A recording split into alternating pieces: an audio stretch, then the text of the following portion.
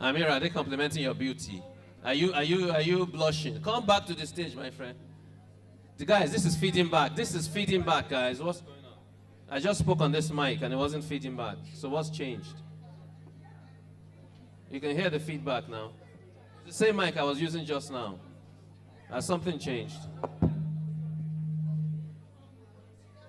Yeah, what changed?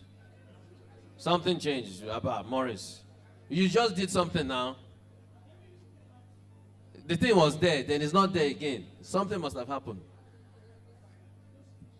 Eh? Did you turn something down? Just tell me so we know what we're dealing with.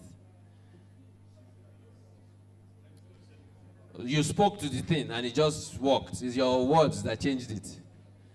All right. Good morning.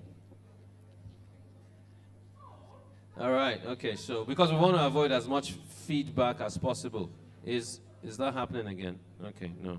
Hello. You need to Is say there more than hello. feedback? Oh Okay. yeah, come. Welcome everybody, please. Amira. Thank you. We've not started. We've not officially welcomed everyone. So I should welcome everyone now. Okay, everybody here, welcome. You guys can do better than that, surely. Yeah? Welcome. Oh, wow. Thank you. Thank you. Okay, what mic is this one? This one, this one, this one, this one. You good? No feedback. This works. Ladies and gentlemen, please welcome the CEO of SPPG. Global. She's CEO. all in green and white. Woo! And I think she's sporting some fantastic sunshades. Looking beautiful. She's uniquely dressed. If you look at her from the back, it's a Nigerian flag. Yeah. And we love it. We love it. Yeah, welcome. Okay, I think the microphones are fine, guys. Thank you so much. 1, 2. Okay, thank you.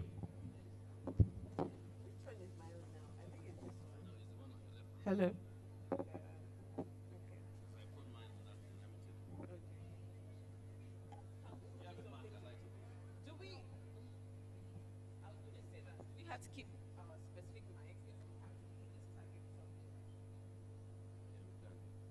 Between these two, it doesn't matter.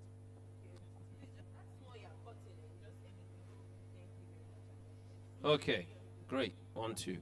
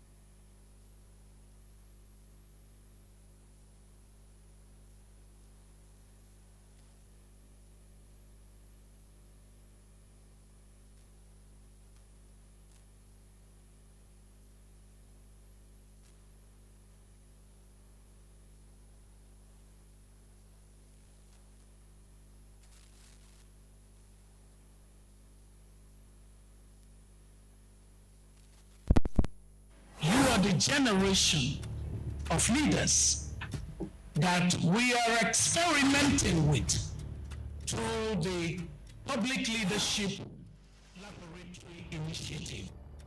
SPPG has taught us to be a community, To take and make input actions in the things that make significant difference. Congratulations! You have to live and breathe our 3 C's: character, competence, and capacity. This was what birthed the School of Politics, Policies, and Governance. It is our responsibility to provide, to nurture the leadership required to fix our nations and to fix our continent. It gives me the utmost pleasure to congratulate you and also commend your resilience throughout the program. I implore you to relentlessly pursue a future that marks you as different.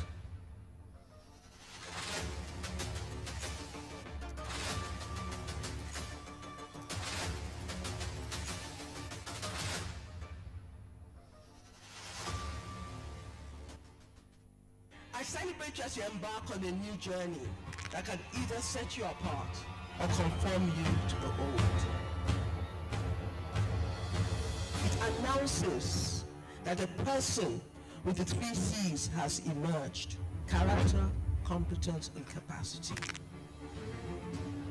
So as you embark on a leadership journey, please champion sustainable development, critically analyze information, engage in respectful discourse, listen to opposing views, collaborate across sectors, foster inclusive solutions.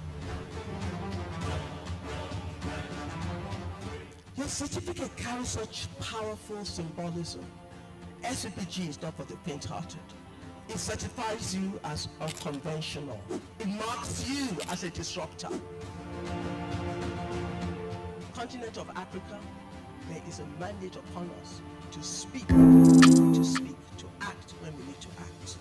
So if we are to fulfill our mandate, if we are to shift the current political culture, if we are to institute good governance, we have to be part of the pride that the nation, Nigeria, is waiting for the fearless ones. Are you the fearless one?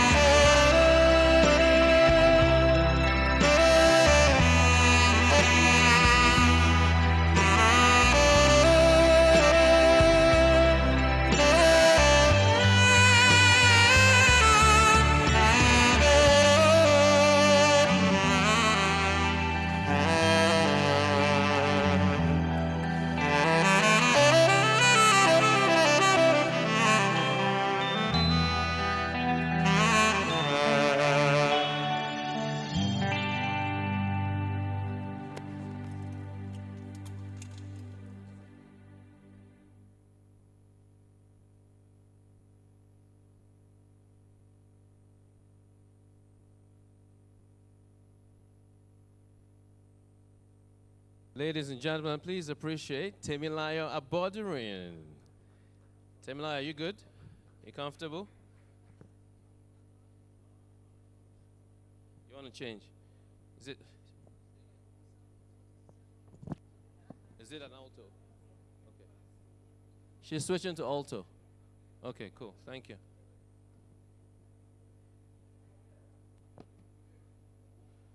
Temilayo, are you using both? Okay, so are the songs, is it alto first, then tenor, or is it a mix? It's a mix. But each time she'll have the right sax to come up, yeah? Okay, cool, thank you.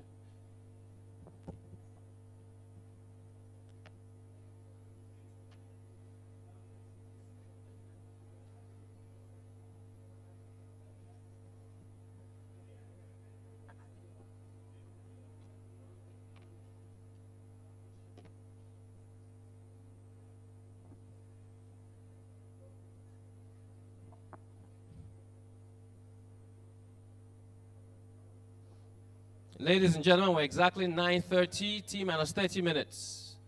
T minus 30 minutes and we're starting. So please, look alive, everybody. Let's make sure we have all our cues and all our checks done. Thank you.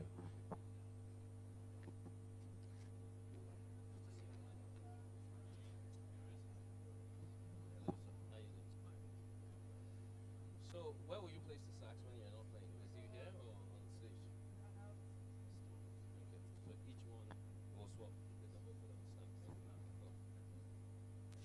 Your reed is very yellow already.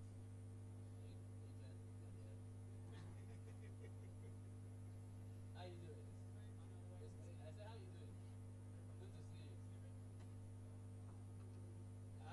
You see, this is the reed we're looking for. Green and white. The mouthpiece, sorry, yeah. Have you wet your reed? That's good. Good to see you. Eh? I tried to learn when I was younger. Yeah.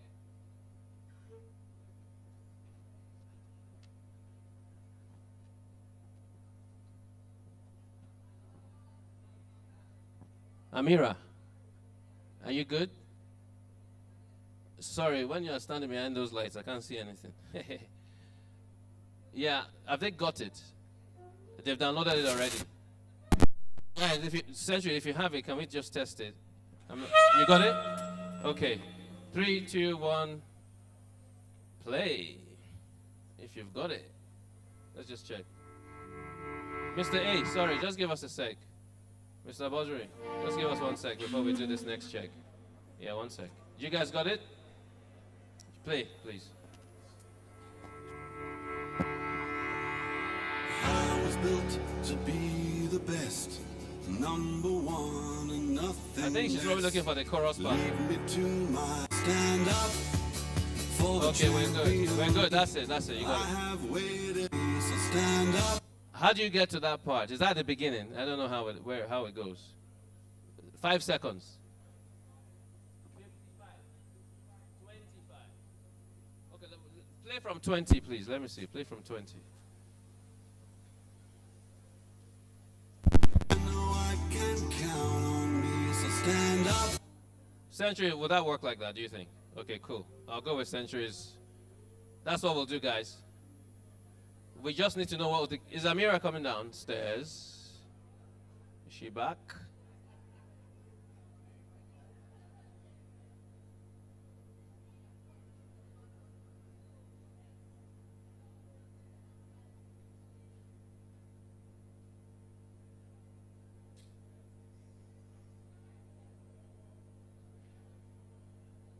Okay, let's go back to Temilayo.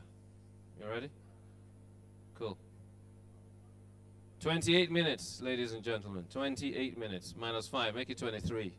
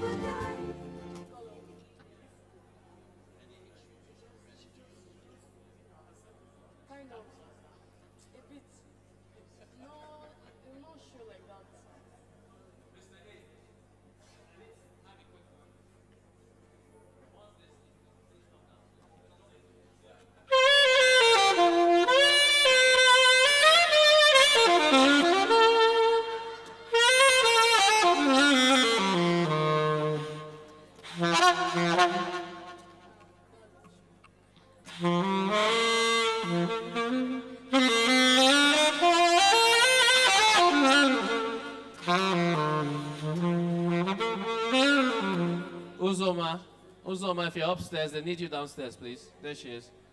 Yeah, thank you, dear.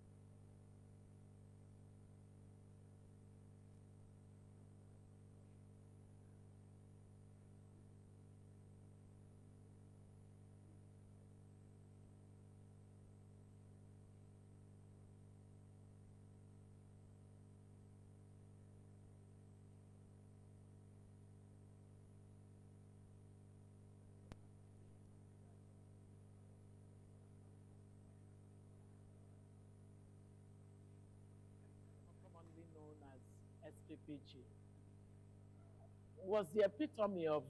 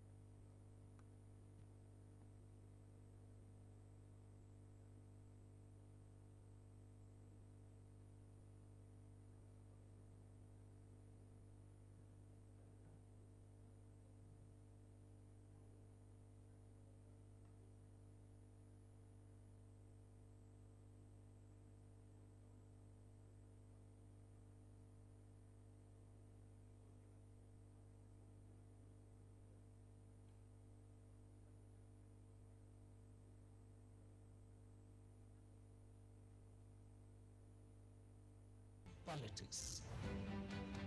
Politics and political institutions, political system, political incentives will determine what ends up happening to the people. You are the generation of leaders that by preparing you with an intentional, unconventional curriculum that builds on the 3 C's, you will then emerge into the kind of politicians different from the ones we currently see mostly on our continent.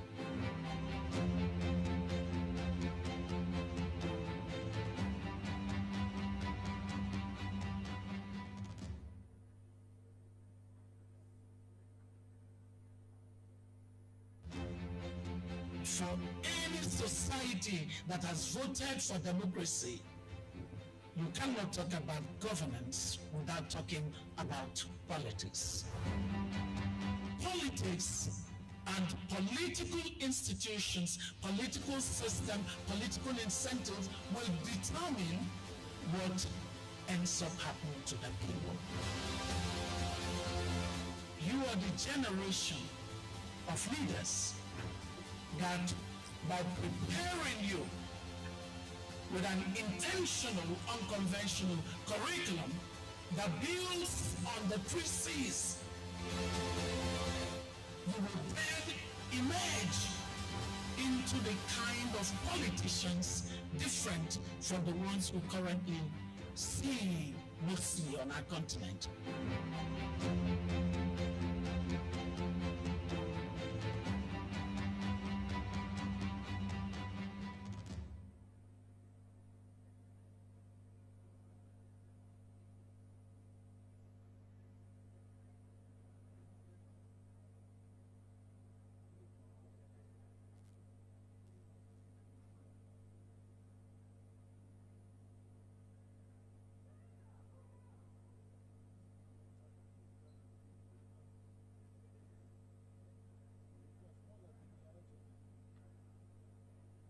The world is shifting.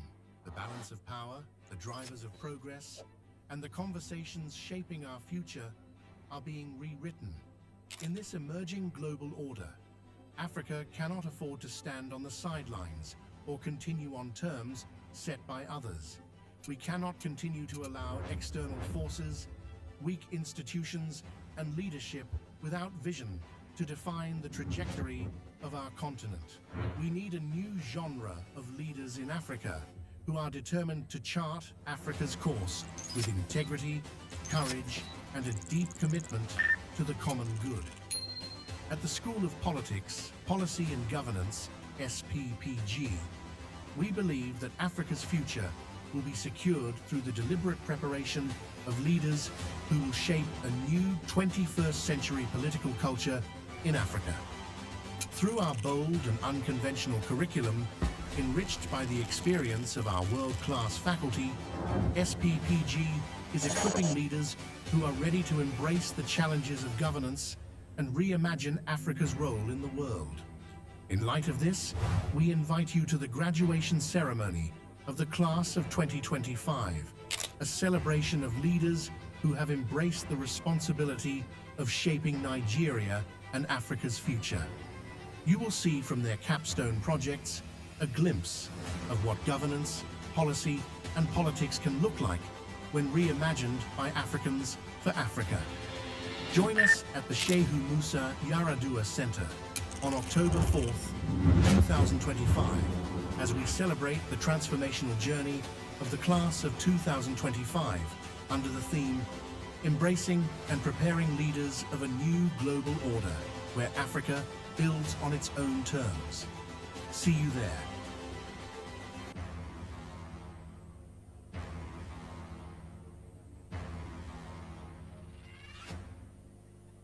You are the generation of leaders that we are experimenting with through the Public Leadership Laboratory Initiative.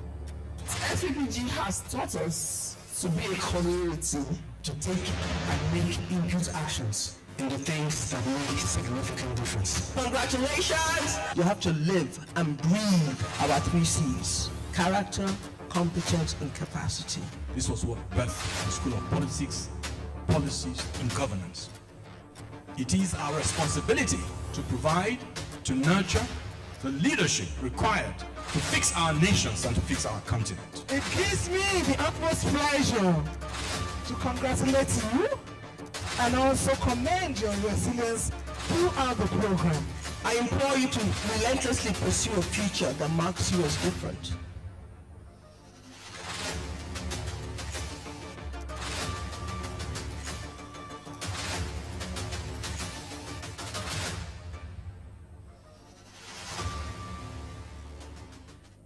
I celebrate you as you embark on a new journey that can either set you apart or conform you to the old. It announces that a person with the 3 C's has emerged: character, competence, and capacity. So as you embark on a leadership journey, please champion sustainable development, critically analyze information, engage in respectful discourse, listen to opposing views, collaborate across sectors.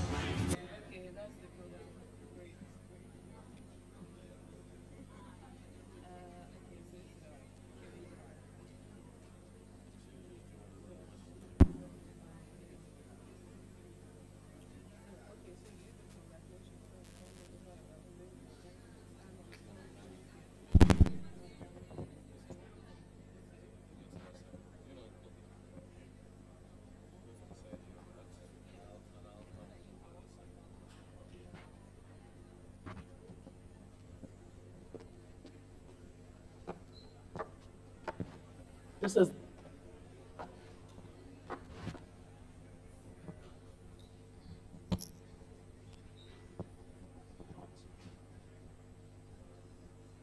Ladies and gentlemen, good morning and welcome to the Shehu Musa Yaradua Center here in Abuja.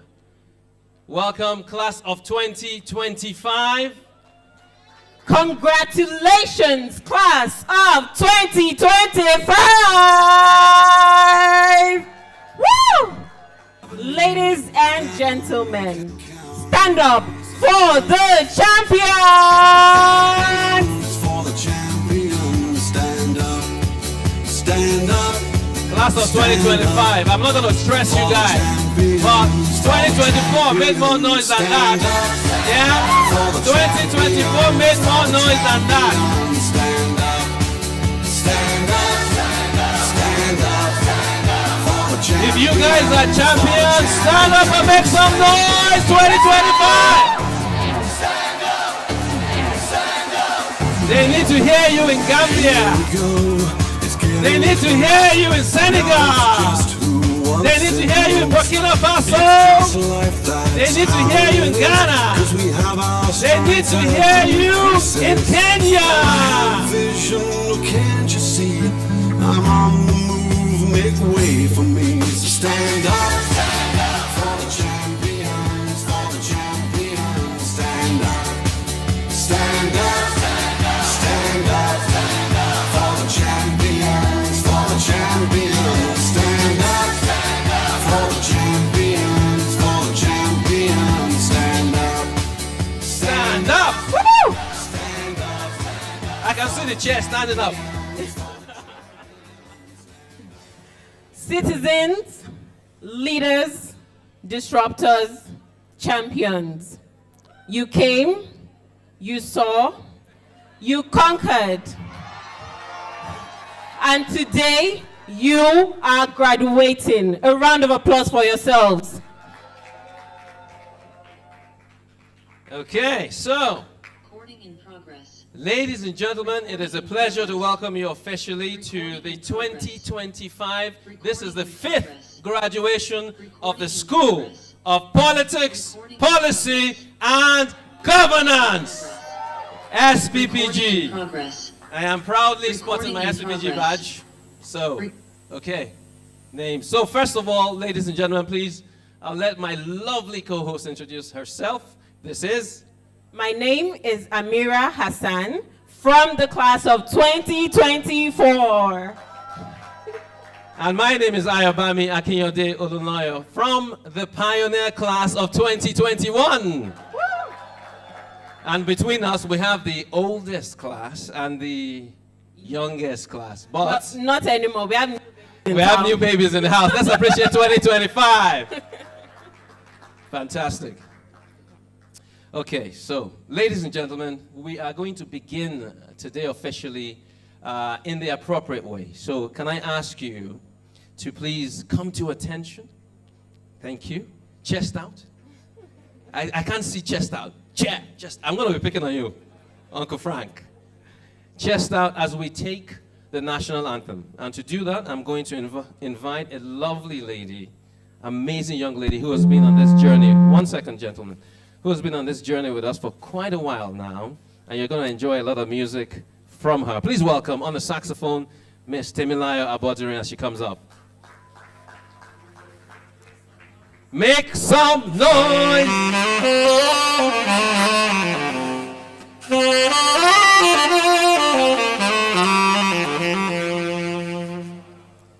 Thank you. And so, ladies and gentlemen, please, as we take the national anthem, please join us as Temilayo leads us. Thank you.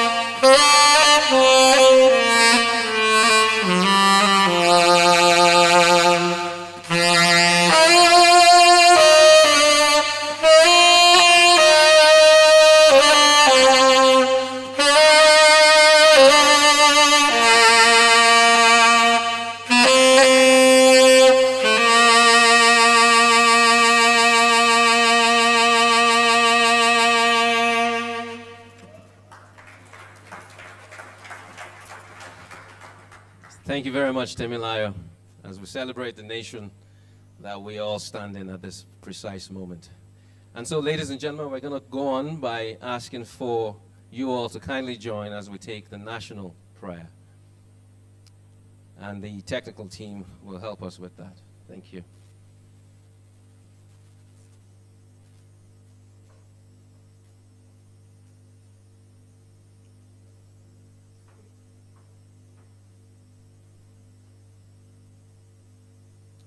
And so, let's do it on my cue. It's on screen.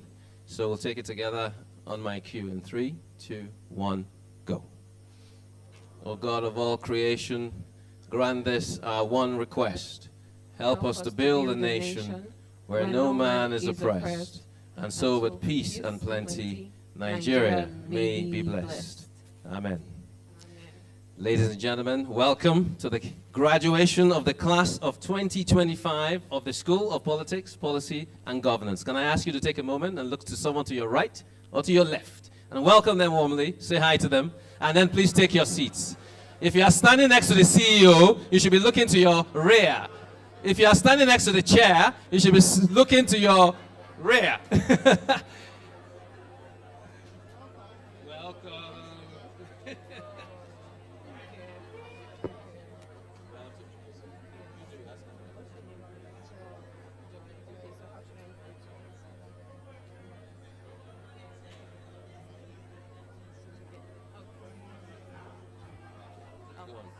Okay. Welcome, welcome everybody. And before we continue, we would like to introduce our sign language interpreter, Joy. A round of applause for her. Thank you very much. Okay, so ladies and gentlemen, as we commence this program, we're going to dive right in and we're going to be moving pretty quickly. As we now, class of 2025, you guys need to make some noise for this lovely lady we're about to introduce. Yes? Can you guess who it is? Do you know who it is? It's none other than your dean, the dean of the class of 2025. Ladies and gentlemen, please welcome Dr. Abiola Akiyode Afolabi. I am very sorry, but we cannot begin until you people make some shouting noises.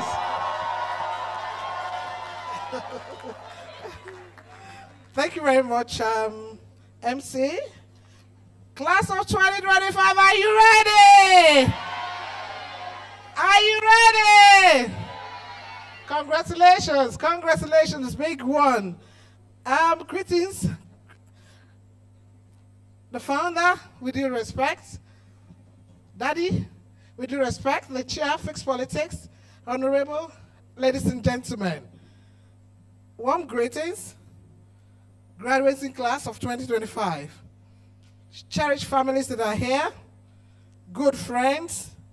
And the most distinguished members of the School of Politics, Policy, and Governance. Are you here? And also our faculty. It is an immense pleasure for me to address you on this very unique occasion, as we do not just celebrate graduates, we celebrate a generation of leaders preparing to write the next chapter of Africa's story. It is our fifth course, and we have new accomplishments and endless new goals waiting for us, since we have new leaders. New leaders. Are you here? New leaders graduating from the SPPG this year from Nigeria. So we have new goals and new leaders. My thanks and appreciation goes to our founder, Dr. Obi Ezekwesili, for your vision and true leadership. And to the CEO for your leadership. To our distinguished faculty members, thank you. Thank you. Thank you for imparting knowledge. Not only knowledge, but also the values and skills to make our future leaders thrive. To the families and loved ones who stood by our graduates, I know the 6 to 9 every day. This milestone belongs to you as well. So a shout out to your friends, to your family for standing with you. And to our graduates, you have persevered, adapted, and triumphed. This day is a testament to your resilience and dedication. So I really have to thank all the people who are involved for this crucial achievement that we are having today. This October, and I want to say proudly that we are proudly graduating 262 students from our school in Nigeria. So Kenya, can you see? All right. So each of you has completed the rigorous program that tested not only your intellect, but also your character and stamina. And you made it. You made it. You made it. Your capstone projects, which were conducted and carried out in different states, stands as proof of your creativity, your commitment and passion for transformative leadership. We have seen projects that reimagine governance, initiatives that tackle social challenges, well done, and interventions that bring real solutions to communities. We have all of them here. These projects are not just academic exercise. They are blueprints for Nigeria and Africa's future. From innovation policy frameworks to grassroots engagement and intervention, as well as developing technological solutions that advances governance. You have demonstrated that leadership is not about waiting for opportunity, but about creating impact here and now. Our theme this year, equipping leaders to build an Africa that sets its own agenda in the evolving global realities, could not be more timely. For too long, Africa's story has been told by others. But today, you stand as leaders, trained not only to respond to the world's changes, but to shape them, to ensure that Nigeria and Africa is not a follower of global agendas, but a driver of its own destiny. So, we have more than accomplishments. We have a lot more than goals waiting for us. So this is the answer to our goals. Today, this gives us that space once again to think about our next steps. Class of 2025, your journey through the SPPG has been prepared for precisely this future and moment as leaders. In politics and governance, leadership is not measured by titles, but by service. It is not about managing today's problem alone, but about envisioning tomorrow's possibility. You now carry the responsibility to craft policies, build institutions and systems that reflect Nigeria's and Africa's aspiration and not borrowed templates. The evolving global realities, climate change, digital transformation, shifting economic powers, and complex geopolitics demand bold African voices at the table. And those voices must not echo others. They must speak with clarity, confidence, and conviction. As you step forward, you need to remember, Africa must set the terms of its partnership. Did we not learn that? Do we not know that now? That Africa must do what? Set the terms of its partnership. Let cooperation be mutual, not dependent. Africa must harness its human capital. Our greatest resource is not buried beneath the soil, but within the minds of our people. Africa must define its narrative. We have been told that in the class, and we know over and over, let the world not tell Africa's story. Let Africa tell its own story. Graduates, you are leaders who make the vision a reality. On behalf of the entire SPPG and its staff, I want to congratulate you once again. Today, you will graduate not only with a certificate in public leadership from the SPPG, but with a mandate to lead, say yes, to serve, to build, a Nigeria and Africa that sets its own agenda in the evolving global reality. A loud yes. Class of 2025, Nigeria, the continent, and the world is waiting for your leadership. May you go forward with courage, wisdom, and the conviction that Nigeria and Africa, the time is right now. Thank you very much, and God bless you.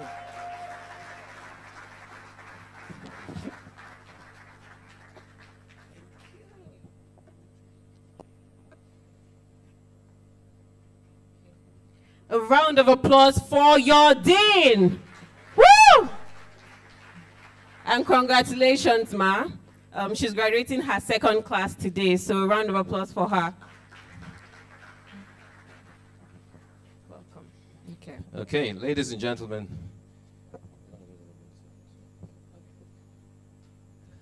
In a reflective moment, the SPPG family unfortunately lost one of our own, someone who is very dear to all of us. And we would love to take a moment of reflection as we all remember Somtochukwu Somi Maduagu. Many of you may have heard about the story, and we will not rehash that now, but we do want to take an opportunity to pay our respects and to reflect on this very painful loss. So, but just before we take a moment of reflection, I'm going to ask the tech team to play a video that tells us a little bit more about this amazing soul who's gone home to heaven. So once the tech team is ready, please go ahead. Thank you. This is the worst thing that anyone who is in the form of a mother can ever do. Pay tribute to one who could be your child. Somtochukwu Maduagu, just 29 years, spent 10 months of those years with us at the School of Politics, Policy and Governance, more commonly known as SPPG. Was the epitome of the mission of the school to bring together the best of African professionals across countries and to give them the kind of training that is one of the best leadership preparation schools in the world. Can imagine how much of a shock it was for me personally to get the message of her tragic end in the aftermath of an armed robbery attack. I just couldn't express a word. But through this tribute, I want the family of Somtochukwu, more commonly called Somi, to know that she may have been just 29 years, but she certainly made an impact. The kind of tributes that her classmates have given to Somto will tell you that we frankly lost a really great leader. Sometimes it is not how long, it is how well. And in the annals of history, we at the SPPG will always remember what she represented. The character, the competence, and the capacity she showed to be an inspirational leader. One who never thought of herself, but of all those children and women, and especially young girls, that she was mentoring and paying for to gain knowledge. Somi, May the Lord receive you. My name is Frank Mweke II, and I'm chair of Fixed Politics Nigeria. And I just want to join my colleagues, the entire Fixed Politics movement, the staff, students, and alumni of the School of Politics, Policy, and Governance, in sending my deep and sincere condolences to the friends, colleagues, and family of Somi Maduagu, our compatriot, our alum who lost her life under very tragic circumstances.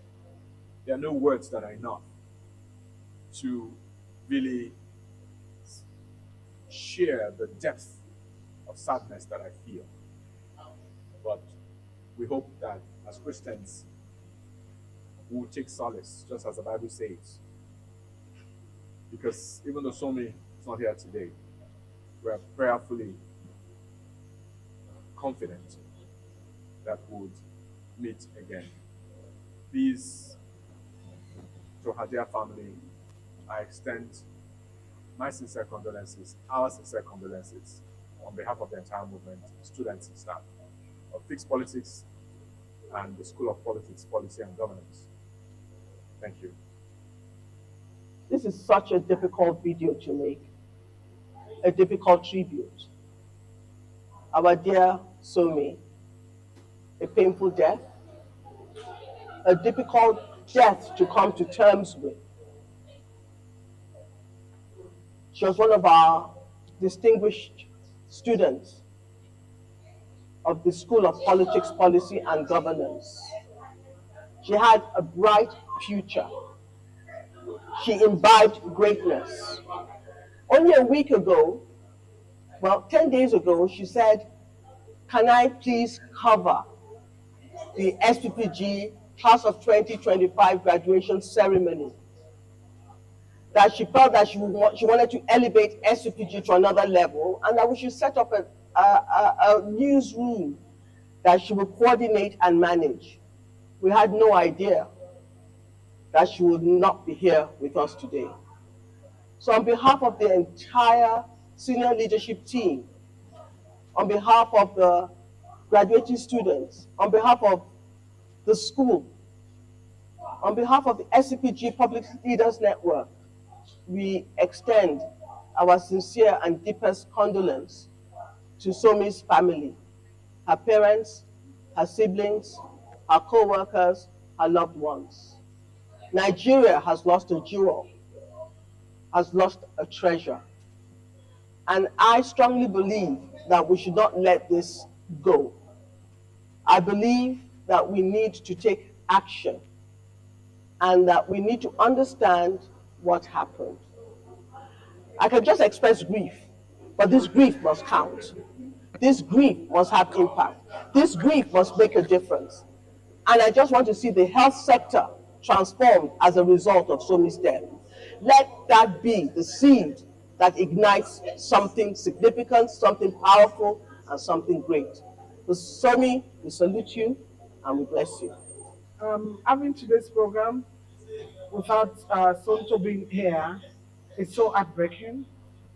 It's so heartbreaking because at the planning level, as the dean of the 2025 class, we had a lot of engagement on how it's going to be today. Not seeing her here, it's very painful. Sonto was a very clever student, very intelligent, very amiable, was ready to contribute to the transformation of the country. But this happened. It's always very difficult when there are things you cannot change. When there are things you cannot change, we will really miss her. She has been part of this family and will continue to love her, and she will forever be missed. It is with real shock and sadness that we received the news of our dear sister, a friend and active member of our community, the SPLN. Tomtuchuku reached out every time wanting to be part of whatever it is that we were doing. She was an active member. She always wanted to participate and do something and help in the community. We're so saddened and by this loss.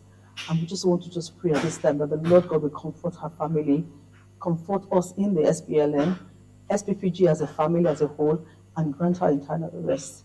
In Jesus' mighty name.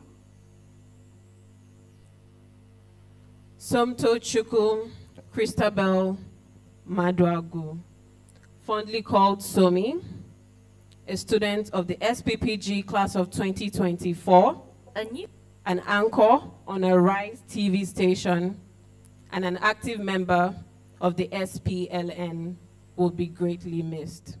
She is a combination of beauty, brain, and love for country.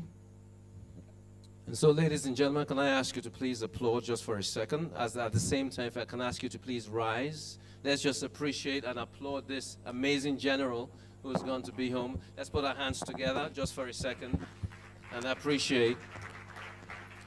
Thank you. Thank you. And so, what we're going to do now is that we're going to take a 1-minute silence in respect of the loss of Somi. And it's going to be a full 1 minute, ladies and gentlemen, so please bear with us. And can I just ask that we have absolute silence in the room? Thank you very much. As we begin, ladies and gentlemen, in 3, 2, now.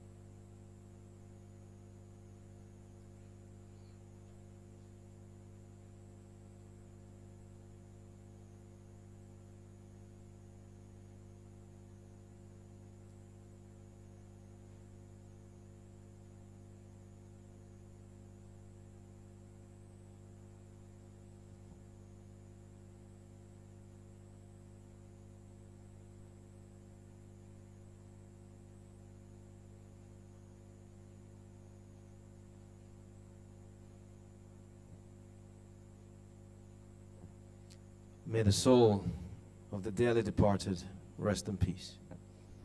Amen. Thank you. Thank you, ladies and gentlemen. Thank you. And so, ladies and gentlemen, life happens, but like the CEO implied in that video, this is an opportunity for us not just to mourn, but to actually do something about it. So, class of 2025, we know all too well what the challenges are. The charge before you and before everyone else in this hall is to make the difference. Do you guys accept the challenge? Class of 2025, do you accept the challenge? Thank you for those who even raised their hands. One more time. Class of 2025, do you accept the challenge? Thank you very much. And so, we move on with high spirits. We appreciate what has happened, but now we progress into celebrating you. And let's put our hands together one more time for the class of 2025. And indeed, every previous class of the SPPG that has graduated. I believe it's the class of 2026 that's going to get us over the 1,000 threshold. Yes? We're getting there pretty quickly. Okay, ladies and gentlemen, I want to do something very quickly that may not be so obvious. I call it the unspoken impacts of the SPPG. And I hope the people that I want to talk about are here. So I want to speak to you about 2 individuals. There's a gentleman that I met in 2021. As I said before, I myself am from the class of 2021, the pioneer class. Now, was this young gentleman I met who was serving at the SPPG. He has been involved for quite a while, since 2021 when we had the first graduation. And I'm going to let the cat out of the bag. He is a photographer, and he has been at every SPPG graduation and indeed many fixed politics events since. And that gentleman, by being involved and by being close to what has been going on, he himself went on the course. And he is graduating this year, 2025. So, Mr. Segun Ogunleye, if you're here, we would love to, where is he? Is he carrying is that him? There he is, right there. And I'm very shocked they're not carrying a camera. But you will be soon, I know. He's sitting down for the graduation. The moment he gets his certificate, he's back on the camera. He actually told me. And because we're very gender aware and gender balanced here at Fixed Politics, SPPG, I'm going to speak about a lovely lady as well. And so, last year, I met a young lady here who knew almost nothing about Fixed Politics and SPPG.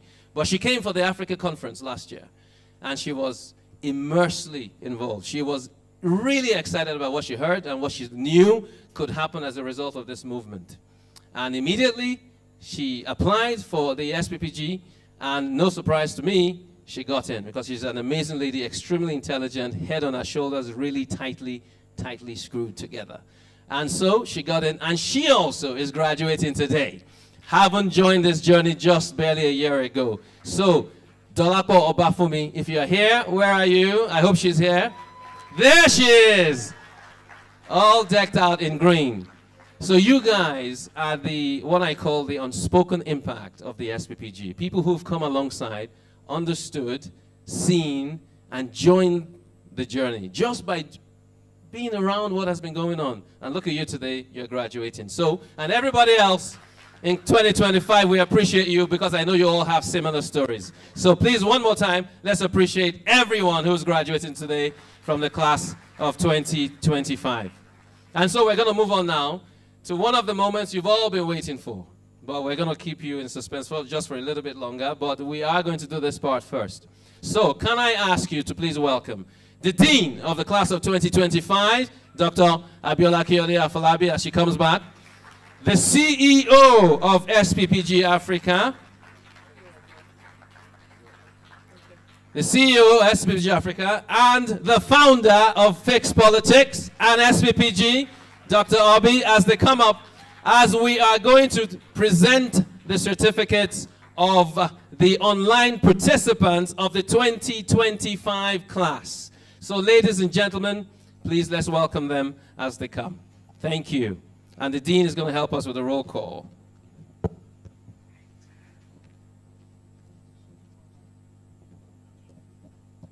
So tech team, once you're ready, we'd love to see our online participants. By the way, can we just applaud everybody who's joining online, both the students themselves and of course the guests as well.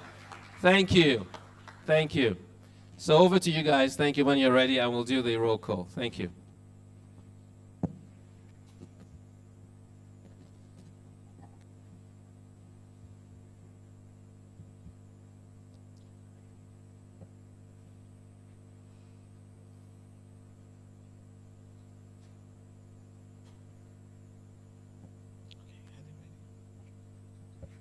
Oh, okay, thank you. So, Abigail Olamide Kushimo, congratulations. Let's put our hands together. Abimbola Ayokoya.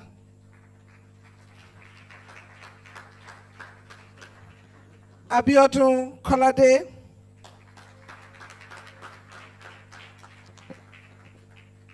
Adedayo Deborah Okoro. Let's celebrate them, ladies and gentlemen. We can do better. Ademola Adeyemi Adaramodu. Adeshola Gabriel Gold Adedayo. Adetoye Adewumi Adegbemile. Ahmad Olajide Akala. Ahmed Goni Mukhtar. Aisha Wumi Udoma. Ajibola Gani Ola Toto. Akan Imo. Akaoma Oyemedukwe. Akpesiri Emokpo. Alfatai Abiodun Owoyelu. Alexandra Sado. Babafemi Ayodeji Adebayo. Antonia. Okay, Babafemi Ayodeji Adebayo. Yes. Boruwaji Adeoluwa Akilade. Chioma Acholonu.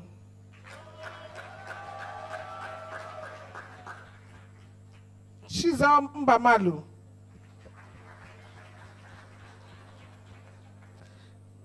Clyde Odiambo. Duke Olori.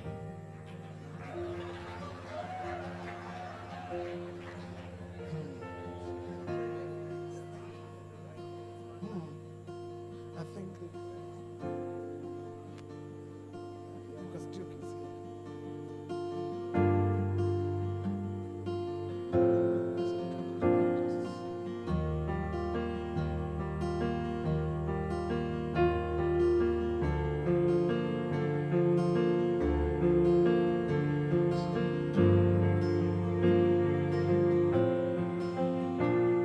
Okay. Peter Umo.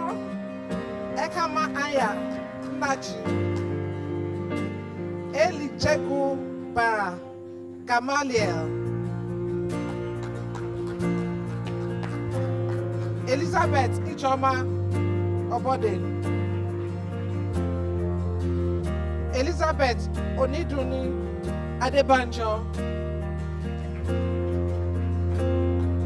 Ebeka Nwoke. Faiz Mohammed.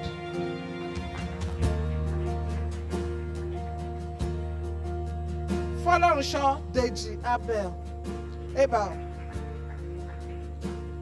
Gideon Dunio. God's gifts Obi. Abib Babalala.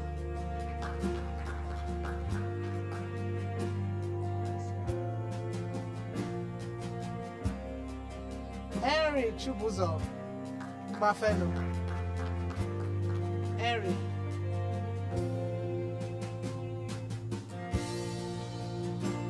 Okay. Hayan Abdallah. Ibrahim Obel Yaji. Iderikumo Okara.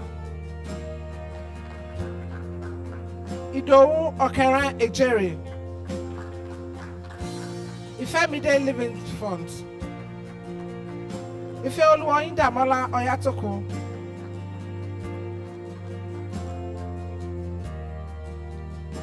Graduating class of 2025, you need to really applaud your classmates online that are not here.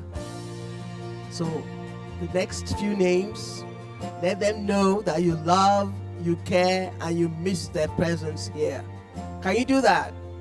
Thank you. All right. So next is Igeme Ezenwata. Let me call it so that let me put for fire. Ikilma Musa Saliu. Ekwano was me. Ilugo Mwane Teresa. Isa Shuaib Abdullah. Isiaku Mary Yemekolam. Itoro Clement Eason. James Chamberlain O'Malley. John Omakago Ede. Joseph Daniel Onoja. Jumai Patience Abalaka. Kiyum Influence Ungwama. Kolawole Afolabi Mabadeje. Mary Ibukwolu James.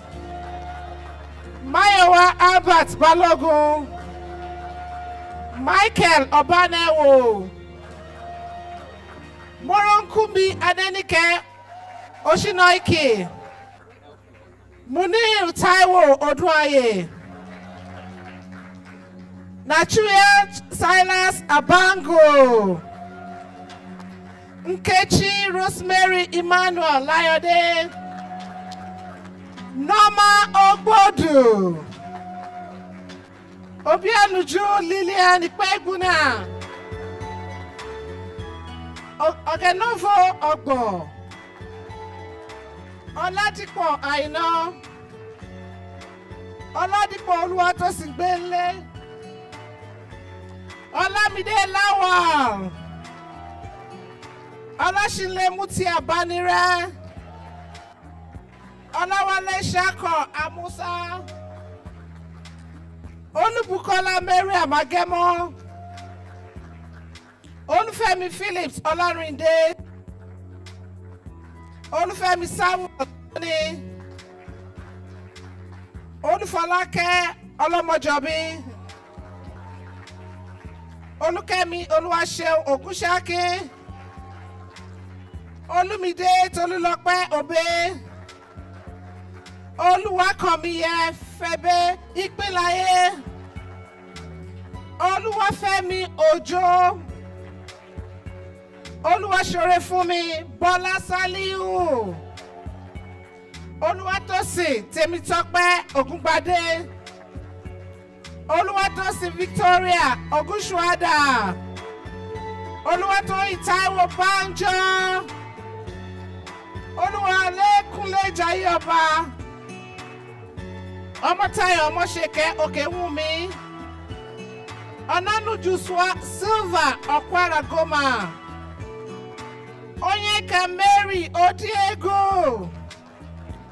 Opayemi Wasiu Ogusawo. Oji Annabel Ozi Oma. Osaze Ogbiebo. Feb Keshiro. Precious Eniayeko. Ramon Sahid Afolabi. Richard Ayodele Kajola. Rosemary Akinchon Oduone. Rotimi Isaiah Babatunde. Samson Aruna. Samuel Oluwafemi Abayomi. Suzanne John Buji. Sanusi Yakubu. Savior Shetman. Shegun Makmeda. Shodie Uzochukwu Peterside. Sadiq Okpayemi Boladale. Suzanne Oyebe Ogunleye. Temitope Emmanuel Afolabi. Temitope Ezra Oluwabiyi. Temitope Olutobi Ogunlana. Titilayo Oluwayemisi Jayesimi. Yetunde Aramide Duran. Yinka Olatubosun. And Vaughn Onabolu. A round of applause. Yes.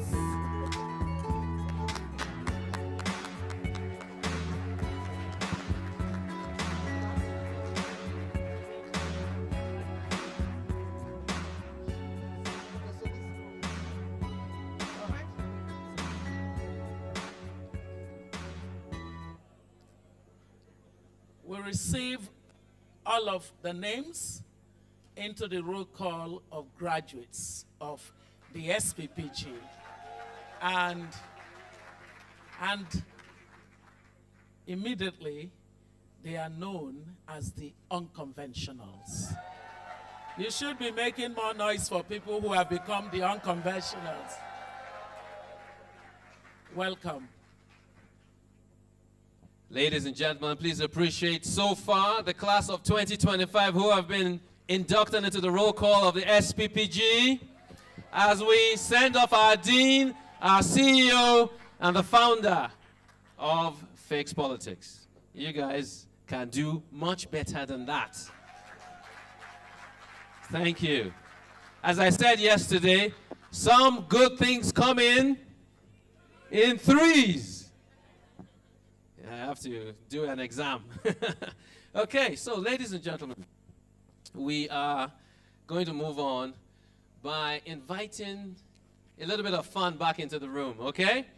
More fun than we've had so far already. So can I ask you to please warmly welcome as she comes back, Temilaya Aboduri, as she comes to help us to get on our feet and enjoy some music. Please, let's welcome her warmly. And can I just say,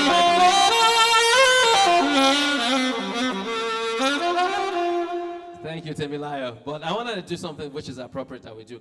First of all, can we see the mouthpiece on the saxophone? Anyone? Can you see that? Yeah? Can you see that? Green, white, green? Yeah? No? You can't see it? Okay, don't worry, don't worry. Okay, can we just appreciate Temilayo's dad up there? He's our manager as well. Mr. Boduri, wait. Thank you for your service to Fixed Politics and SPPG over many years. Thank you. When you're ready, please take it away. Thank you. And ladies and gentlemen, please sit back or stand up and enjoy.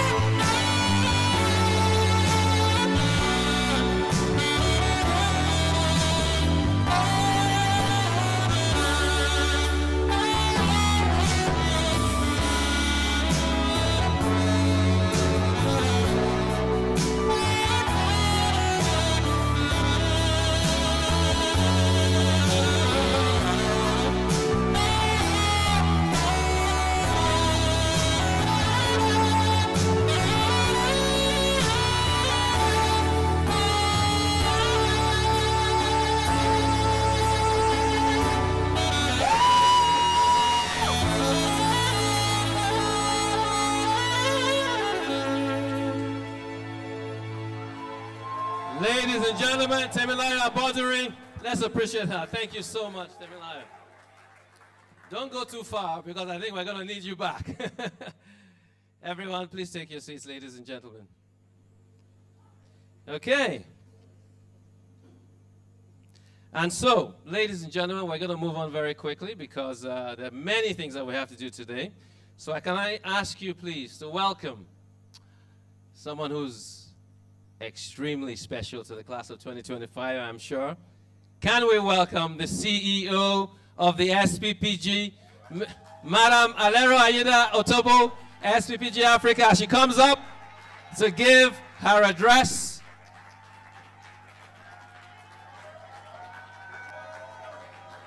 The Queen of Raw!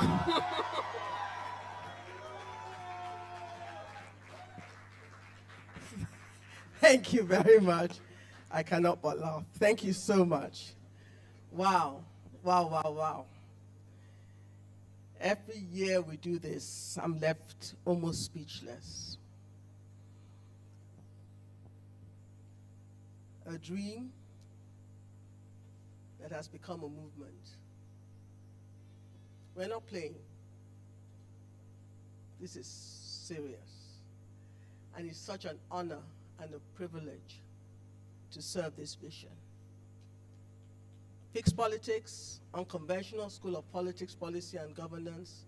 Thank you, sis, and thank you to him. I'm going to do something a bit unusual. It's the first time I'm doing it. But I think it started yesterday when Duke Olori. No, not yet. It's the first time that I've done it where a graduating student accompanies me on the journey of releasing a roar. We may not do it, and we may. Let's leave the class of 2025 guessing. But what is unusual is that that was the first time I was doing that. This is the first time I'm about to do what I am doing. One of you wrote a really strong speech for me. And I don't usually read out that speech on the day of graduation. But it's so powerfully written that I said, I can't write another one. And I'd like to meet who wrote this. So it's my joy to read this. And I start.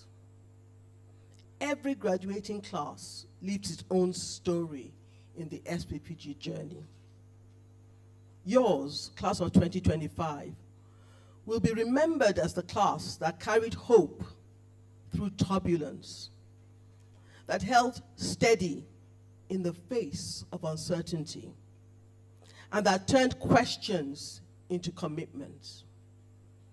You entered this program at a time when democracy across Africa is being tested, when trust in governance is fragile, and when the very idea of leadership is often met with cynicism. Yet, you chose to prepare yourselves for the most challenging road, the road of responsible leadership. For that, I salute you. Like I saluted Somi, I salute every single one of you.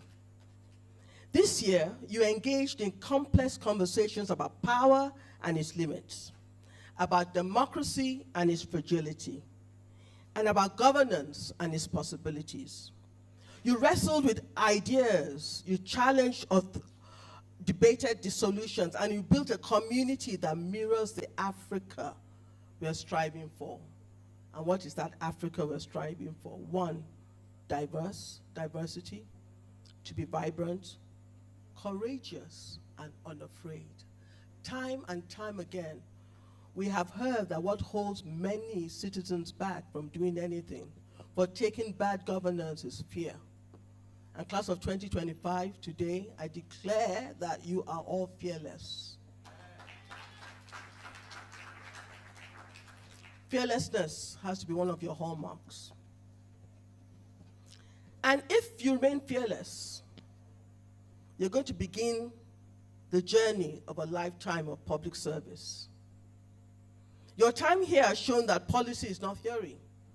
It is lived reality. Behind every policy choice are people, farmers, traders, teachers, artisans, and families who depend on leaders like you to make decisions that honor their dignity. Your training has revealed that governance is not an institution, but a responsibility and a trust that you must carry with transparency and integrity. And you have learned that politics at its core is not about power, it's about people. As you step into this next chapter, let me remind you, leadership is not a title, it's a posture. What did I say? Leadership. It is how you hold yourself when it is easier to give up. It is how you respond when silence seems safer than speaking the truth. It is the discipline to stay rooted in values even when compromise looks more rewarding. Leadership is the daily choice to serve. So the certificate you will hold today is not a destination, and I repeat, it is not a destination. It is a commissioning. It calls you to live out the values of character, competence, and capacity in every sphere you enter. It calls you to be unconventional in a world that prefers conformity. It calls you to be builders in a society that often learns to break down. Class of 2025, the future will pose challenging questions to you, every single one of you. Some will test your courage. Others will test your compassion. It will test your compassion. Can I tell a story, Chair, of Sunday? To test compassion. Okay.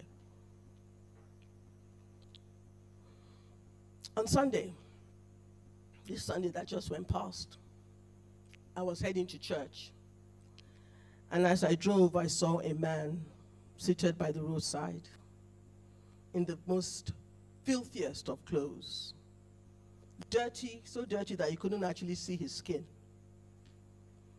And he was seated, bent, head like this, crouched.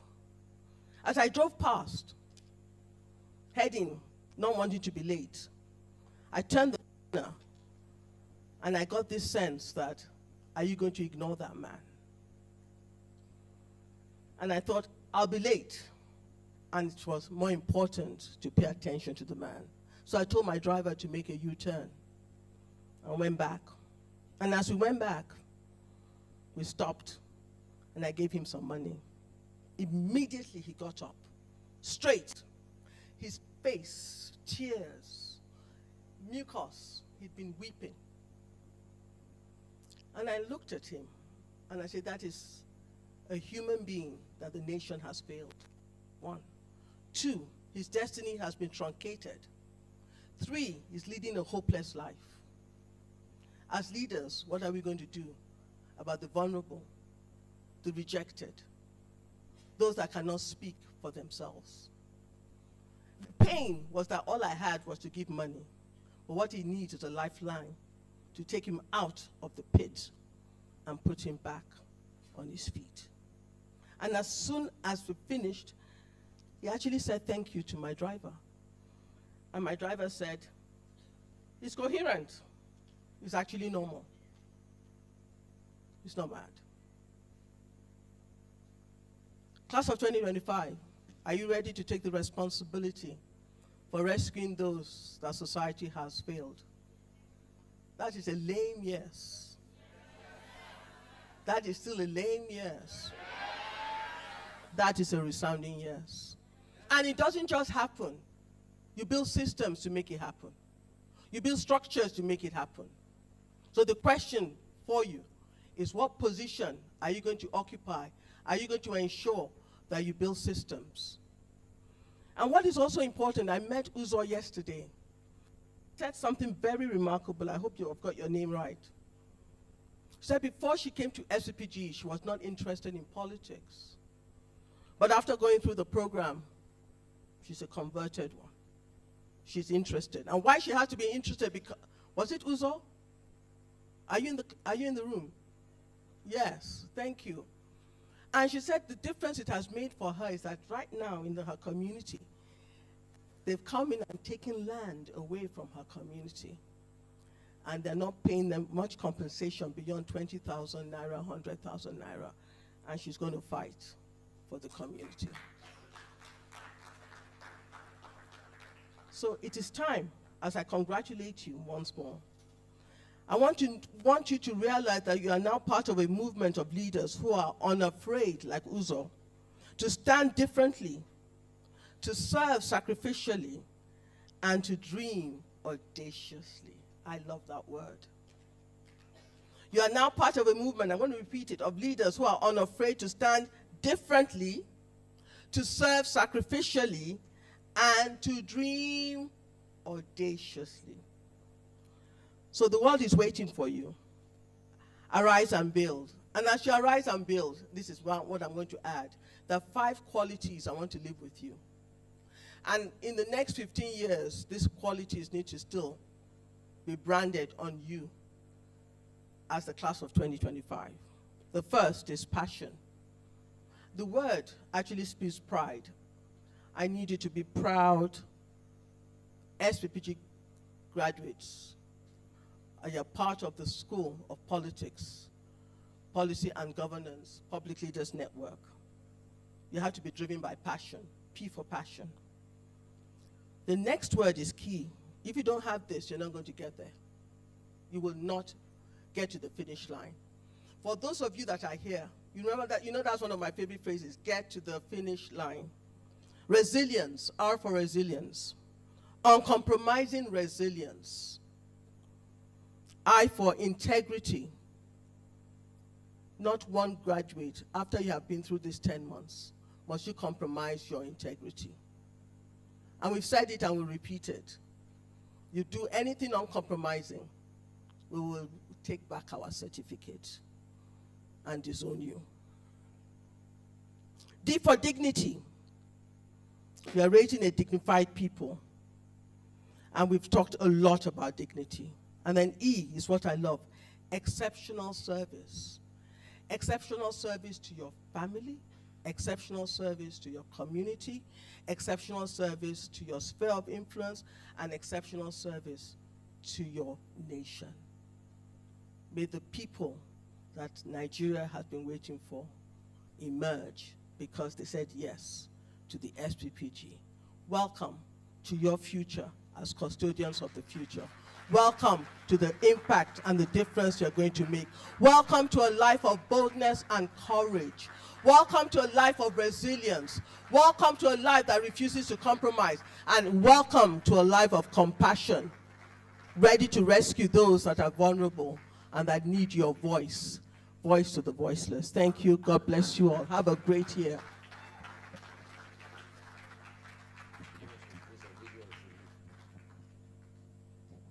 So, ladies and gentlemen, please appreciate the CEO of the SPPG, Madam Aida, Alero Aida Otobo.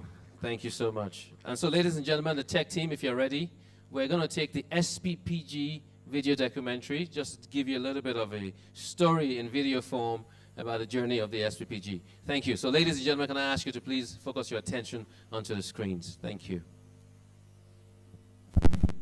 A new generation of leaders is rising across Africa. Leaders unafraid to question the status quo. Leaders determined to design a future where Africa builds on its own terms. The School of Politics, Policy and Governance remains at the forefront of this transformation, staying true to its ambitious mission to flood Africa's political space with values-based leaders of character, competence and capacity. Over the past 4 years, SPPG has graduated 757 students, 712 in Nigeria and 45 in Senegal. each one equipped with the courage and vision to lead differently. This year, we mark another milestone, the graduation of 262 students from the class of 2025. Through countless hours of rigorous study, immersive peer learning, innovative capstone projects, and mentorship by our world-class faculty, the class of 2025 has demonstrated resilience, excellence, and an unyielding commitment to the values that underpin transformational leadership. We are confident that the SPPG class of 2025 graduates will in time disrupt the cycle of bad governance and transform politics and public service in Nigeria and Africa. Congratulations, class of 2025. Beyond lectures and assignments, the students' hangouts in Abuja and Lagos brought the hashtag SPPG class of 2025 together in a more relaxed setting. It was a chance to laugh, share stories, and put faces to the names they've studied alongside online. From lively conversations to new friendships and connections, the Hangouts proved that learning leadership also means building lasting connections.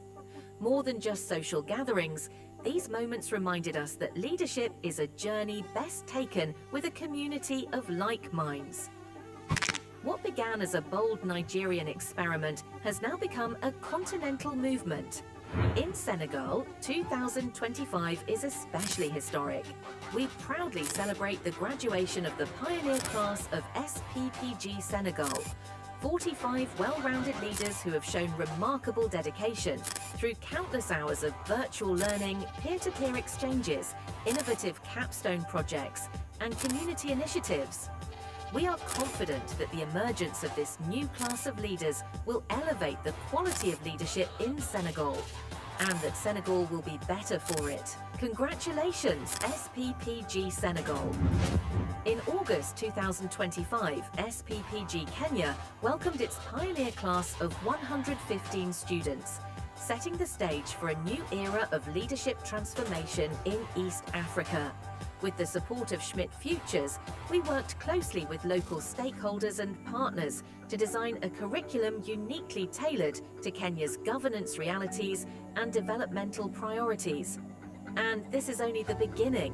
With deliberate expansion efforts, SPPG is preparing to launch in Ghana, Tunisia, and Zimbabwe, each country carrying the seeds of a new political culture rooted in African realities and values.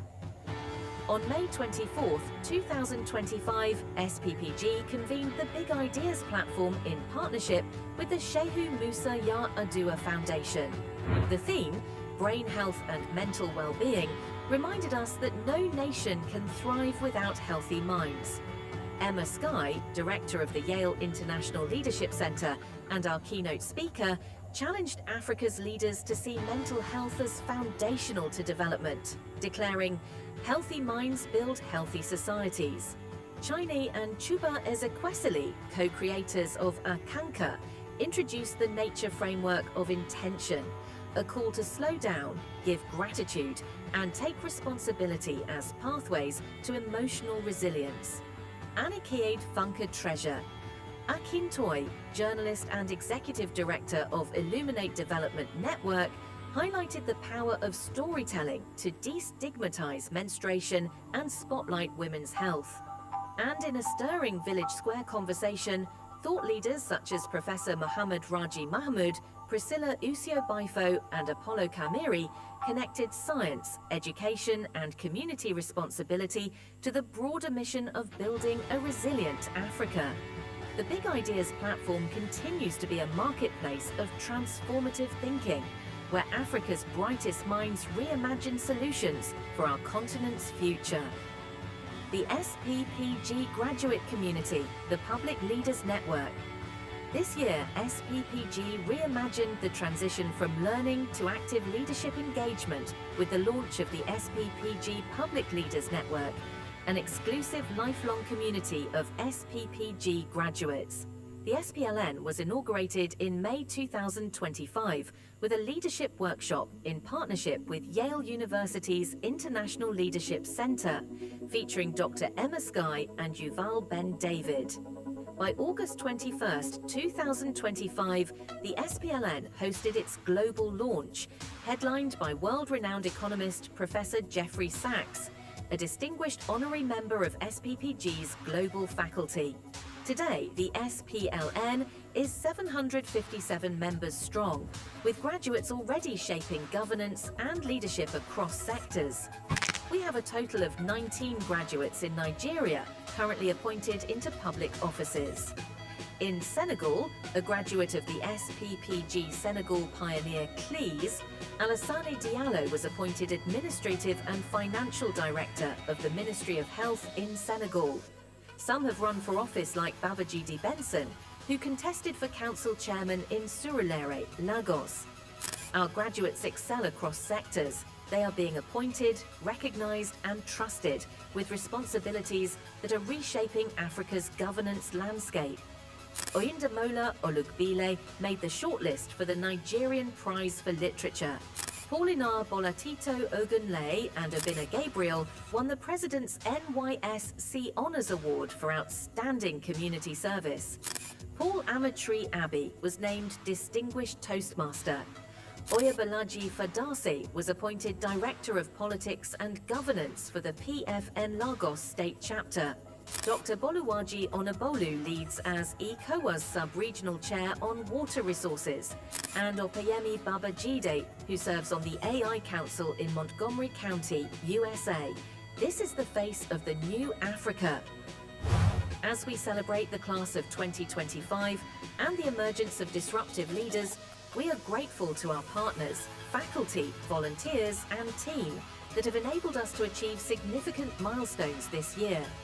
We are also reminded that the SPPG journey is a remarkable one, and that our graduates and alums are already making a difference in Africa's governance landscape, redefining the future of politics, policy and governance. Congratulations again, class of 2025. The future is here, and Africa is ready to build on its own terms. A round of applause for the School of Politics, Policy and Governance. And a round of applause for its community members. Class of 2025. How are you feeling today? Great, fantastic. What else? I want to hear you. Fantastic, wonderful. Great, I love that. Disruptive, wonderful. The moment we've all been waiting.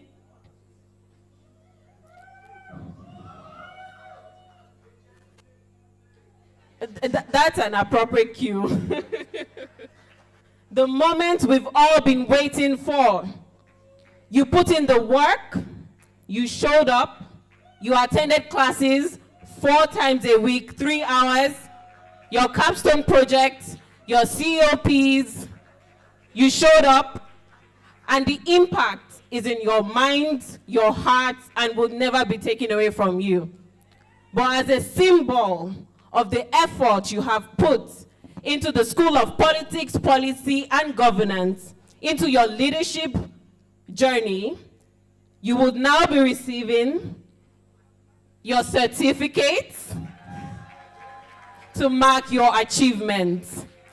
We would now call... Just before we do that, Oh.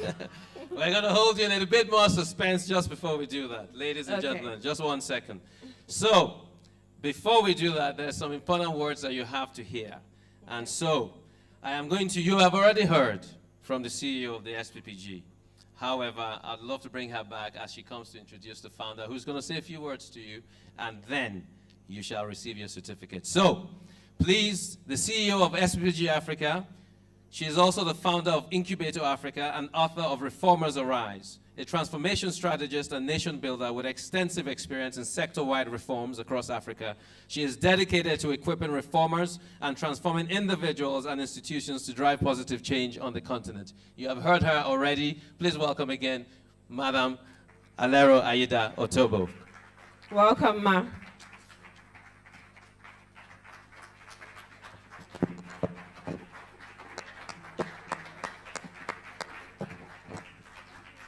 His Excellency, the Governor of Abia State, Mr. Alex Oti. You're most welcome.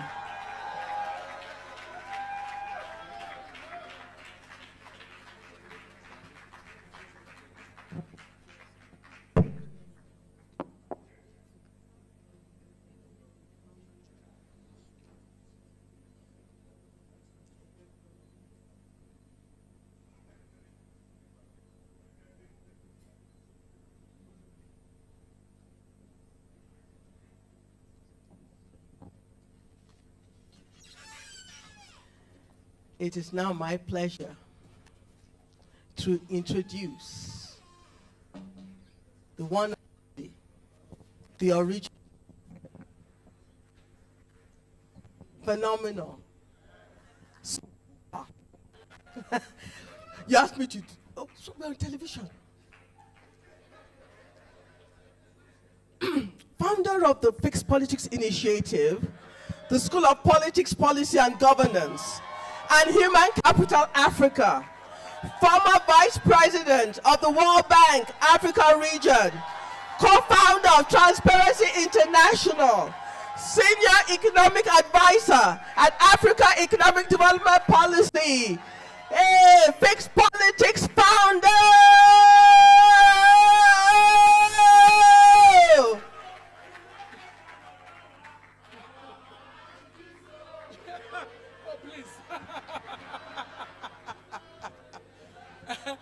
Seated, please be seated.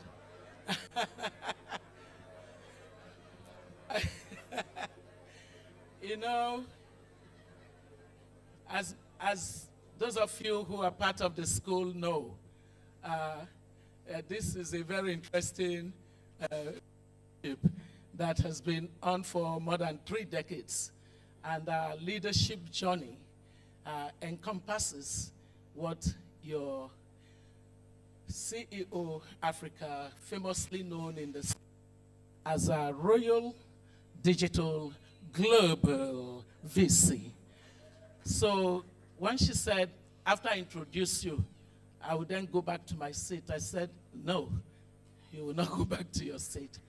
That's because I'd like you to resoundingly applaud my dear of Hetty School and all the other faculty-related things that we needed at the start of this journey. So, you know, when I say to Africans that ultimately we will solve problems, we will design our problems and we will solve our problems. And by the way, I'd like you to also, he will address us somewhere on this program. Please help me to acknowledge my dear brother, Frank Nweke II, who is the chair of Fixed Politics. The three of us were in Berlin when I presented the interim report of my research on what ails African politics and therefore destroys and sets up its governance for failure, and how that nexus between politics, political system, quality of political actors determine the very tragic economic outcomes that our continent has produced. And so to that extent, whenever you see Sister Lero, you see me, and you see Frank Nweke, and you see Professor Remy Shunaya, and you see a couple of other young ones, Amina Salihu, you see Yetunde Anibaba, you see the younger ones amongst that gathered to receive that report and to begin the journey that we celebrate today, graduating the 5th cohort of this school in Nigeria. You see the younger one in your generation, most of you, people like Yemi Adamolekun, people like Sheun Onigbinde. You see the Essex twins, who were the very beginning of designing the concepts that then shaped the way that we see the school today. I want you to really understand that this has been a labor, not of work, because we do no work at the SPPG. The SPPG is not a source of income for us. Not at all. Not at all.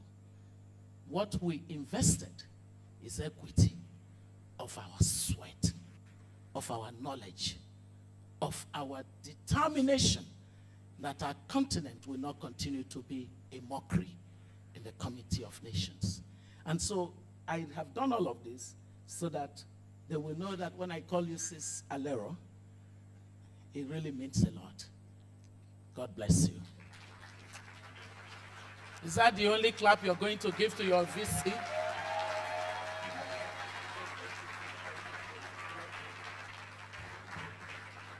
Having done all of that, I will remember a little bit of my protocol. And that means that I will start by acknowledging my incredible husband. The only person created on this earth to be my husband, Pastor Chinedu Ezekwesili. Thank you.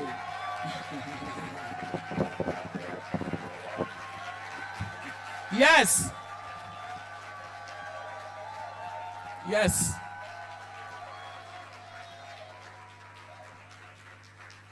Thank you, my dear pastor and friend and husband, and the one who alone has the right to call me baby, even at the age of 62. Thank you for being a bedrock. Every time that I say I cannot do it, my husband says, who told you you cannot do it? Go ahead and do it. Otherwise, if I kick your leg, you will just find yourself jumping up and doing it. I really want to celebrate you. Thank you. Thank you. And I want to welcome our dear brother,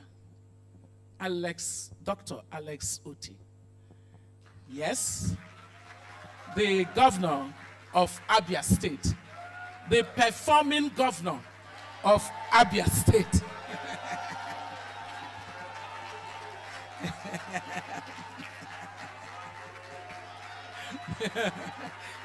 Thank you. Thank you. Thank you. You know, in the SPPG, in the fixed politics community, we live by a creed. In God we trust. Everyone else must bring data. So if they want to counter me, let them bring their data. Welcome, our dear governor. And I want to again welcome my dear sister, my sister of many decades now, our dear Dr. Funzile Mlabo Ngoka. That's how you're going to welcome my sister. Huh?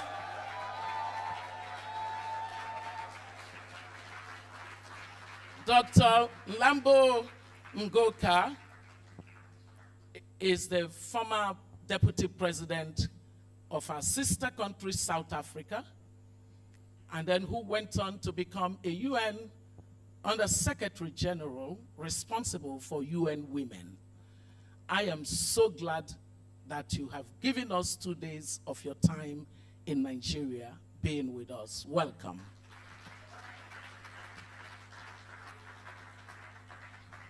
And I also want to again welcome Honorable Fatih from Gambia. This parliamentarian, Fatih, please.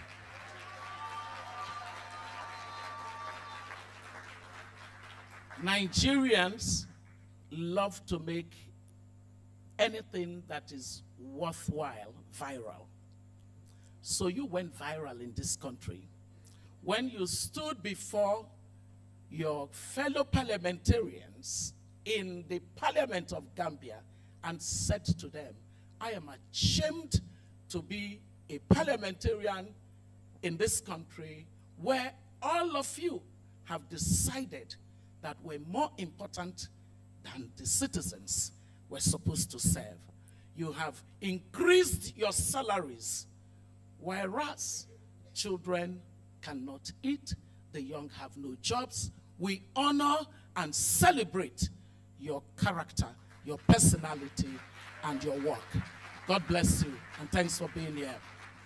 I want to welcome all of you from countries of Africa who joined us for the Africa Conference that announces the graduation of every class. From Kenya, our dear ones from Kenya, the next graduation we have is with you, right?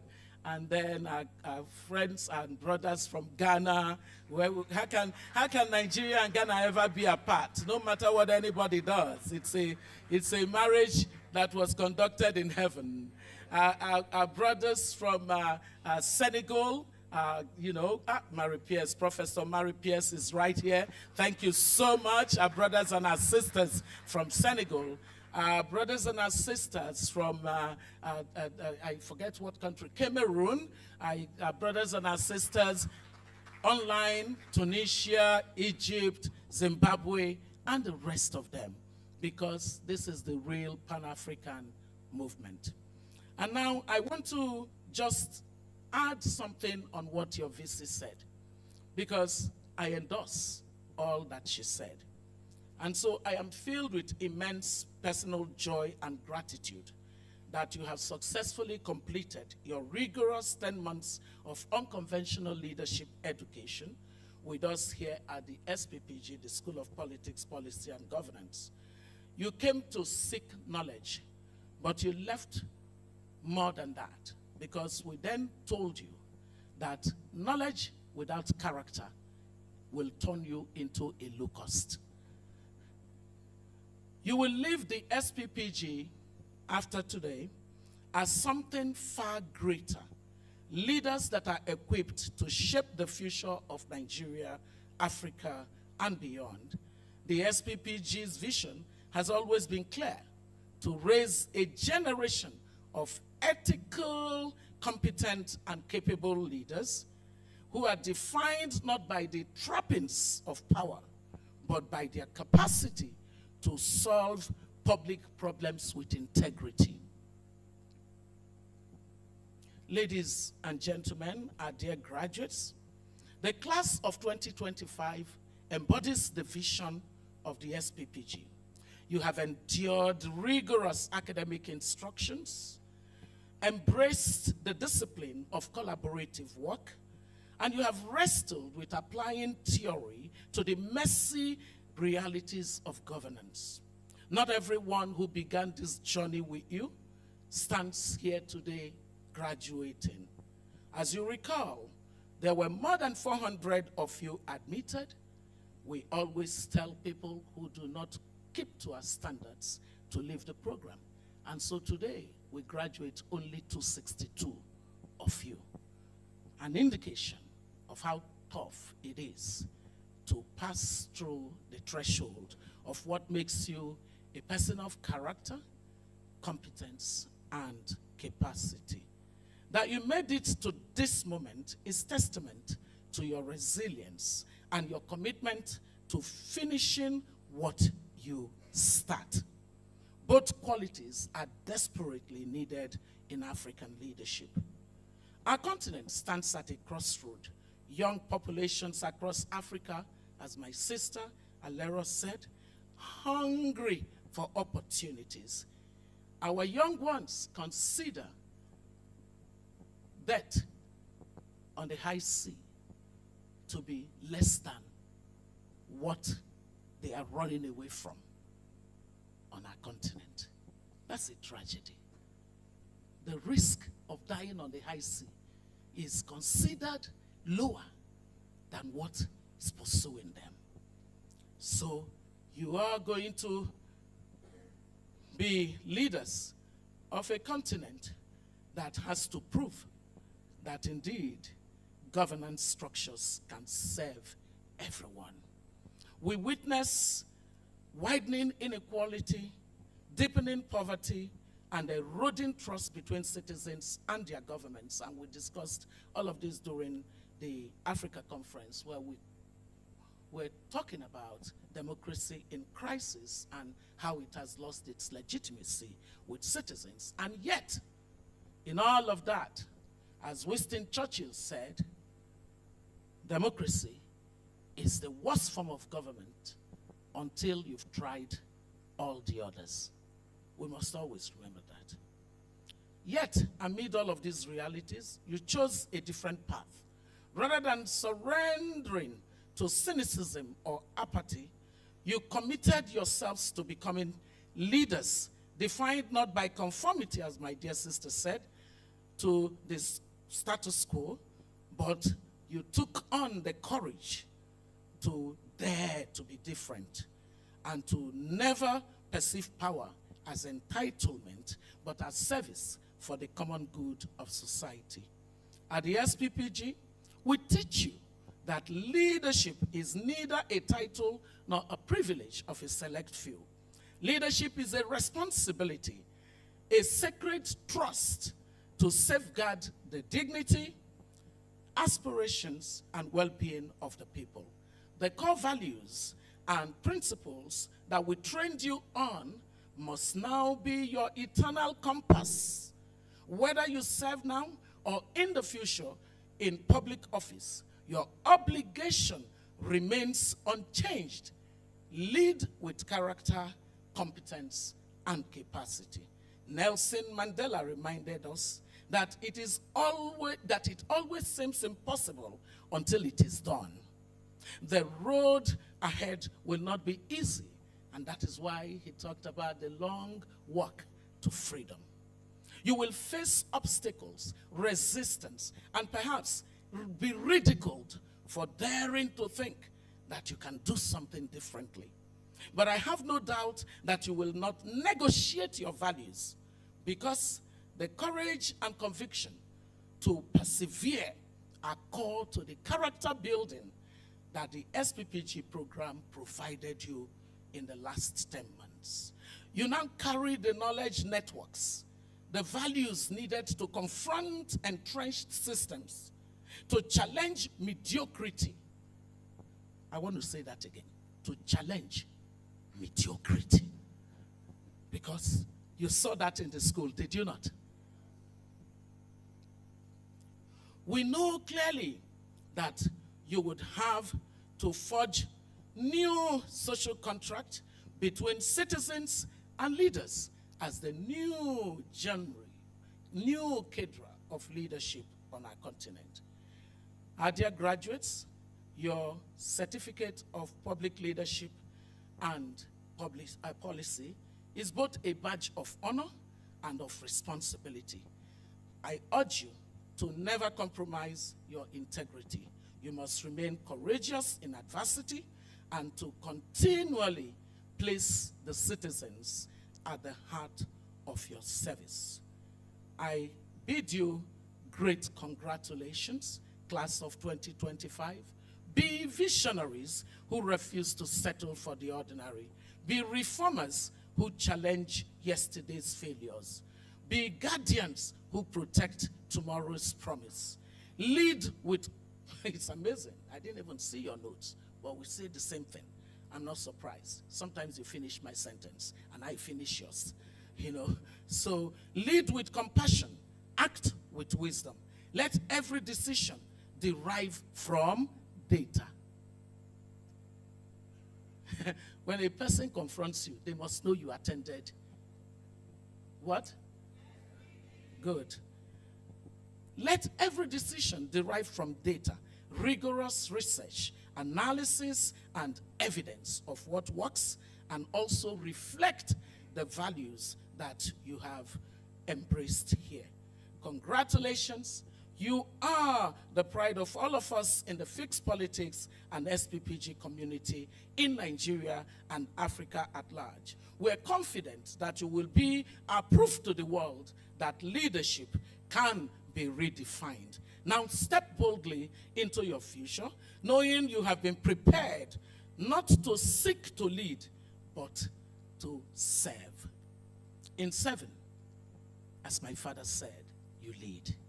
Congratulations, class of 2025. I can go on to the... And now, it gives me tremendous joy to be able to introduce my dear sister. That's not what I have. Thank you. Please help me to thank Ayo. You know he's been working so hard since the last 3 days. Dr. Fumzile Lambo Nguka is our inspiration keynote speaker for our class of 2025. Dr. Lambo Nguka served as United Nations Under-Secretary General and Executive Director of UN Women from August 2013 to August 2021. She was the first woman deputy president of South Africa, if not just the only one so far. Did we get a second person? Oh yeah, we did get a second person in South Africa. You see, the South Africans are doing better than all of us. So Ghana, take note. Gambia, take note. Kenya, take note. Oh yes, you do. Ghana has actually a female vice president now. All right, the rest of the countries, take note. So she has devoted her career to issues of human rights, equality, and social justice. She was awarded a doctorate in technology and education from Warwick University. And she is a Hausa leader at the Kennedy School of Government. Hausa is actually one of the most prestigious of the centers at the Kennedy School of Government, which I know quite well. Currently, she is the founder of Olambo Foundation, serving as a gender activist and campaigner for universal access to education. This is one of the areas that we both totally just work together. Her extensive portfolio includes authoring scholarly works, serving on international commissions, and leading transformative initiatives for women's empowerment across Africa and globally. She continues to be the powerful voice for gender equality and sustainable development. Please, ladies and gentlemen, help me to welcome to the stage to deliver the keynote, the inspiration keynote, our dear sister Fumzile. Please clap some more. Somebody came all the way from South Africa.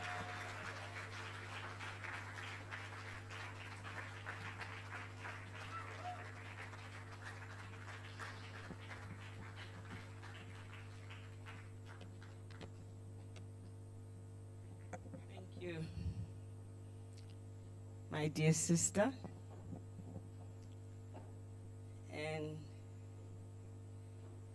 the founder and the inspirational leader of this amazing school that we are so thankful for in Africa.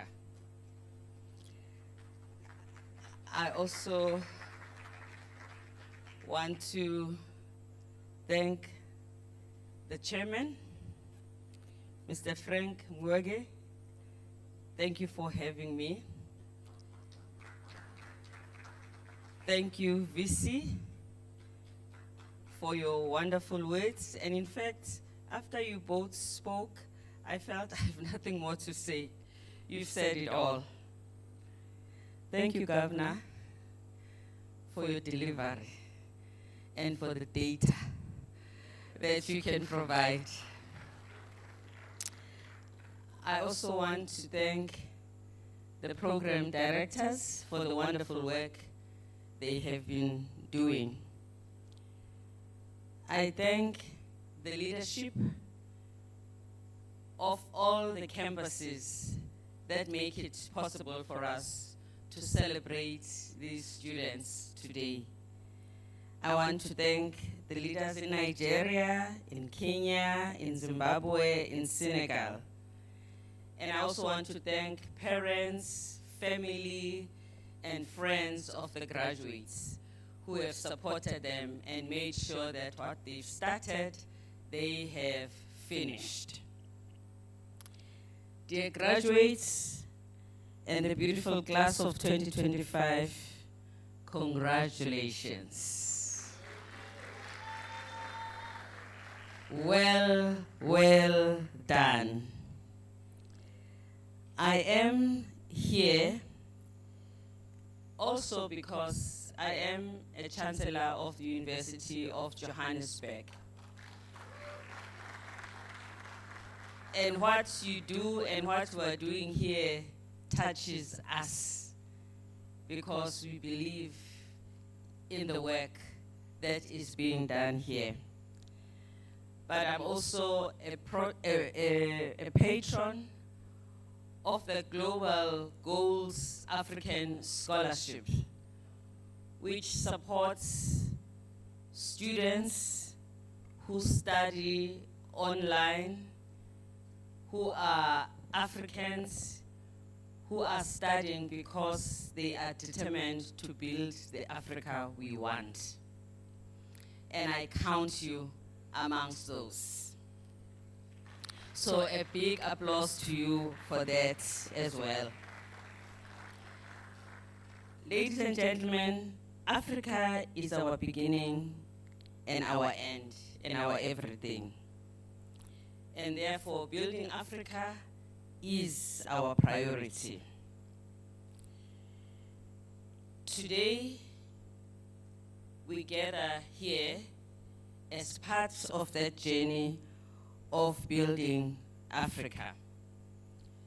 And that is not a job for the faint-hearted. It takes determination, character, resolve, and resilience to be dedicated to the reconstruction of our continent in such a way that even when you fall forward, so that when you rise, you continue soldiering on. And at SPPG, you have been trained to prepare yourself to serve exactly in that manner. You are graduating here because you have raised your hand to be of service and therefore also be a leader. To give your life for the service of the lives of others. To sacrifice, but actually it is an enjoyable sacrifice. Because when you have a breakthrough in this work, the fulfillment and the joy is inexplicable. Whether it is the contribution you will make that will raise the GDPs of your countries, whether it is a contribution you will make in delivering the infrastructure that is much needed in your country, whether it is improving the health of your people, the access to education to your citizens, whether it is building businesses and creating wealth for the citizens of your country. All of this will give you immense pleasure. Africa is a rich continent that has poor people. Africa is not a poor continent. We are poor because we have poor leadership and poor decision makers. We are therefore here because we want to address that. We are investing in you because we want you to be part and parcel of the answer to this problem that will continue to plague us, not unless we address it with both our hands, our heads, and our hearts. We have much in Africa that is uniquely ours, that gives us a front seat on the table of nations. But that front seat can be occupied by other people only if we make wrong decisions. We have an abundance of human resources.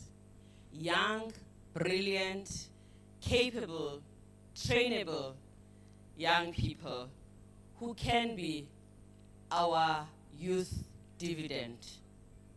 But that same human resource can be a burden to Africa if we fail to train and to direct it in the right way.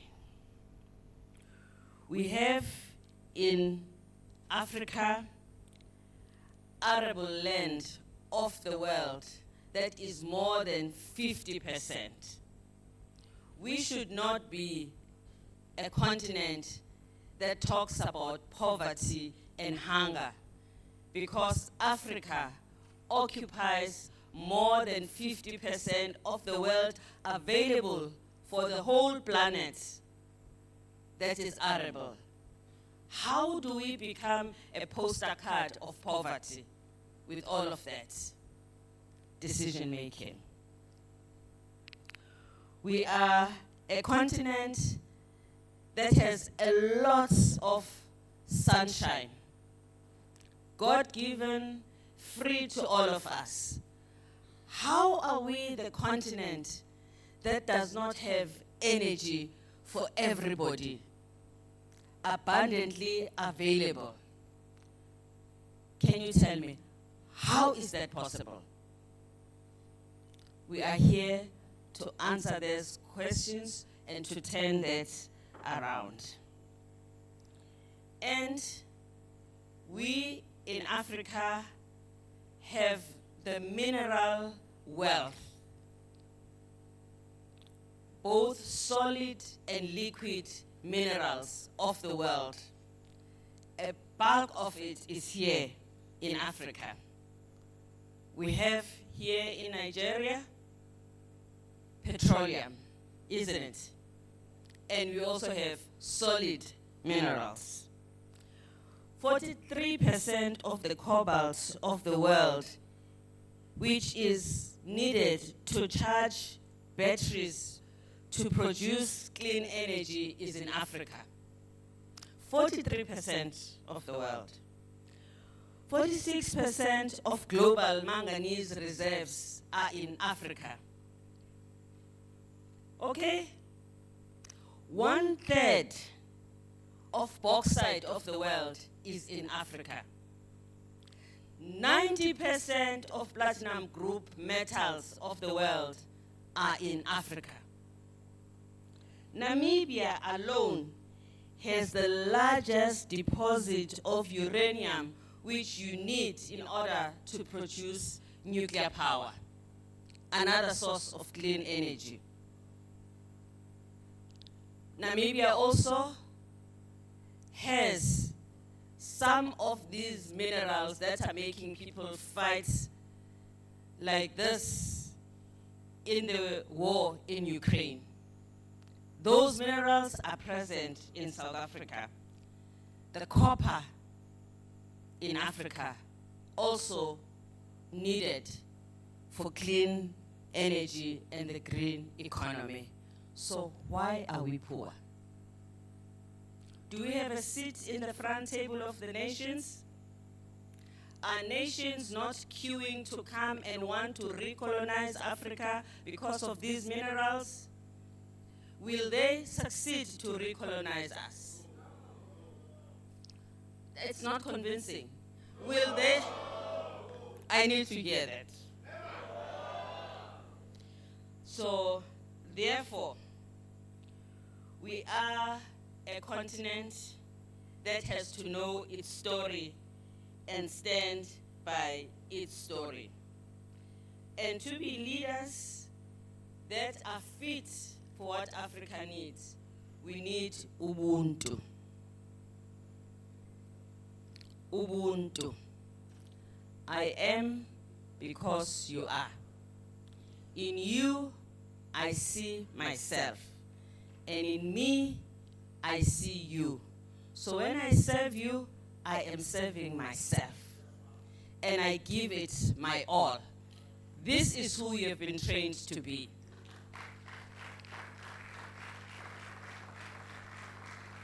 You are not celebrities, right? Because now there's a confusion about what leaders are. You are not the people who will be going around taking pictures of themselves, right? You'll be focused on making sure that that person that VC saw sitting outside the church with her head down can lift up his head and walk forever, right? You are the leaders who will make sure that you do a decent and an honest and a meaningful job, because that is the right thing to do. You will also make sure that you understand that being a public service is a service. You are not a public master. This excellency, this honorable that, and honorable that confuses us in who we are. We are ultimately just public servants, and we are here to serve. We therefore have to respect the people that we serve, because those are our masters. That is why we are called public servants, not public masters. We must have the ability to do the right thing, because doing public service is not a poverty job, actually. You are paid decently. You can put food on the table. You don't have to steal. You don't have to steal. You can put food in the table. That is enough for you. You don't have to buy more food. You don't have to have a big bank balance. Who needs that? Well, it's okay, but you can't steal. The money that belongs to you is the one that is called your salary and nothing more. Anything that is not your salary is not yours. It's the feeding scheme for the children, it's the agriculture program, it's the money for the roads, it's the money for schools. It's not for you. So you have to think about integrity as our leaders. And you have to know that integrity is doing the right thing when no one is watching. Right? That is so important. There is something that worries me a lot, and whenever I graduate students at the University of Johannesburg, I always remind them this. A large number of the people who have been associated with corruption have higher education. What are we doing wrong in higher education that we are producing so many people who have no respect for the resources of the poor people? We have to reflect about this in every university. We must make sure that when you leave the university and you are carrying the certificate of your university, you become the ambassador of your university, not corrupter in chief, not a thief. Your university is, your certificate is something that says you have been taught well. But for those of us who teach, we must make sure that in what we have given the students, integrity and ethics is part of it. We have to make sure that their leadership is beyond reproach, that they know that if they ever do anything that is wrong, that hurts the people that they are serving, we are ahead as an institution, because people are able to say, here is a graduate of SPPG stealing from a feeding scheme of children who are hungry. That is not what we've educated you for. Absolutely not. And of course, as a leader, you must also remember to be authentic. There's only one of you. I mean, how cool is that? There is no one like you. You are a unique copy of yourself. Don't try to be anyone else. Because you were brought here, because there is a unique value that you add in the history of humanity that only you can do. So you add value on who you are, and people must be able to understand you and to predict what you are going to do, because also as a leader, you must be consistent. People must not one day find you telling the truth and then they turn on the other side, you are saying the opposite of what you've just said on this side. Leaders have consistency and predictability. As a leader, also, you must be decisive. No weaklings. Decisive. Make tough decisions, hard decisions, and take the pain if need be so that you can move forward. Don't chop and change depending who you are talking to. It cannot be that the last person who talks to you is the one that will know what you are saying. Everybody must know what you are saying, whether they spoke to you in the morning, in the middle of the day, or at night.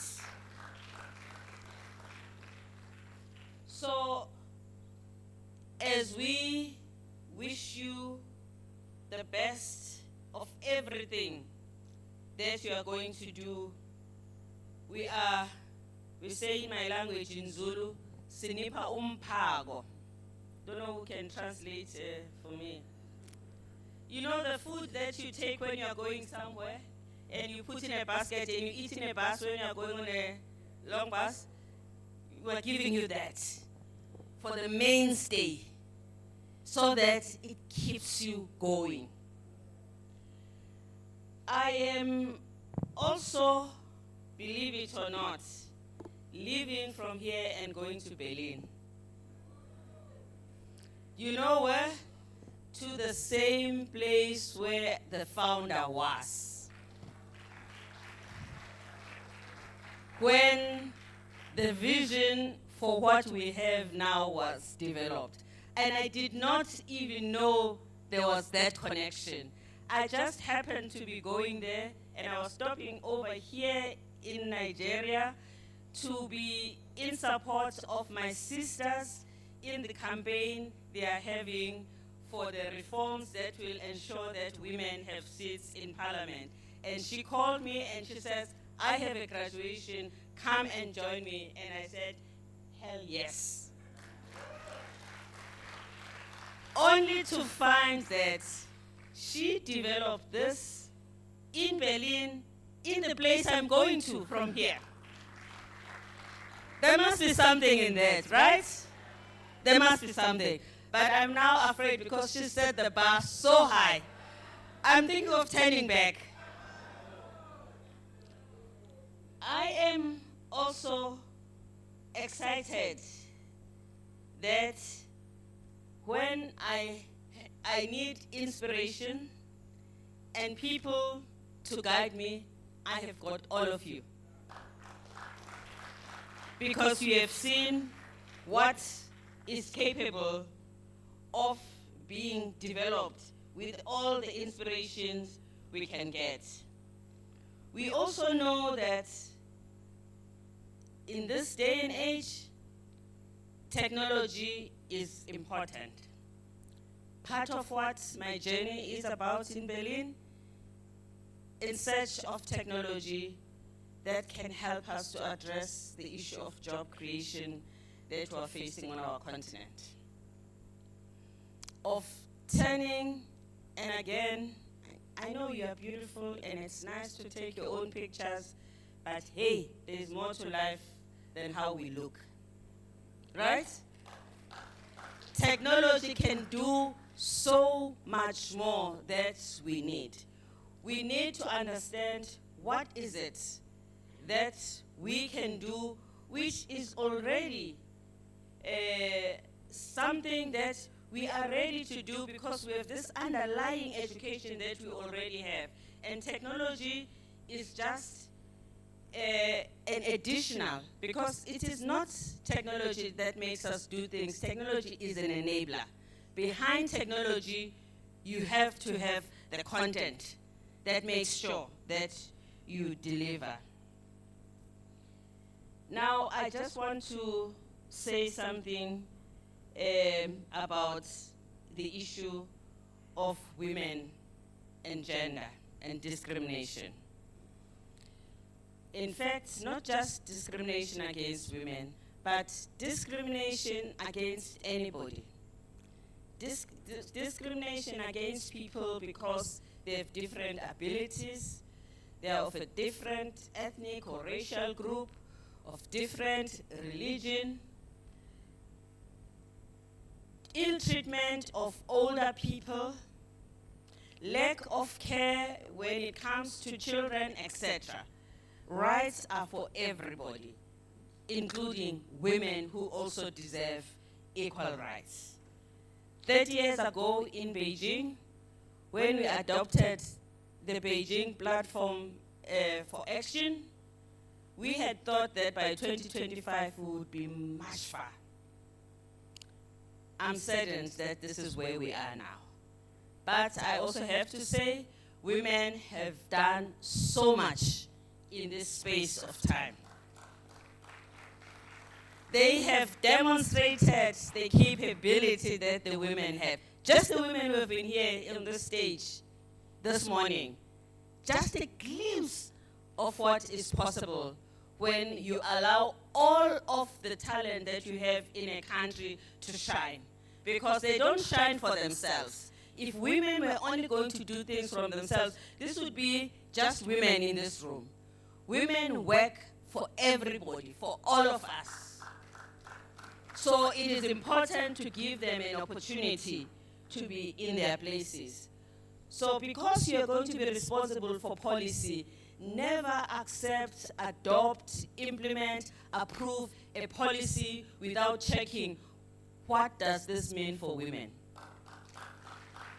When you are working and you are a big boss and they bring you a policy, ask them, so what does this mean for women? When an all-male delegation comes to you to present you with something, you say, are you the only ones who know about this? Do you have the lived experiences of women? That is your responsibility, to continuously open the path and to ask the right questions. In Beijing, we said human rights are women's rights, and women's rights are human rights. That is what the speech of Hillary Clinton was about in Beijing. If we were to go and rewrite the Beijing Declaration in 2025, do you know that we will not get all those rights that we won in Beijing because of the way the world is today?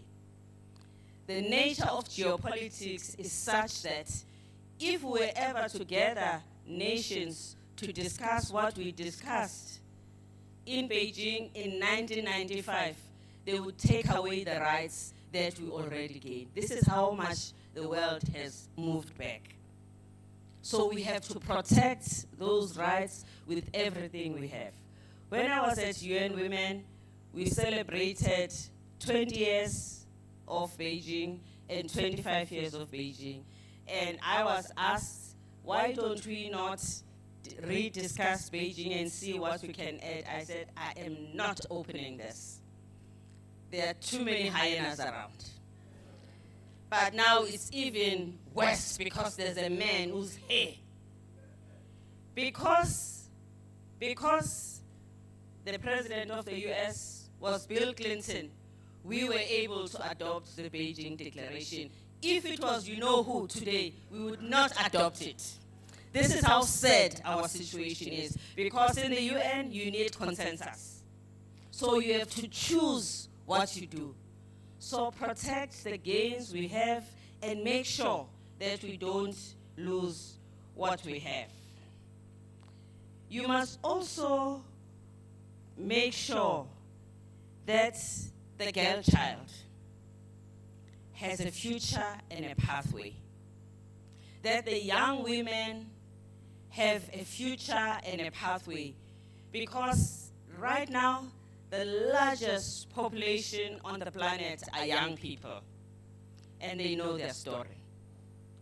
They can provide leadership. They are substantive. We just have to give them the platform to lead us.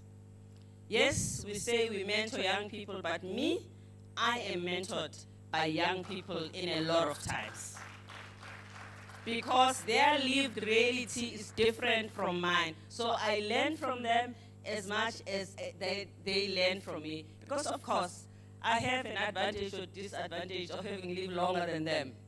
But they have a new take on me. Even Nami, they look at me and say, this one. So I need to know how you see the situation now and where you think you are going, and how can I make sure that you get there. So, class of 2025, are you going to be the greatest generation of Africans that we've ever seen? Are you going to be those people that Frantz Fanon said, in every generation, the world has a chance to begin again. Every generation has a mission to betray or to fulfill. Will you betray or fulfill your mission? I thank you.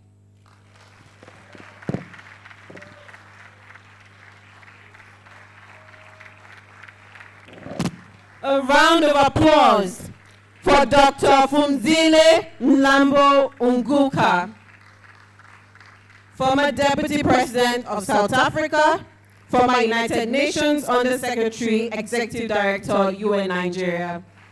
Thank you for that very inspirational keynote speech. She made a lot of inspirational and valid truths. First, she said, Africa is not a poor continent. Africa is poor because we have poor leaders, and we are here to address it. She also said, we should respect the people that we serve. We are not their masters, and that is why it is called public service. Public servants are not public masters. She also said, integrity is doing the right thing when no one is watching. These are words for us and everyone listening. So go forth, class of 2025, and everyone, and be good leaders, respect the people you serve, and never compromise your integrity. A round of applause for our speaker one more time. I'll now call my co-host to introduce the next speaker. Thank you. Thank you very much. Ladies and gentlemen, please let's appreciate Amira. Thank you. Okay. So ladies and gentlemen, we are going to move on to a special guest address, which I would love you to pay full attention to, and you'll see why in a moment. So I'd love to introduce to you someone who I'm pretty sure that almost everybody in the room will know. He is a true African. You will have probably seen him in a video or two at some point over your careers or lives, in fact. He's a distinguished legal scholar and Pan-Africanist, Professor Patrick Locke Otieno Lumumba. Let's put our hands together.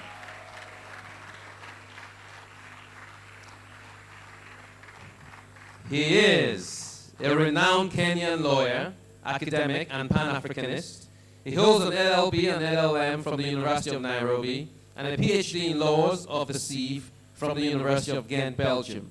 He served as director of the Kenya School of Law 2014 to 2018 and was formerly director of the Kenya Anti-Corruption Commission. He is a former secretary of the Constitution of Kenya Review Commission and founding trustee of the African Institute for Leadership.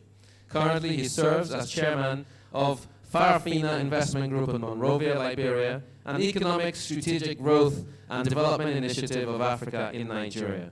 An eloquent orator and advocate for African unity, Professor Lumumba is internationally recognized for his passionate speeches on Pan-Africanism and African solutions to African challenges.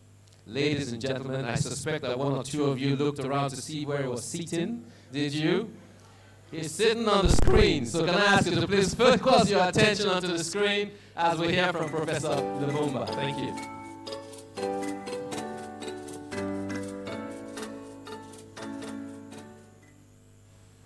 I'm happy to join you today as you graduate having gone through rigorous training at the School of Politics, Policy and Governance. You deserve to be congratulated because you've been taken through the rigors of training in order to appreciate the significance of politics, policy and governance.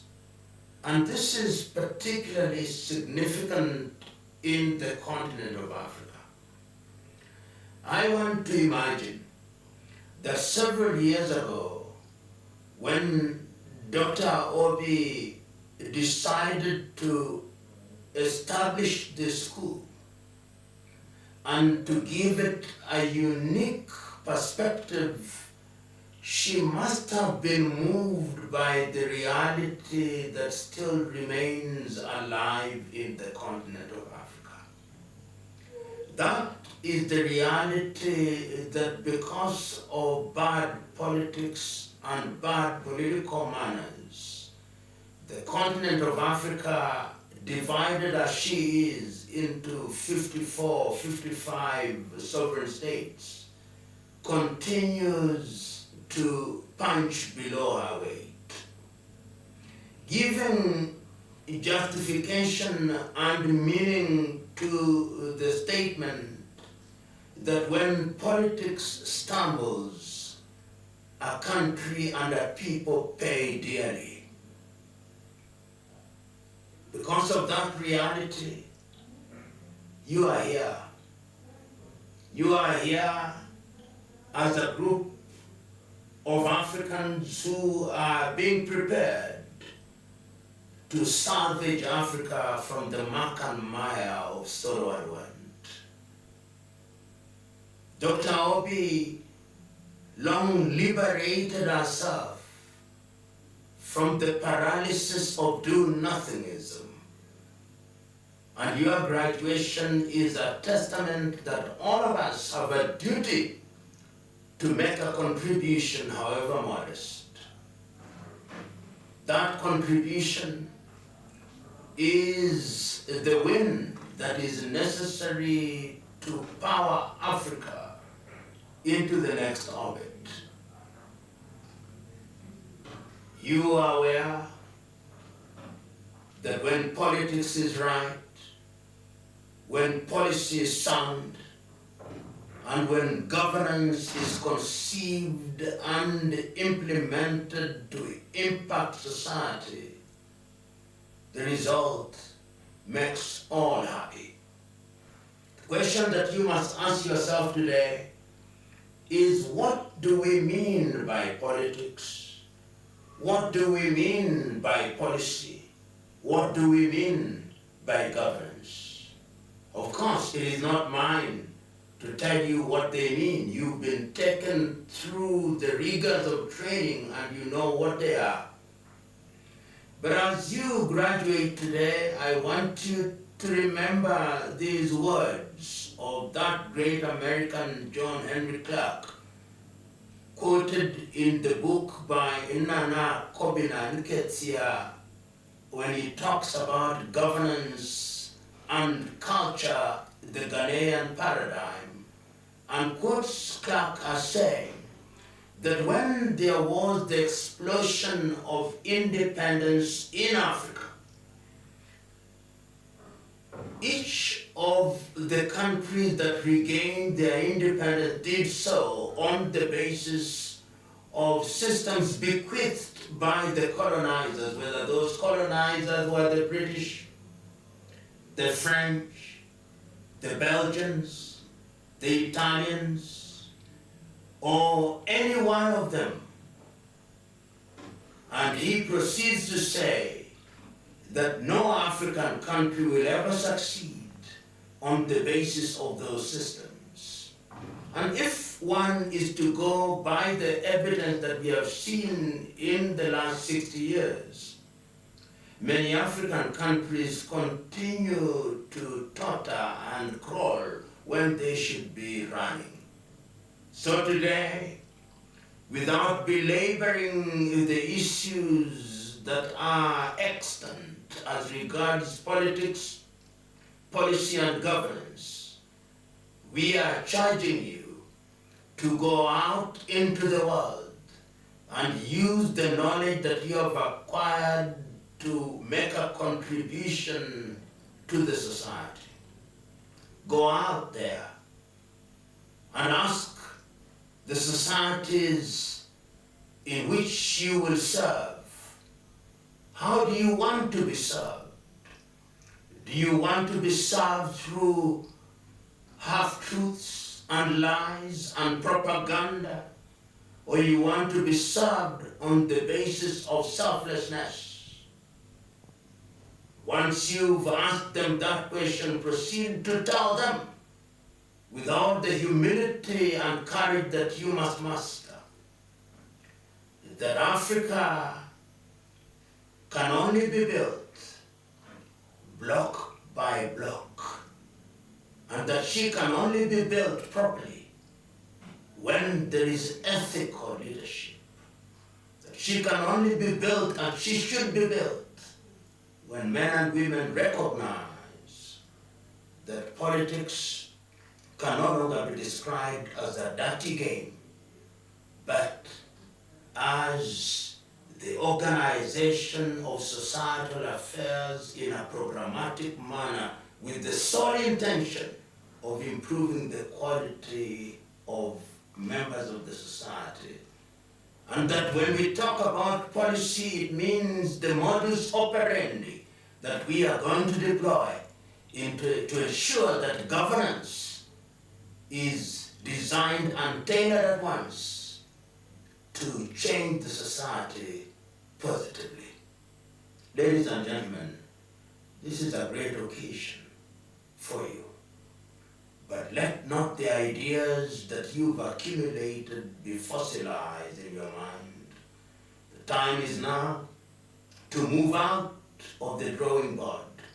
The time is now that you must stop agonizing and becoming professional fault finders. The time is now for you to go out there and confront the world in the knowledge that if you want to make an omelette, you must break the egg. Go out there and serve. Congratulations and be blessed. Ladies and gentlemen, Professor Lumumba, let's appreciate him. And indeed, if you're a Kenyan in the house, we want to appreciate you as well. Can I ask all the Kenyans to please stand up? You have produced a great son of Africa. Let's appreciate them. Thank you, thank you, thank you. He did say, when politics stumbles, it greatly impacts everyone. We must extricate ourselves from the paralysis of doing nothing. When politics is right, policy is sound, and governance is implemented appropriately, we know what happens. Ask those who we choose to serve how they want to be served, and Africa can only be built properly by ethical leaders, block by block. Ladies and gentlemen, let's appreciate Professor Lumumba one more time. Thank you. Thank you. And so, as we move on now, can I please bring up the founder again to kindly come up to introduce our next speaker. Let's warmly welcome her.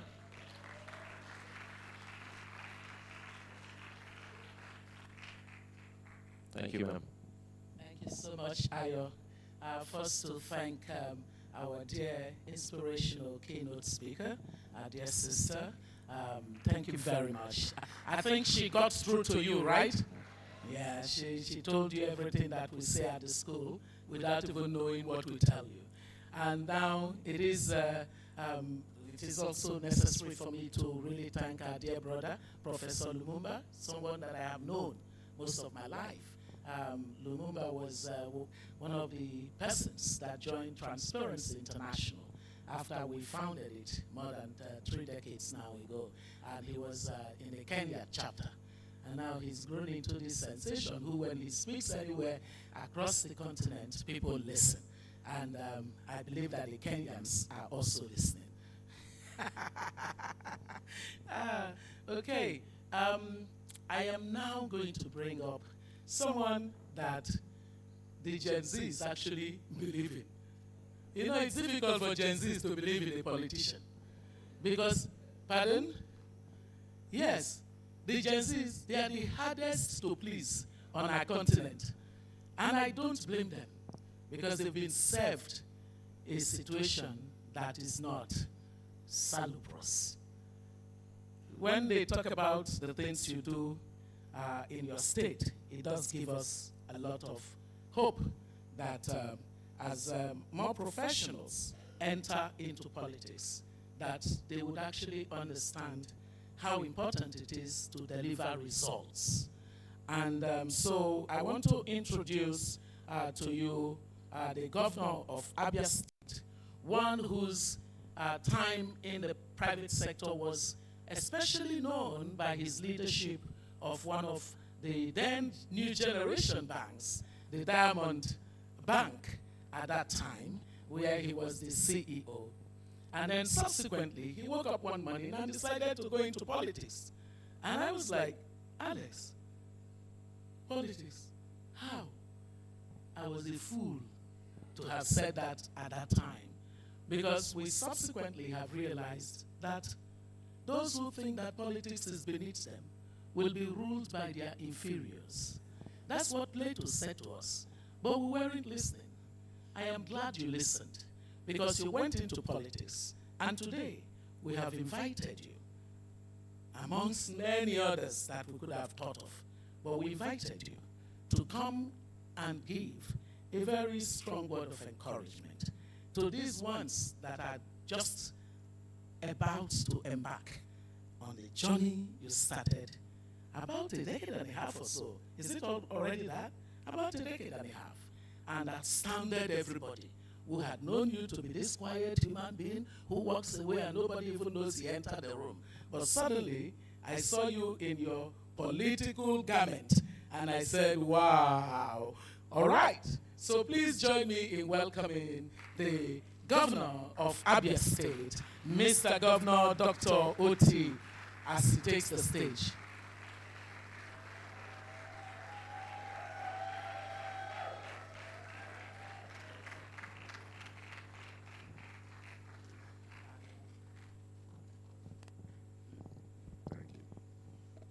Please be seated. Thank you.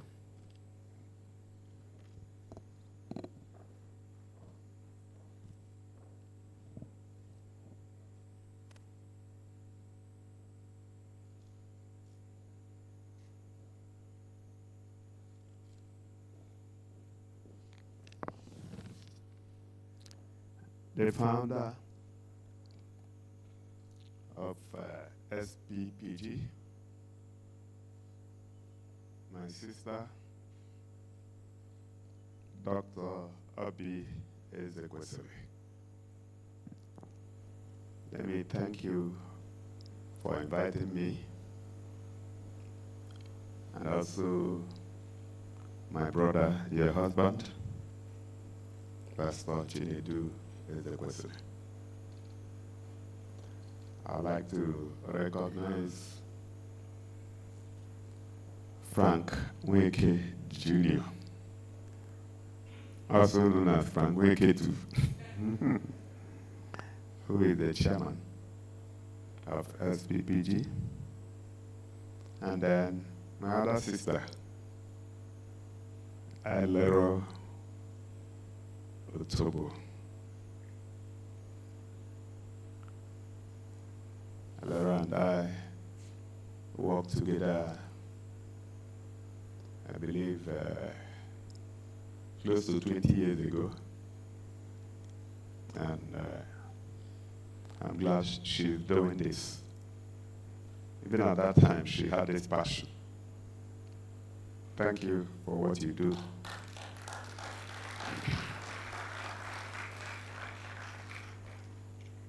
I'd like to recognize the first keynote speaker, Dr. Nguka. I'd like to leave the other one so that I don't bite my tongue. Her Excellency was Deputy President of South Africa. She says the honorables and the excellencies are part of the problems. So I'll drop my own after now. I was surprised to see my pastor walking, Pastor Jerry.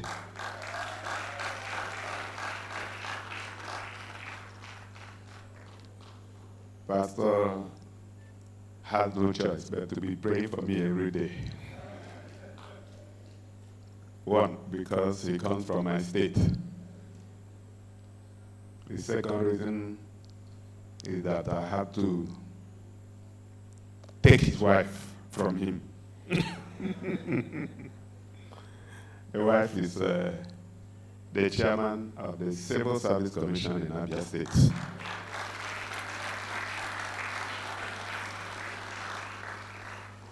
And I want to publicly thank Pastor for releasing his wife, who is doing an awesome job in Abia State.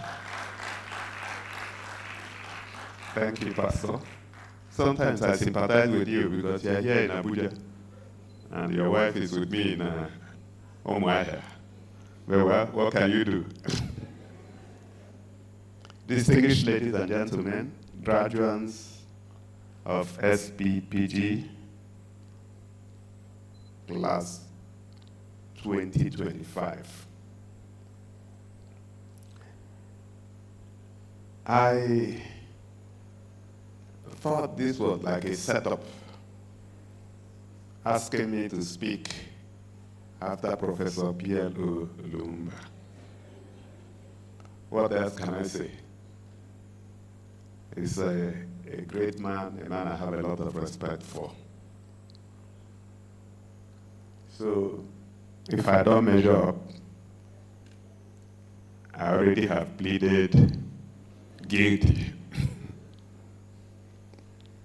I have a prepared speech, but before I go into the speech, I want to thank my sister Obi for what she is doing in Africa. And listening to her, this is not about money. She's giving back. And I would like us to give her a standing ovation.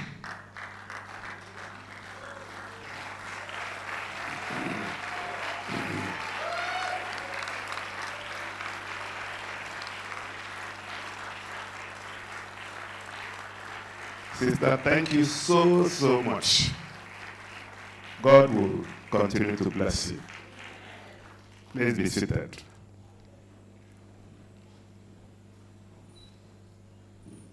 I'll tell a little bit of my story at the end of the my short speech, but then I like that she left here leaving the quote that I wanted to start with, and that is Plato.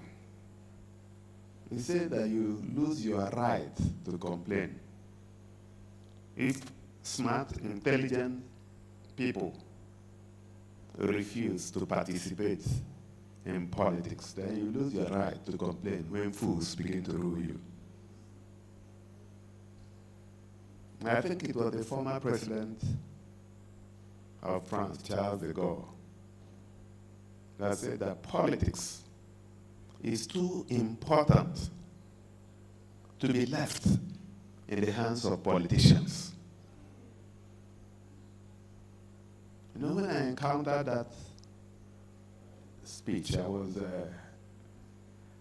I thought I was the only one that was struggling with this word, politicians. I'm not a politician, because we have reduced politics to a vocation, a job. Politics is not a job.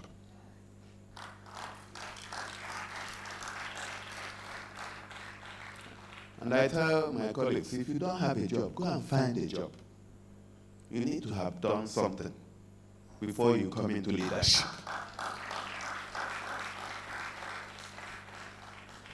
In Nigeria, when we reduced it to Nigeria, I asked a few people, I said, so what were you doing prior to 1999? Because you come out, before 1999, it was military and interregnum between 1979 and 1983. So it means if you were not doing anything, then you are jobless.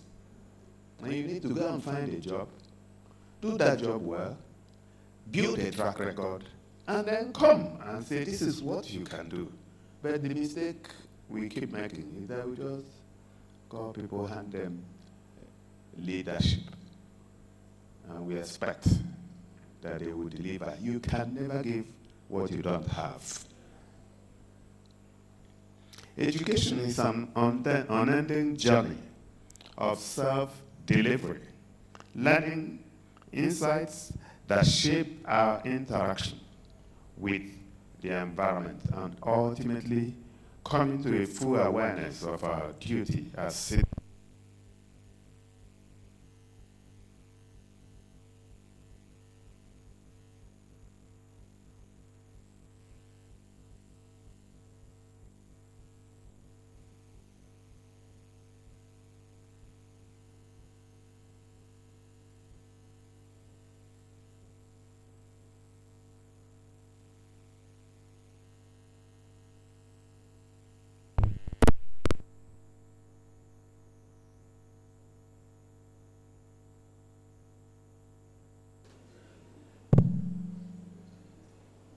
All right.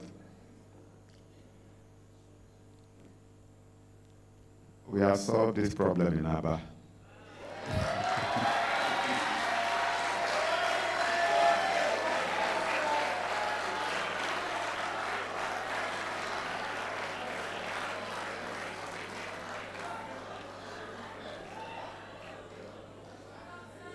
And of course, half of Abia State is also on it.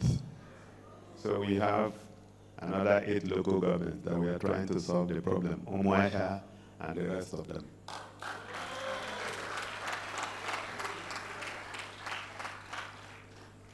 But then it's a story for another day, because it's a story that started 20 years ago.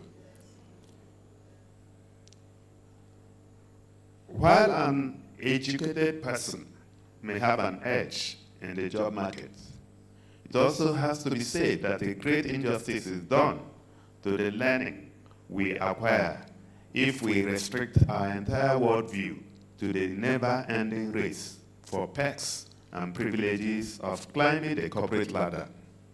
Education is about more, asking more questions of ourselves, the environment we live in, and our experiences therein.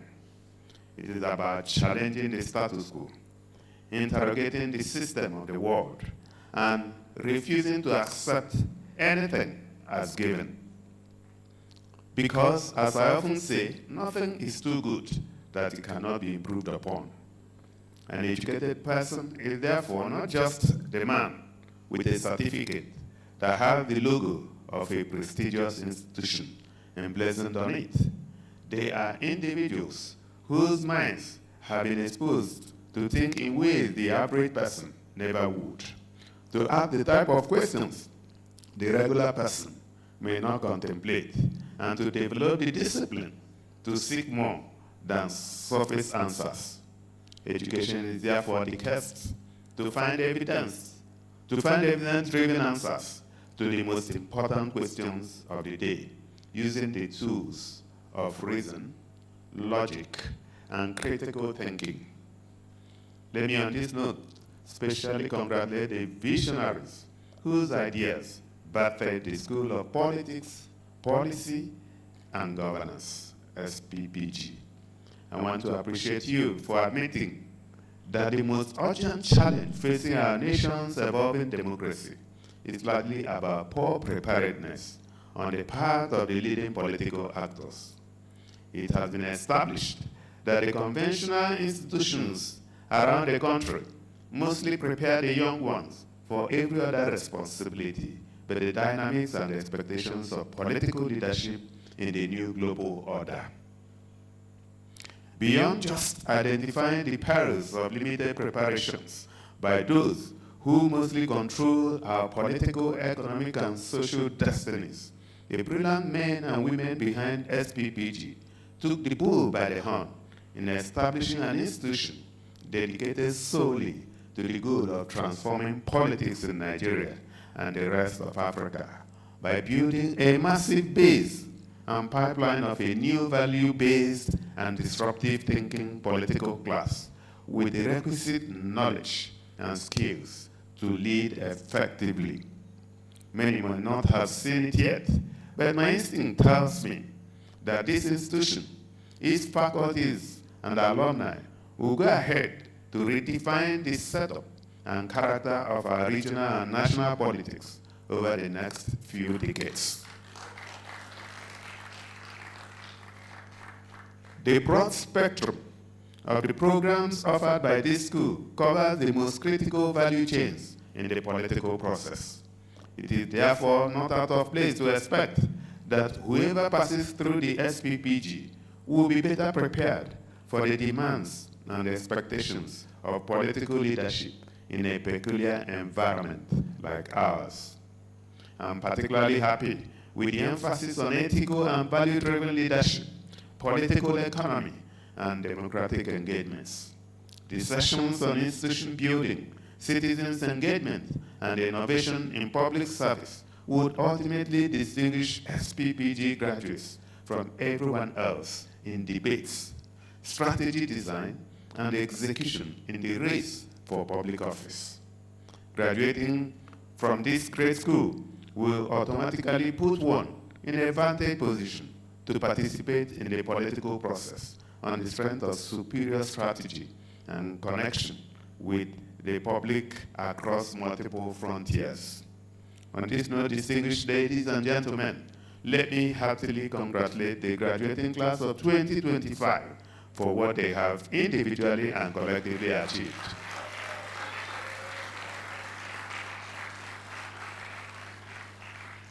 And for making it to the elite network of SPPG alumni. I'm not a commission prophet, but I can tell that the people I see in this auditorium this afternoon will drive the future of political conversations, engagements, and participation across countries. Congratulations on being found worthy of the coveted seal of the School of Politics, Policy, and Governance. Today, you'll be sent forth to bear the light in a system ruled by shadows. You are to shine brightly and become models of excellence wherever you function. I encourage you to do everything in your power to represent this school in the best possible light, for anything else would amount to betrayal of the huge confidence your professors and the institution itself have reposed in you. Politics is often demonized as treacherous and disoriented. I understand all of it because of a truth. The brand of politics we play in Nigeria and many other parts of Africa have certain peculiarities that can overwhelm the unprepared. But again, many of the distinguished personalities in this room have also shown that you can still set yourself apart in public service. Get the job done and live with your name untainted. Let me on this note especially salute the founder again and the chairperson of SPPG Africa, Dr. Obi Ezekwesili, for her philosophical consistency, reason, and decency in the country's political space over the last 2 decades and more. Thank you for inspiring the next generation of leaders. I'm certain that if we can get a few more persons with your patriotic passion and courage, then we can all look to the future from a new lens. I would also like to appreciate everyone involved in the evolution of the SPPG. Thank you for going beyond just whining and protesting, electing instead to set a new paradigm for politics, policy, and governance in our country and Africa as a whole. As I said in my Independence Day remark a few days ago, Nigeria has been called from the bowl of destiny to empower the black race, to inspire our people to greatness and become a constant reminder that it is the mind, not the color of skin, that ultimately determines how far we go in life. Presently, we have failed miserably in this regard. However, I see hope rising on the horizon, and I cannot be more optimistic after much of what I've seen here today and what I've also heard today. The future is bright, but at the same time, nothing should be taken for granted and nothing should be left to chance. The real job is not in the classrooms, it is in the political field, in knocking on doors, interacting with the market women, sharing ideas of a better future with road transport workers, and mobilizing them as agents of change in the push for a new Nigeria and a new Africa that works for all of us. Models, theories, and frameworks are wonderful for learning, but they are ultimately as useful as they can be interpreted and sold to the fellow on the streets. The hawker, the farmer, the artisans, and those whose hard work and resilience lubricate the wheels of our economic progress, but who most times are restricted to mere observers in the political order. To the 2025 SPPG class, I have one charge for you. Go and bring them to the center. Tell them they can no longer remain at the periphery. Remind them that they are the ones who mostly bear the brunt of bad policy decisions, and invite them to step in and become co-owners of the process of electing those who decide our social and economic destinies here in Abuja, across the 36 states of Nigeria, and across the 54 countries in Africa. When we set out to challenge the status quo in Abia more than 10 years ago, we understood clearly that our only path to success was to put the people at the center of the project and have them drive the campaign across the communities. It was our only path to victory.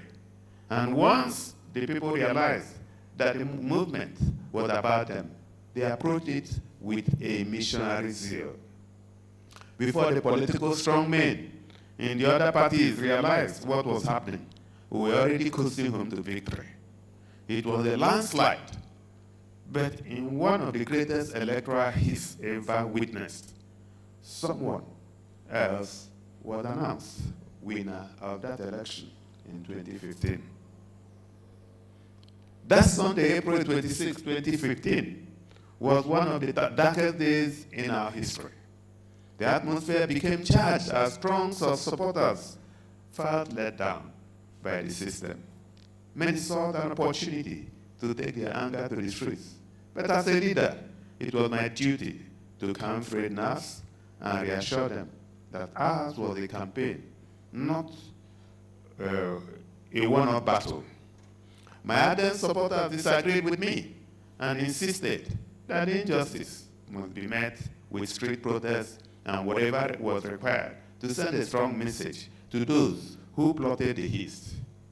As I told my opponent a few years ago, his governorship dream would have been torpedoed if I had not taken active steps to restrain the anger of the public. I knew what we wanted. Violence was clearly not part of it. As things threatened to escalate in the days that followed, I took to the media to reassure the public that I had an unshaken faith in the capacity of the judiciary to correct the injustice of April 26 and restore our mandate. Expectedly, on December 31, 2015, the Court of Appeal sitting in Owerri ruled that we were the rightful winner of the April gubernatorial election. In an instant, the entire state erupted in jubilation. Unfortunately, our joy was aborted a few weeks later when the Supreme Court on February 3, 2016, overturned the judgment of the appeal court and validated what many, including myself, believed was grave electoral injustice. Meanwhile, on Friday, July 24, 2015, an attempt was made to assassinate me here in Abuja. Unfortunately for them, unfortunately for me, God took me away early in the morning to return to Abia State, and the attack happened at midnight. A lot of people who were in that residence were killed, and we were shocked that I was not in the residence. They jumped to the residence by the right, took over the place. They thought I had scaled the fence. They couldn't see me. They went to the other by the left, and they still couldn't see me. And for those who know a little bit about Abia, that was where the disappearing act. They said the man that I have a disappearing medicine. That matter is still in court. We returned to the trenches ahead of the 2019 general election with the same body of promises, but this time we added an extra layer of commitment, which was defending the votes. Sadly, things got worse, and in this disgraceful charade of an election that took place on March 9, 2019, votes were arbitrarily awarded, and the status quo remained. As I earlier mentioned, we did not approach the campaign with the mentality of a sprint. We knew from the get-go that we were in for a marathon. So 2 contrived failures in quick succession only strengthened our resolve to launch out again in 2023. By now, a new electoral law, which institutionalized the use of technology, had become operational. So there was hope that this time around, we could track outcomes in real time, abort any shenanigans. At any rate, we had also studied the tricks of our opponents and took steps to foil their plots across the 4,062 polling units in the state. The implication was that even in our opponent's strongholds, we had our people staying vigilant, ensuring that not one extra vote was falsely added to any party. When they attempted the usual abracadabra in a few local governments, our people stood their ground, insisting that results must be announced as collated across polling units. Thankfully, the returning officer, Professor Nena Oti,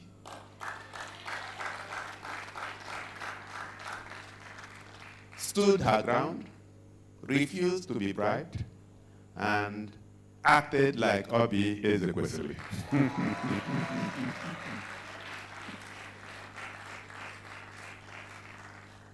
Eventually, our faith in people and confidence in the system paid off as we were announced winners after 10 years of dogged struggle.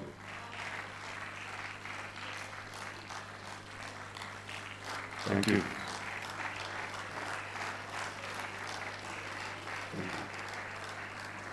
Thank you. Thank you. Please be seated. Thank you. We have certainly not hit the perfect mark, but there's a wide consensus that Abia is now on the right trajectory. I'm glad to report that many of the issues that drove our campaign are being steadily addressed. Aba now ranks as one of the cleanest urban destinations in the region. Because order has since been replaced with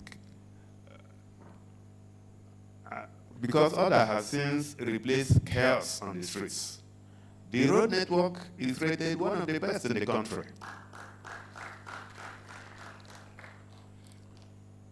Confidence in public institutions is rising simply because our governance template is responsive. Abia has also been rated as one of the safest destinations in the country for residents and travelers. This is happening because we kept the vow we made at the inauguration podium in 2023 that we shall not cede 1 inch of our territory to criminals.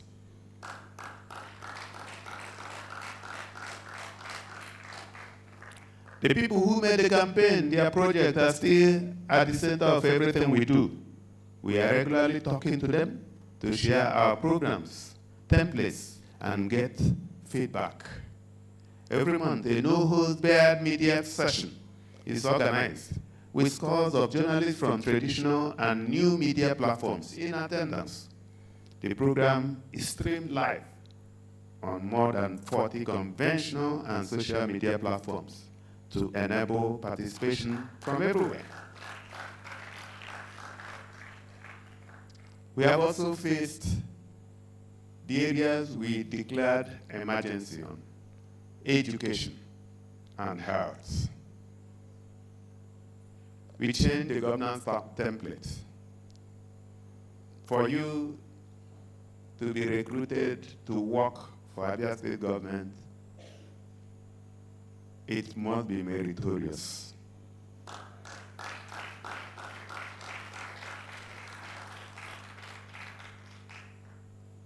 In 2023, we sought to hire 23 permanent secretaries from the civil service. We asked all the directors who were interested to apply online. Of course, a lot of them struggled, but then we got 425 applications. And then we had to do a test, a computer-based test in CBT. And after that, about 61 were successful.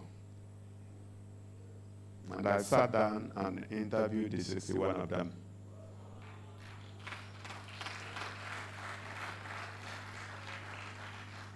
By the time I finished the rating, I ruled a line at number 23, from number 1 to number 23, became permanent secretaries, irrespective of where they came from.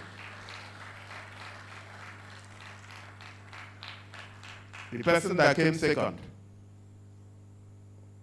was posted to the government house. Shortly after the appointment Number one was head of service, was made head of service, and then the other 22 were permanent secretaries.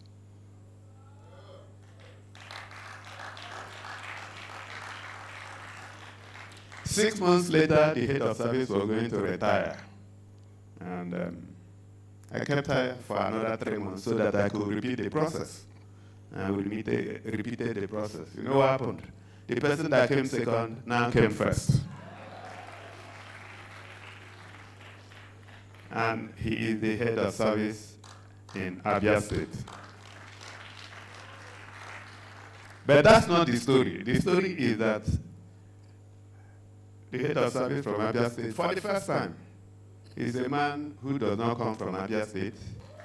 He does not come from the southeast. He comes from Edo State.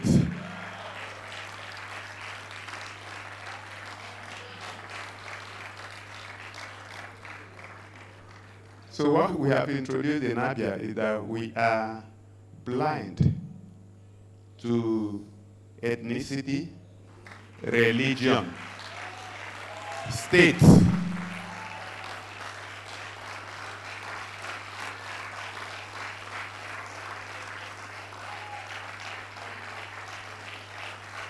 Thank you. And you know, there's also an advantage to it. Because the man doesn't come from Abia State. He doesn't show up in your office. Oh, my traditional ruler came to me to say we must do this. Or people from my village are saying we must do something for them. Now, we also did that with education. We found that our educational system was completely gone. Infrastructure, teachers, and most importantly, curricula. I wasn't thinking of SPPG, but I reached out to my sister, Alero, and dragged her to Abia with her team, the ERI team.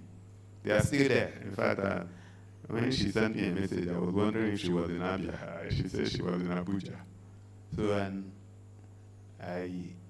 they've been retraining the teachers.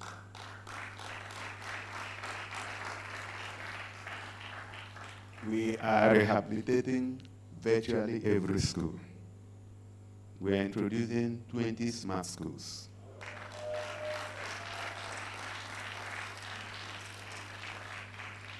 The big elephant in the room, teachers.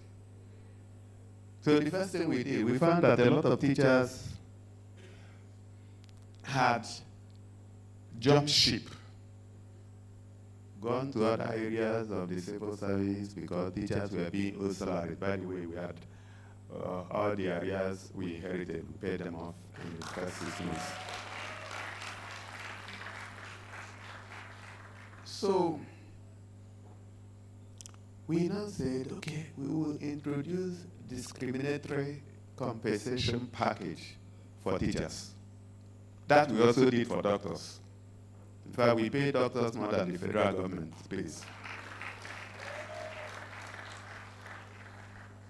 So what happened was that all those former teachers who were hiding in different areas of the civil service jumped out because they were now getting more pay. So, but that was not enough. So we also opened a portal and we said, those who want to teach, it doesn't matter where you come from, please apply. First week, I got 16,000 applications. Second week, it got to about 35,000, so I shut the portal. And we started the CBT. After the CBT, I think 12,000 passed. So Alera and her team started the oral interviews. By the time we finished, as of Monday last week, 22nd of September, when schools resumed, 5,394 teachers have joined us.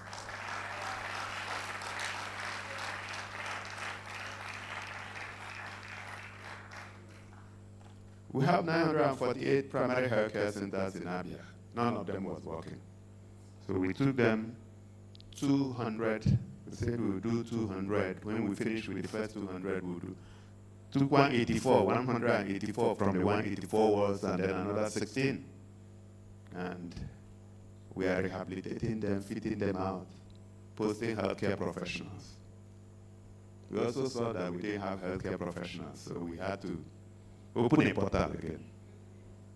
Interestingly, we have, the process is on, but we had applications from the Gambia, from Sierra Leone, from Namibia,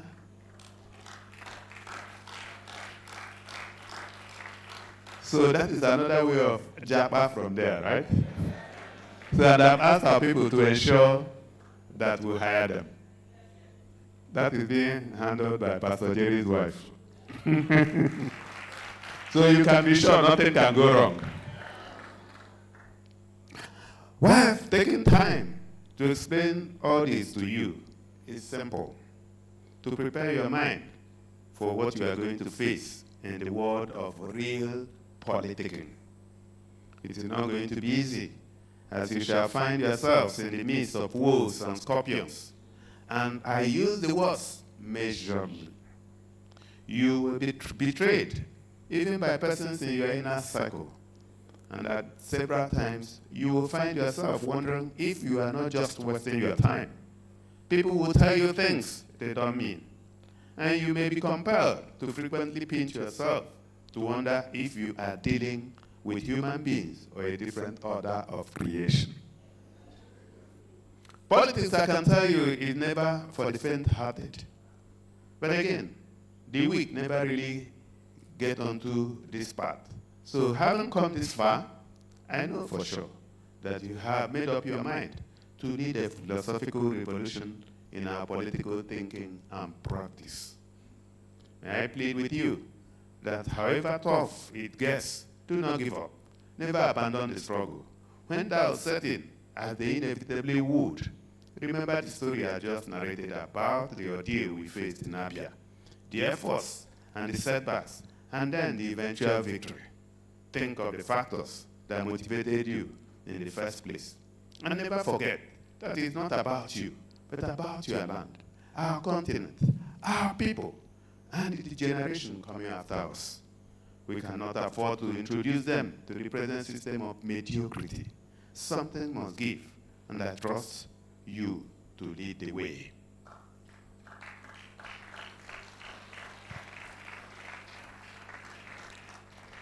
I also encourage you to stay close to each other, support one another, build an extensive network of like minds, and convince the ordinary man you meet on your way to work every day that it is their struggle and not your struggle. As I told the September class, we introduced the Leadership Academy in Abia. This race is not for a select few. It is for all of us. And we must run it with our minds, our hearts, and everything in us. Victory may delay, but if there is anything to learn from our story, it is the fact that every resistance melts at the altar of persistence. Distinguished graduates, distinguished ladies and gentlemen, let me thank you for the opportunity to speak to you this afternoon, and I wish you well as you leave this place. God bless you.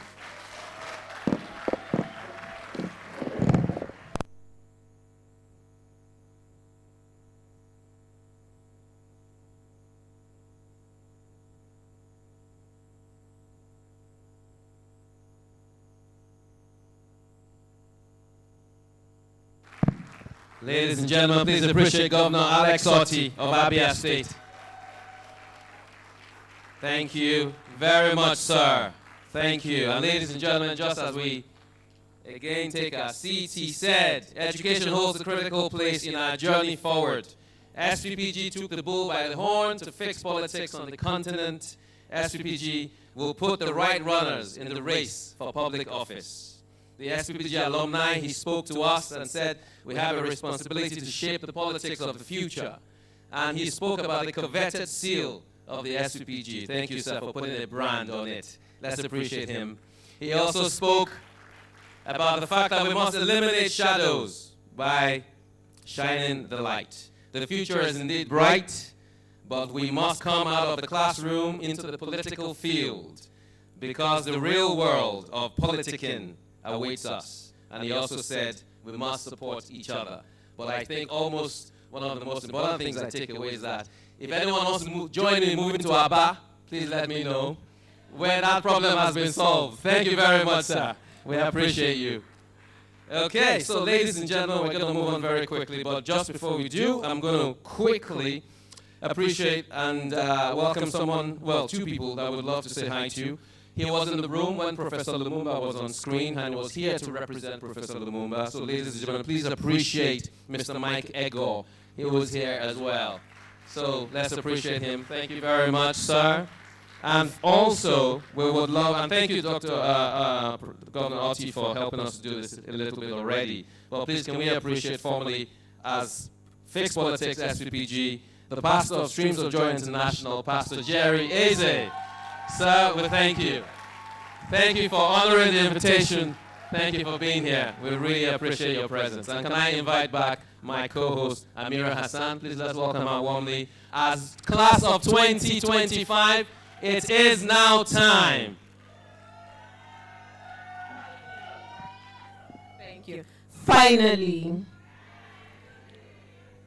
while you are here, I know you've been itching. Finally. Wonderful. So before we do that, let's know whether you actually passed through SPPG. So I'm going to ask you a few questions. So the first one, raise your hand if going through the SPPG course was tougher than you thought when you signed up. Was it that hard? Okay. Raise your hand if you had ever thought of giving up during the course. Haba. Well, we are happy you didn't give up. We are happy you didn't give up. A round of applause for yourselves. Raise your hand if the experience at SPPG has taught you discipline, resilience, and consistency. Wonderful. We are happy to see that. Raise your hand if your experience at SPPG has shifted and shaped something significant in you. Wonderful, wonderful. Raise your hand if you believe that SPPG is doing something in the right direction for Africa. And lastly, raise your hand if you experience withdrawal syndrome after class stopped. Recording in progress. Fantastic. So now we know that you participated in the SPPG. Round of applause for yourselves.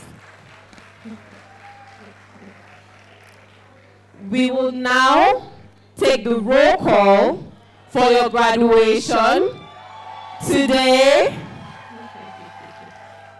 And I know that for sure in the next few days that LinkedIn will shake.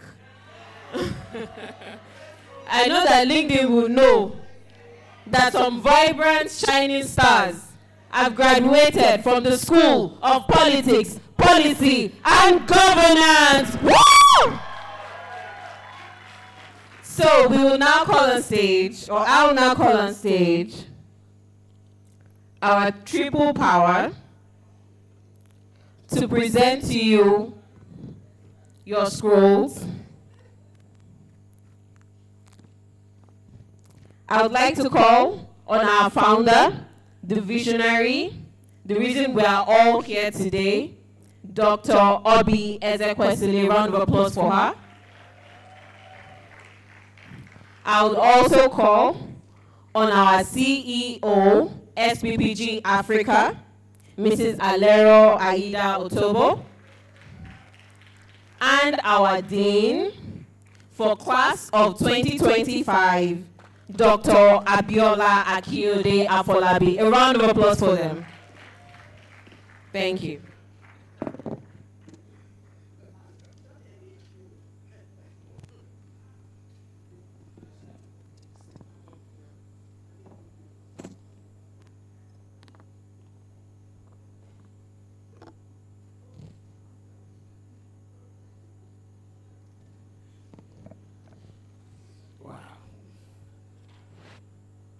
Class of 2025, are you ready? Are you ready? Okay, come on. Ready for me? Adebayo Olaniwaju Dainwa, Adeto Adelaye Dare, Adegbite Jonathan Aderele. A round of applause. Let's keep it going. Adeyemi Davis Ademuyiwa, Ahmed Abudulai, Aisha Osman Abdul Karim, Aisha Yesufu, Ajara Mari Boma, Aliyu Adamu, Amara Chidima Ezendino, Ambrose Chidozie Okeke, PhD, Olivia Johnson Asukwo, Anthony Olumese Eremosele.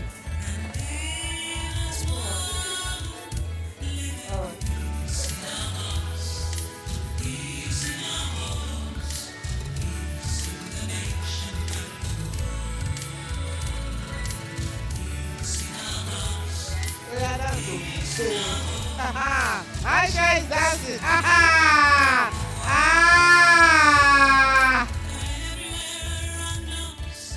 Apologies. Can we take the music down? Thank you. I planned today to tell you an aspect of my journey to the research that some of you have not known, but some also know. When I ran for politics in 2019, there were these young women that so absolutely believed in my run, and they gave their all to following me, shaping the message, engaging with the society. Aisha, Yusufu, Florence Ozo, Maureen Kabrick, Dudu, what? Veronica, well, I call her, Dudu, Beckham. They gave everything. They cried when I cried. They laughed when I laughed. The day I withdrew on the basis of values divergence and decided that I would not dishonor my father, who had said that nothing is worth negotiating your values for. That day that I withdrew from run, I was already a candidate, as most of you know. I withdrew. We all cried that I had to make that decision, but that decision, like our inspirational keynote speaker said, had to be made. And I did say at that time that our politics would need to be fixed. Otherwise, it is impossible for governance to go anywhere.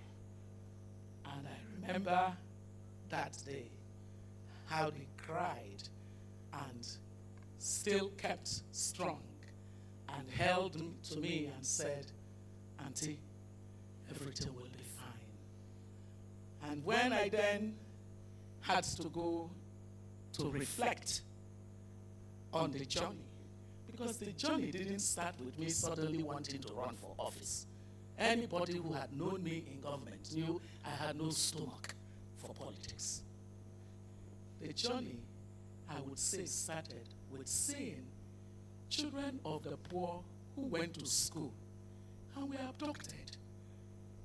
Whether they were abducted by enemies, or abducted by friends, or abducted by their families, it didn't matter to me. All that mattered to me is that no child should go to school. No child should be anywhere in our territory and disappear. And all of us would be okay. I didn't care about the politics of where they were from. No, didn't matter. I didn't even ask what religion they practiced. Became a very strong voice for Chibok girls. And I watched Chibok girls and their parents treated with disdain in this country. Treated with disdain. Some people said, which parents, which children, they don't exist. But I was men, like a person and a half like my size would be crying on my shoulders. They would call me at odd hours saying, please, where are our children? They couldn't call anybody in government. They thought that they could call me. I saw it true. We were called names. I didn't understand it. All I knew was that as a former minister of education, it was wrong for our society to give up on the children of the poor. I was on the streets. Do you think I would have been on the streets if the children of the people in the National Assembly were abducted? No, they would have taken care of the matter. But they decided that these were children without voice, with no political capital to them. So they treated them and their parents in the way they did. And I tell you the story of Aisha. Aisha forgot everything about her daughter, who was going through that stage in life and school. She would sometimes forget that she was meant to go pick up that child. Aisha succeeded me as the strategic leader of the campaign. Aisha was the epitome of character. She gave everything. She would say to us that Chibok girls reminded her of herself. Having found herself at the turn of the fortunes of her family in a situation of poverty, and yet walking her way to the person that you know today. She gave it. We were at the Unity Fountain every day. It was not until COVID and until the government decided to seal up, put barbed wires around the Unity Fountain, did we have to stop the daily campaign for Chibok girls. Every day. Don't clap. We don't need claps. What my sister said to us about the cruelty of thinking only of ourselves is the message that is above all messages that you've received here today. And so, on this 5th celebration of our graduates, I am so delighted to be able to say to you that even before Berlin, there was the beginning of what you see today. And for that, Aisha, as you stand on behalf of your 3 other sisters, I just want to tell you that this certificate is not sufficient.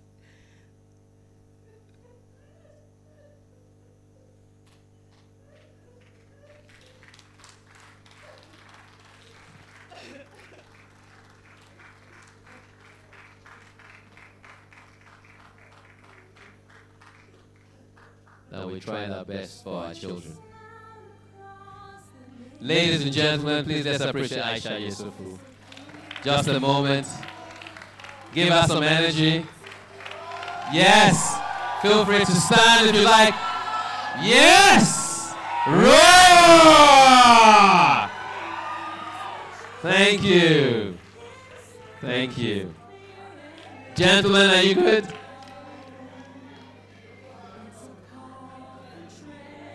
Okay, so we're going to rewind the tape as we come backwards. You ready? You ready? You ready? You ready? Yeah! Okay, ladies and gentlemen, Dean. Aisha, yes, so One future with one pride, one love, one name. We have the power to change Nigeria. We alone can set us free. But it starts with dedication. Yes, it starts with you and me. Nigeria, our fatherland. We can build this nation hand in hand. Let's revive, let's reform, let's Thank you very much. A round of applause, a round of applause. And congratulations, Aisha Yesufu. Then I go to Achara Mari Boma. A round of applause for Achara. Aliyu Adamu. Amara Chidima Ezedino. Ambrose Chizoze Okeke, PhD.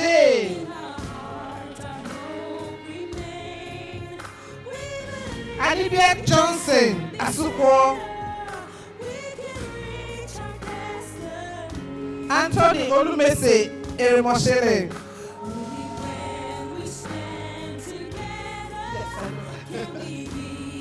Anuli Aniebo. A round of applause for Anuli. And Dova Lawrence Utasha. Uksha. Atika Budla Idris. Let's keep coming. Ayobami Joshua Ayoride.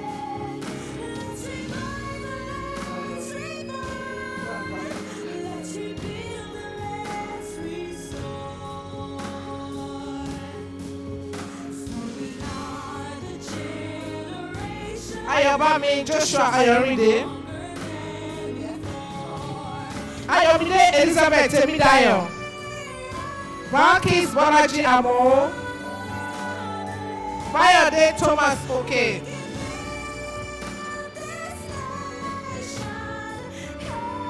Step it up. Benis Asein. Blessing Ogechi Adolaba. Blessing, are you here?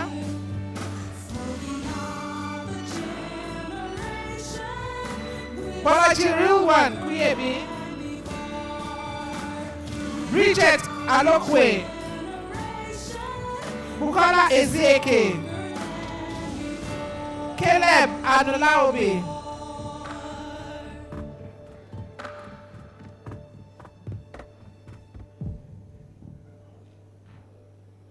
Bridget, are you here? Bukola? All right.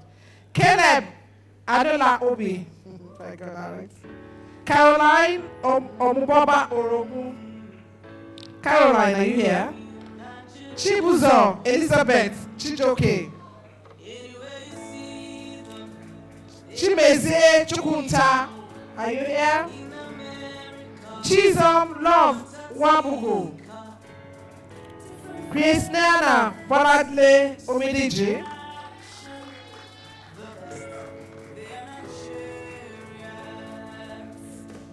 Chukwemeka Chukudi. Daniel Ani. Derek Imum On.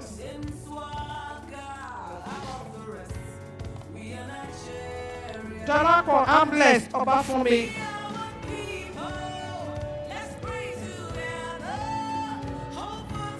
Donako Christopher Amuso.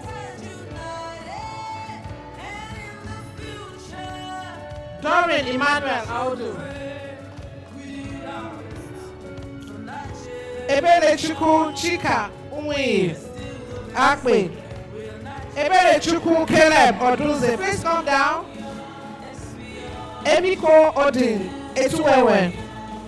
Emmanuel Ayomide Adediro. Emmanuel Johanna.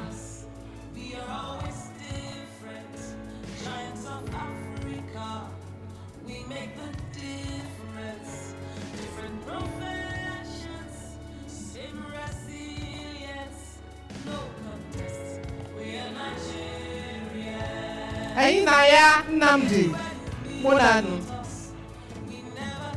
Eze Emmanuel Eze. Faida Eberechukwu Emetuma. Faith Voke Igoroje. Falashade Adonikoka. Memileke Kolade Kolawale. George Chibweze Uche.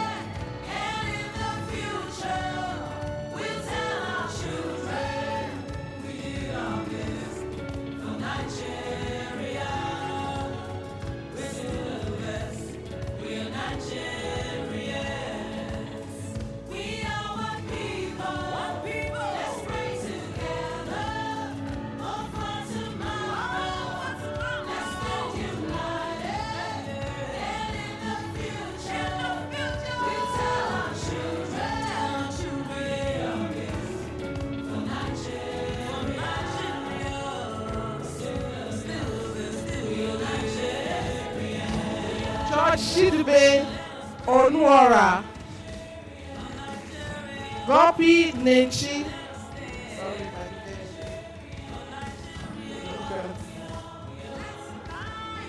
Adiza Kezaya Maina. Anna Laraba Umaru.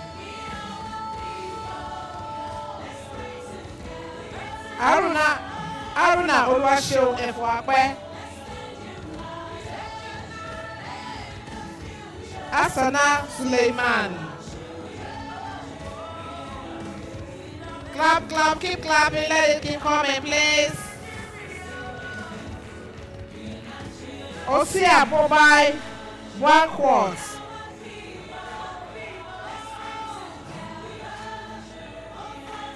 Ibrahim Sado Isa. Ijoma Faith Eze.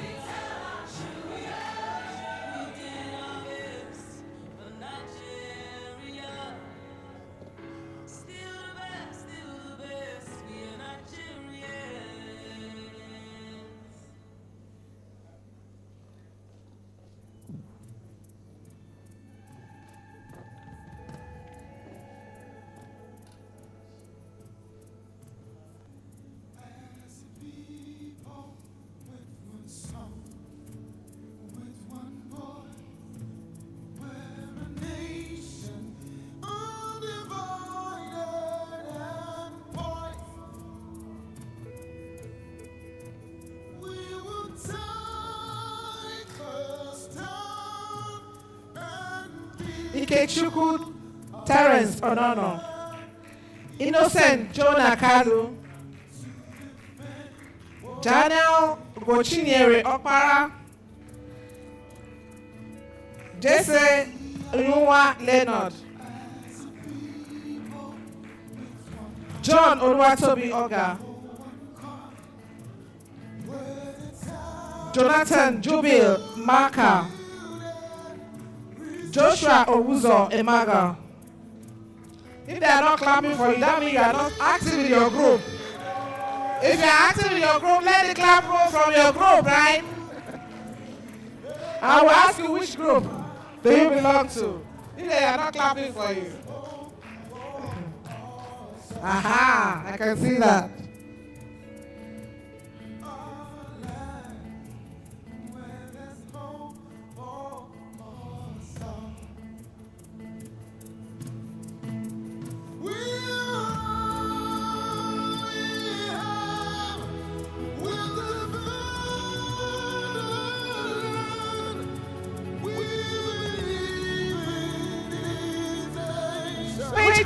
Lord, they are not clapping, oh.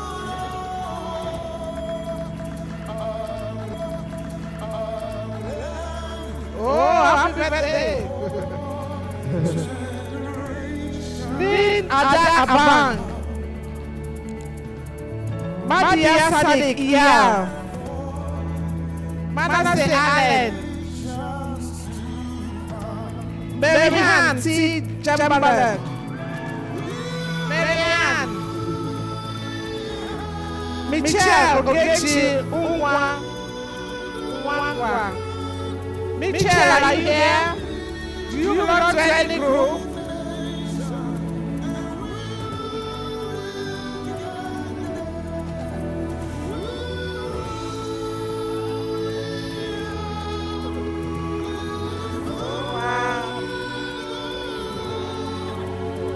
I can hear go, mommy. Excuse me. When the unusual happens, you have to acknowledge it. This is Alan Manessa. And Alan Manessa is from Chibok. He was the, was it National Secretary or something? I don't remember. Director of Media and Communication of the Chibok community. Of the Chibok community.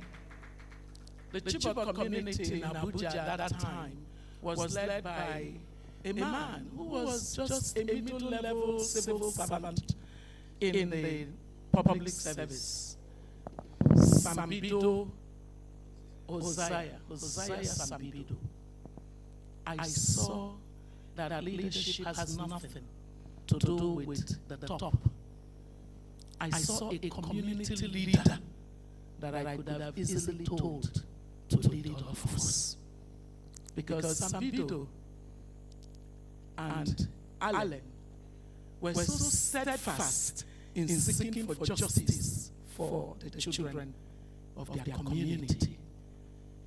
Sambido lost his life as a result of complications to do with the health condition that came upon him during the 6 years uninterrupted daily show up at the Unity Fountain.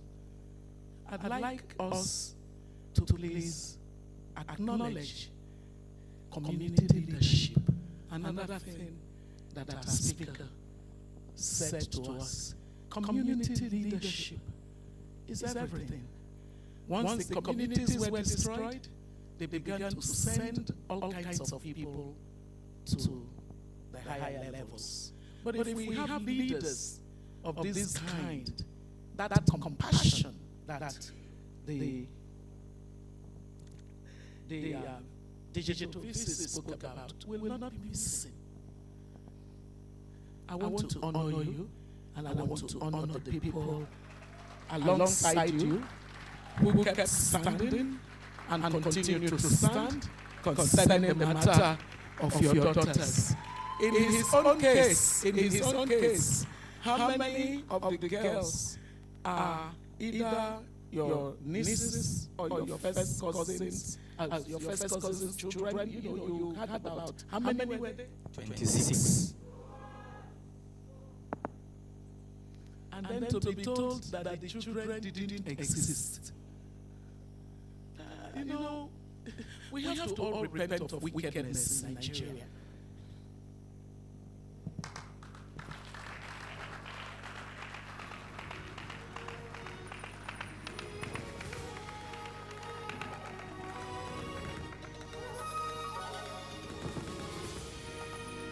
Michael Tanner Adigam.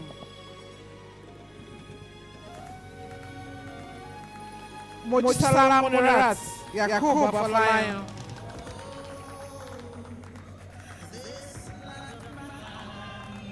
So you hear, go mommy. The kids are up there shouting, go mommy. Well, Maurice Ashikodimoye, Moses Mogodong, that again. Sorry. Moyosola Olabisi Oladayo. Muftau Adewale Gbadegesin. Mohammed Sani Usman.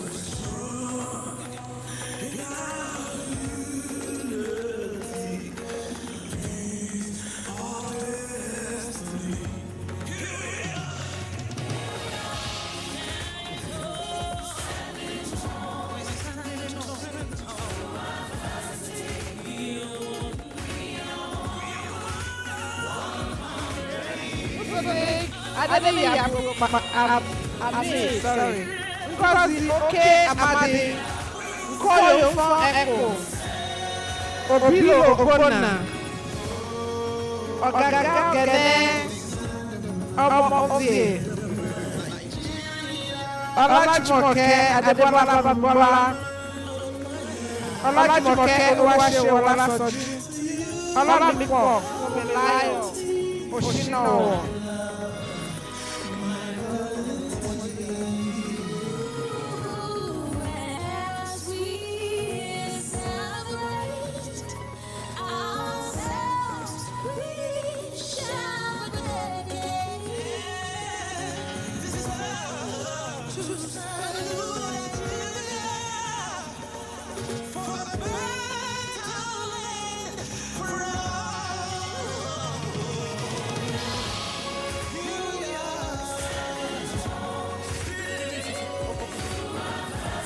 Olamipo Omilayo Oshinawo.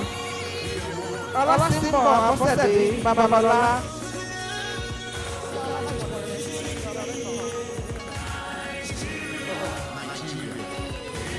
Olumi Babdele Kolade.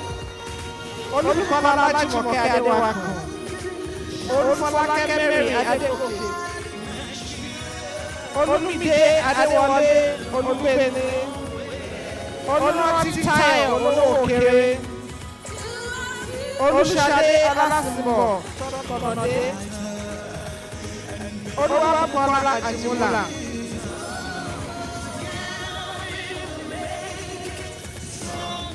Olúwapọ̀lá Àbọ̀sẹ̀dé Àjàlá.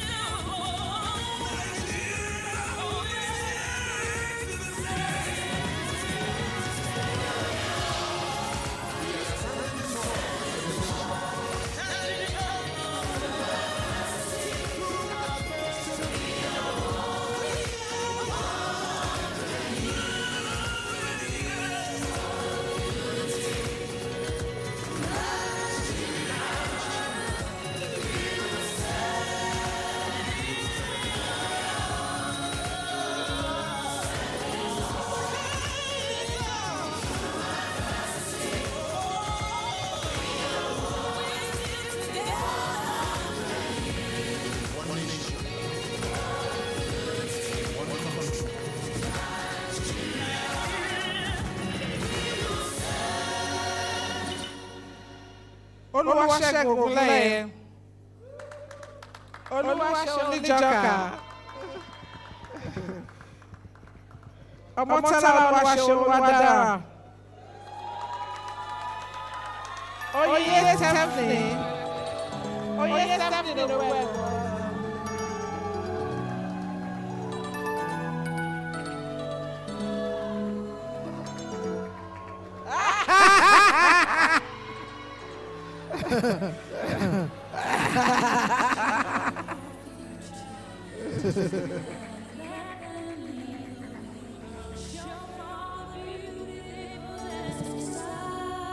Shegun is getting this special mention because, as I told you, this school is not a commercial venture. You all know it. There's nothing commercial about this school. So it's all volunteerism, and especially in those early days, Shegun would come with his camera. He would take pictures from money. I mean, unbelievable. This fellow just kept taking pictures. If we have the need a history of SPPG in camera, you would go to his archives. And then, suddenly Shegun said, I can't be taking pictures of people. I also am a graduate. I have done work, I have track record that will apply to the school. And by the way, being a top school, he had to go through the process of filtering that all of you went through in order to be admitted. And so today we celebrate you, Shegun. And I really meant it when I carried that camera to take your picture. Congratulations. Thank you. Onye Stefan Ogwego. Onyechi Ojiako. Osaze Evans Amorodo. Oyindamola Grace Oshinobi. Panan Sylvester. Patience Okechukwu Ochuba. Praise Isheoluwa Oluwa Rinu. Precious Zaria Lasebo. Princess Amawumi Akubiade. Priscilla Wadito Bonta.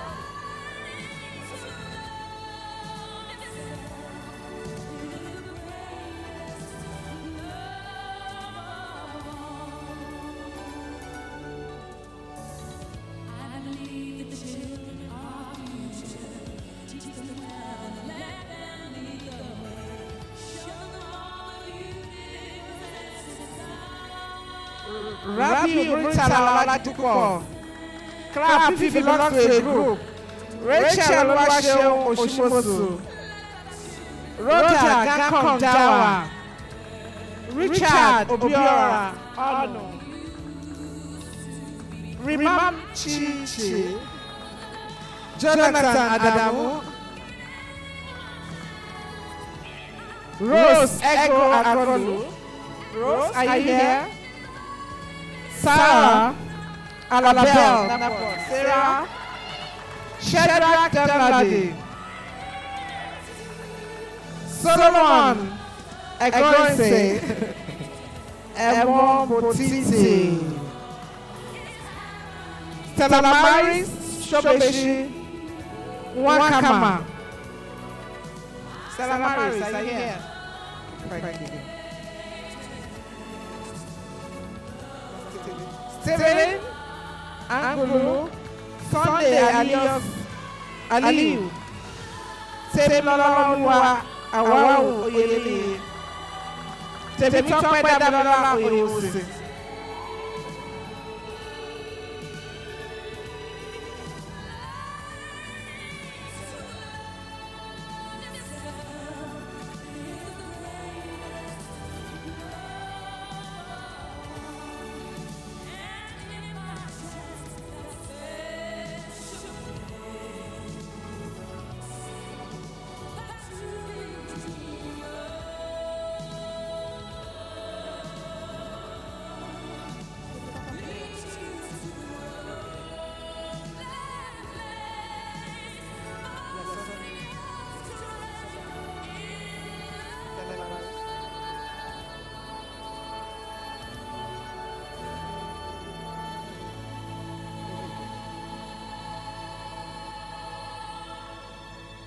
Theodora Gozika Chena. Tijesumi Arawa.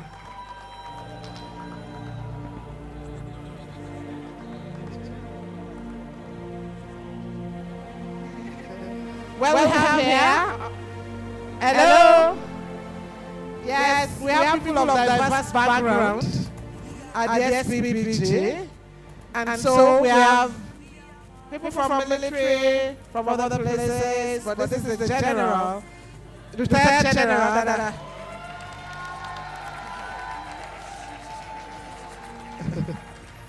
Welcome. All right, we have judges here. All right. Tochukwu.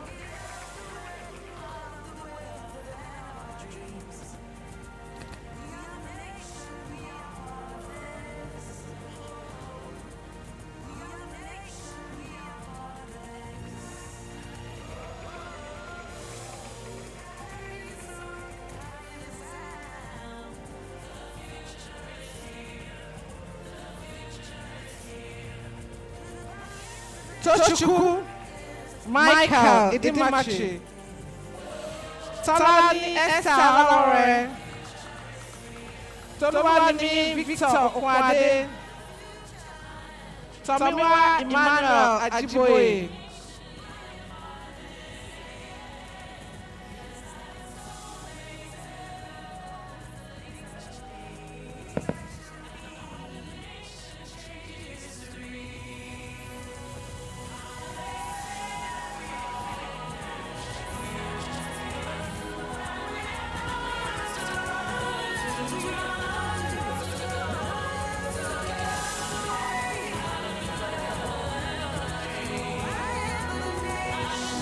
Treasure Kalu,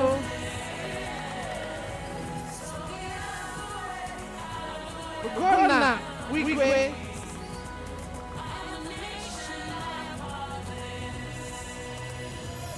Uswama Okorogene Ataikiru,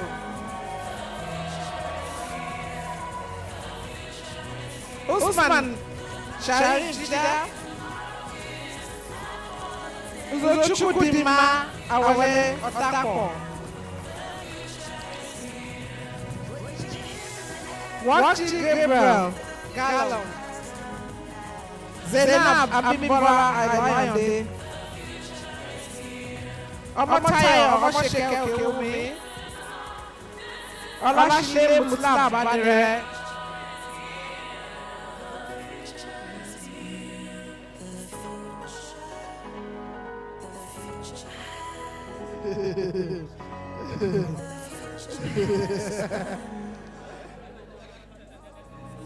okay, she won the Buga contest yesterday.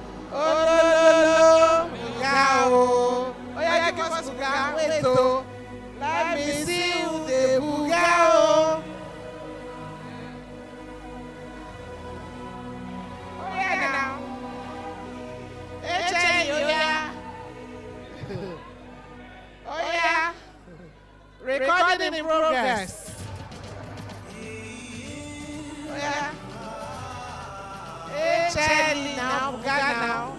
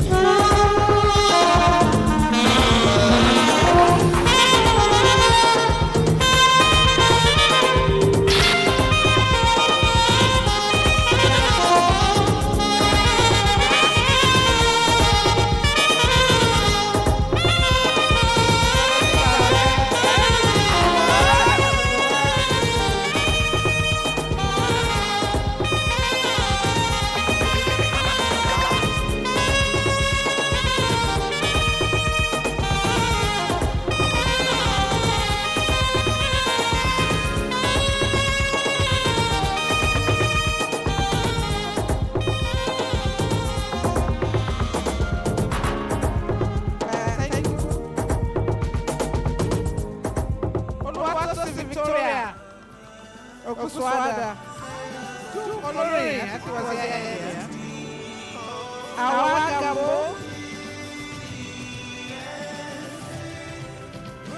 Shumai Patience Abalaka. Sanusi Yakubu. Chisom Seklam Babadu. James Jabalin Omaile.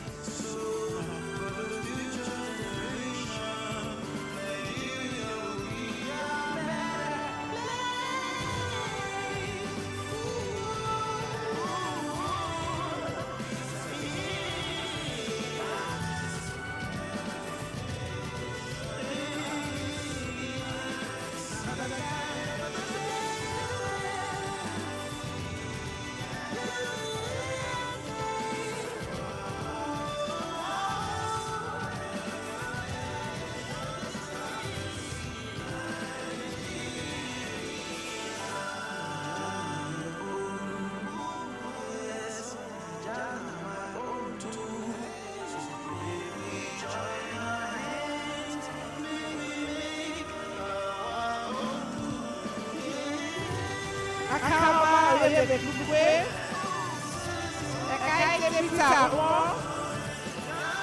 Precious Ediakon, Antonia Pakashade Lawal, Gideon Rao, Oji Annabelle, Osioma, Richard Ayodele Kajola,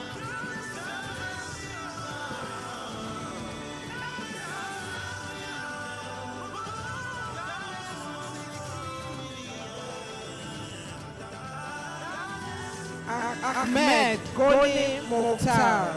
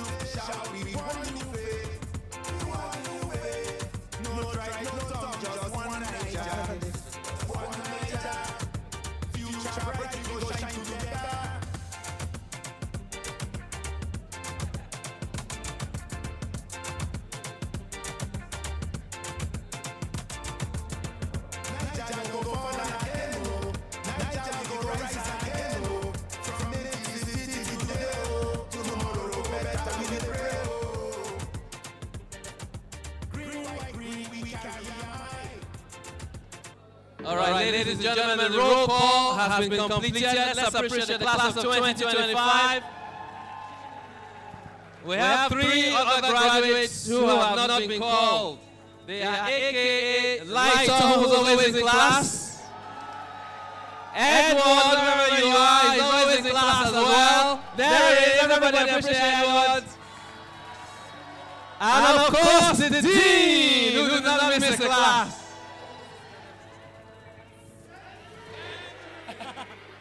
Century is already a graduate of SPPG. Lighton is also already a graduate of SPPG. It remains for Edward. We shall see how that goes. And so it is my distinct privilege, class of 2025, I need your attention. I'm about to welcome you into a class of people, so you shouldn't be not listening to what you now become. Remember, we told you you had applied into a school known as the unconventional school of politics, policy, and governance. And some of you asked me along the line if they can now describe themselves as unconventionals. And I said, okay, you haven't finished the program. You want to carry unconventional. It doesn't happen like that. And so that's why I am particularly excited for you today.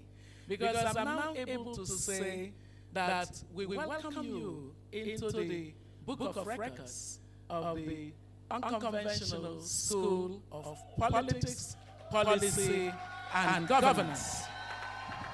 And so, ladies and gentlemen, and now this is your opportunity to stand and do whatever you want to do. No, I will say something and then you do that. So, ladies and gentlemen, I want you to join me in applauding the unconventionals, the class of 2025 of the School of Politics, Policy, and Governance, the SPPG Nigerian program. God bless you and thank you very much. Class of 2025! It is official. Your journey, 6 to 9 p.m., Tuesday to Friday, 10 whole months, COP meeting on Mondays, capsule meetings on Saturdays, is now over. Congratulations, everyone. We will now go to my own personal favorite part of graduation. The part where you get to dance the dance of joy and the dance of all the hard work you have put into this. I will now call on stage Temilayo. Please, a round of applause for her.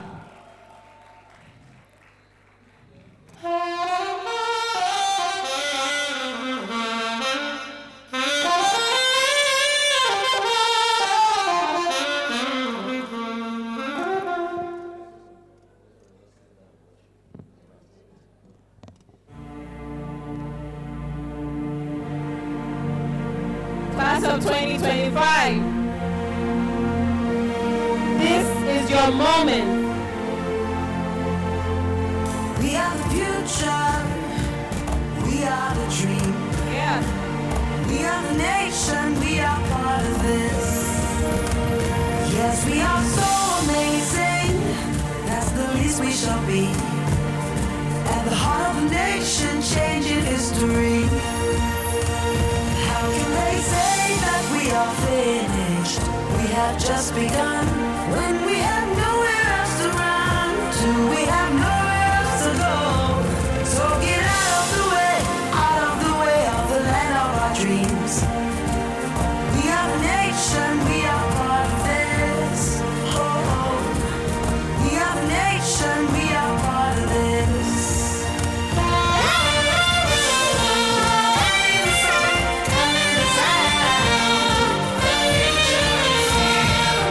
The future is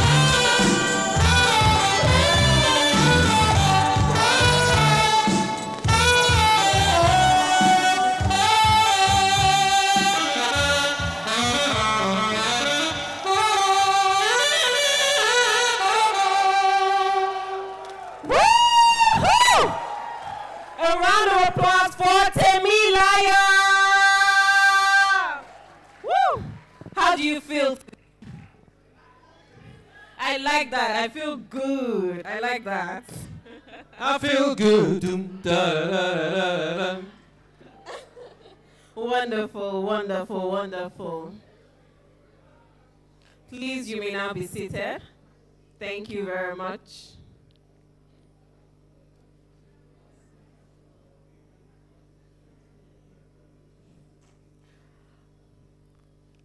This is news to me, but I have just been informed that Temi Layo, our saxophonist, has been playing here since she was 13 years old. And she has graced our stage. She has made us dance. She has made us happy. Thank you very much, Temi Layo. And well done for what you do.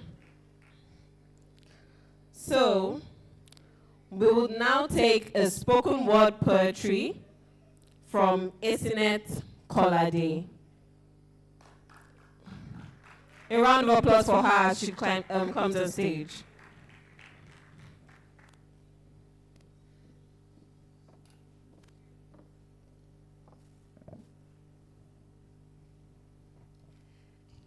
Good afternoon, everyone. Congratulations. It's always such an honor to come and do a spoken word at the SPPG. And of course, we're talking about leaders, and we can't speak about leaders if we don't speak about patriotism to the country that we are, which is Nigeria. And my hope is that at the end of this poem, we will understand that it is important to be proud to say, I am Nigerian. Thank you. I woke up from a deep slumber, and in my mind I began to ponder on an ancient question many in my generation don't know about or care about or simply can't answer. What does it mean to raise Nigeria higher? Let's pause. What does it mean to lead Nigeria higher? They call Nigeria an amalgamated mess, with our name that was probably coined when Lord Ligard longingly laid his head on the laps of Flora Shaw. Honey, let's call it Nigeria. Honey, let's call it Nigeria. The Royal Niger Company territories is just far too long. Let's post it in the Times so they don't know we coined it at bedtime.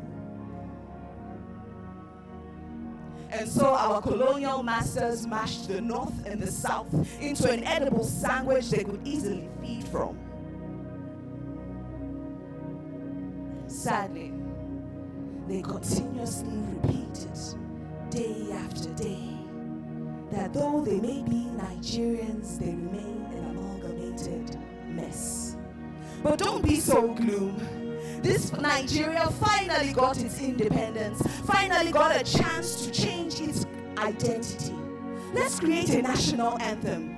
Let's put out a request. In fact, let's make it a contest. For Nigerians, by Nigerians, and the winner is Nigeria, we hail thee, by Laura Shaw Williams. Is she from Aba or Maraba? Taraba or Ekiti? I thought we were trying to create our own national identity. But don't worry, that old national anthem was stopped in 1978.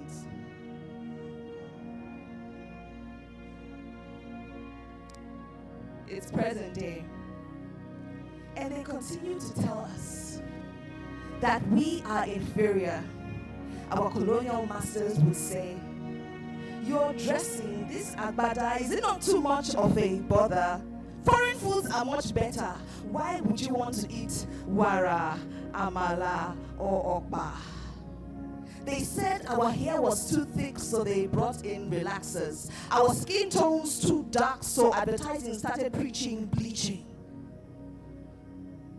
So they said Nigerian brands are inferior. Our own foreign brands will always be superior. And we bought it. And so from generation to generation, our identity keeps dwindling. From generation to generation, our national identity keeps dwindling. So the prostration of the Yoruba man is considered old school. The business acumen of the Igbo man is synonymous to cybercrime. And when you think of Fulani headsmen, you think of insecurity. Young boys are sacrificing their classmates. And the girls that survive the chaos, they graduate, yes, and become news anchors that are killed in their homes in Katabi.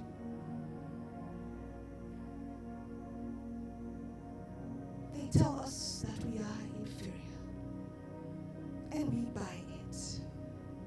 Dear future leaders of tomorrow, this cannot be the final story of this great amalgamated nation.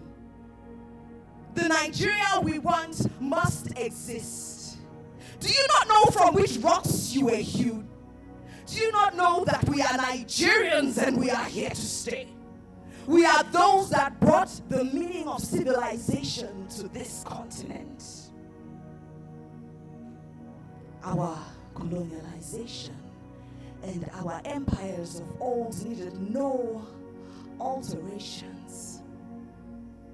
From the Oyo Empire, with our iron smelting techniques, the Hausa kingdoms, with their crafts and agriculture, the Edo empires. How about the Igbo empires and the Igbo kingdoms, with their palm wine, palm oil production? We are Nigerians and we are here to stay. Do you not know of our rich culture? How our kings and queens owned the meaning of the word majesty in their regalia, more exquisite than anything from Europe or Asia. Their gold, their beads, their animal skins, their skin was smooth with the use of black soap and ori. What is shawarma? When you have isiewu, amala in the way too. What is shawarma? When you have fura dununu and gari jebu. We are Nigerians and we are here to stay. We are the greatness of our ancestors and the dynasties of old. We are Nigerians, and this is our manifest destiny, that we uphold the heritage of our forefathers, and we build a Nigeria and build an Africa that is not subject to the terms of any man's story. We are retelling our own story. We are retelling our own story, and we are upholding and uplifting the dynasty and the clarity and the greatness of the green, white, green. So in conclusion, leaders, raise your shoulders, because this is our country, and no one can tell our story like we do. This is our country. This is our nation. Thank you.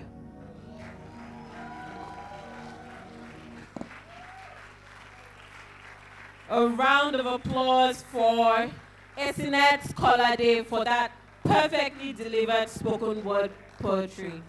Powerful indeed.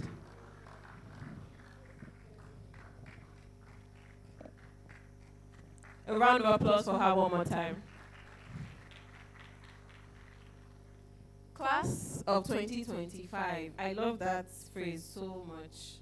I love it. I just want to remind you, if by chance you are underestimating what you have achieved today, about 1,000 people applied, about 400 people enrolled, and you are one of the 262 people that made it to the finish line.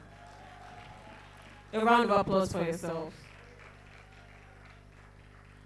Now, you have completed a journey I call entry level. The SPPG lifelong journey, because what we are trying to achieve here goes beyond classrooms. And now, I'll invite on stage who to you about life after SPPG.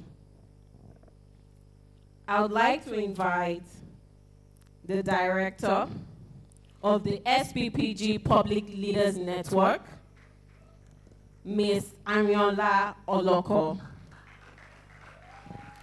She is the director of the Public Leaders Network at the School of Politics, Policy, and Governance. She's an educationist and politician. She brings extensive experience in education, community development, and leadership ecosystems. Actively engaged in gender advocacy, she speaks widely on women's political inclusion and youth development, working to strengthen civic participation and ethical governance across Nigeria. Please give a round of applause to our director, SPLN, Ms. Ariola Oloko. Thank you very much, everyone. Distinguished guests, our esteemed former Deputy President of South Africa, Ma, our Pastor Chinedu, sir, our visionary founder, our chair Fixed Politics, our CEO Africa, our dedicated faculty, funders, and partners, and most importantly, our proud graduates, past and present. Good afternoon. Today we mark a truly special milestone, the graduation of the SPPG class of 2025 and the formal induction into the SPPG Public Leaders Network, the SPLN. This moment is deeply symbolic as it coincides with 5 impactful years of the School of Politics, Policy and Governance, 5 cohorts in Nigeria. 2021, 2022, the cohort that I belong to. So I'm a graduate of the School of Politics, Policy and Governance. 2023, 2024, and this present 2025. Yay! Along with our pioneer from Senegal. Over 712 graduates since inception, but that's changing now. Senegal is the first Francophone cohort inducted, 45 of them. Ibrahima and Delaba are representing Senegal. Kenya, our classes have launched in Kenya. Ghana, we are preparing. And our recent graduates of 262 graduates of the 2025 cohort. Fantastic, amazing. Making a total of 1,019. Isn't that awesome? 1,019. Wow. I mean, I don't know how Dr. Obi does it, but I just thought you just dream a dream and the dream becomes a reality. 1,019. And I have the job of having to deal with everyone speaking French, speaking English. You should see us on the platform. It's amazing. But the young people are so good at it. We bless God. We're going to just show a roll call of those of our the people that we have, the countries where we are represented. Nigeria, are you here? Senegal, are you here? Kenya, are you here? Ghana, are you here? Yeah. Together we are now a community of over 1,019 professionals and leaders across Africa. Each one committed to reimagining governance and transforming public leadership. That's awesome. Did you hear that? Each one committed to reimagining governance and transforming public leadership. The SPLN is not your regular alumni institution. It is unconventional, purpose-driven, and anchored in the SPPG ethos. Our vision is to be the most trusted catalytic network of African leaders, shaping governance across generations, grounded in local realities, guided by global insight, and united by a shared resolve to lead with character, competence, and capacity. We are grounded on 4 core pillars: lifelong learning and leadership development, cross-border collaboration and knowledge exchange, mentorship and career advancement, institutional continuity rooted in values. These pillars make SPLN the what next. Some of you are asking, what next? These pillars make SPLN the what next. After graduation, a home for continuous growth, leadership, and impact. Today, we will unveil our handbook, There's a QR code on the that's going to be showed. Please scan the QR code to get our graduate community handbook. It tells us about everything on the graduate community, how the workings around it. The QR code is on the screen. Please scan it. Within this community are 5 working committees, each one driving our collective mission forward. Innovating African politics and governance, political leadership, development and mentorship, advocacy, civic engagement and public voice, communication, media and narrative strategy, research, knowledge and thought leadership. I warmly invite you to find your place within these committees because the SPNN only works when we work together. To our founder, thank you for your unwavering vision and conviction that Africa can indeed raise a new kind of public leaders, one of character, competence, and capacity. And to the class of 2025, do not stand on the sidelines. This is your moment to walk the walk, to use your voice and your skills for the common good beyond ethnicity, religion, or borders. The SPLN exists to equip and empower you to become disruptive leaders, leaders who transform systems and serve with integrity. Congratulations, class of 2025, and welcome home to the SPPG public leaders. Next, can I have all the graduates stand up, please? This is part of your induction.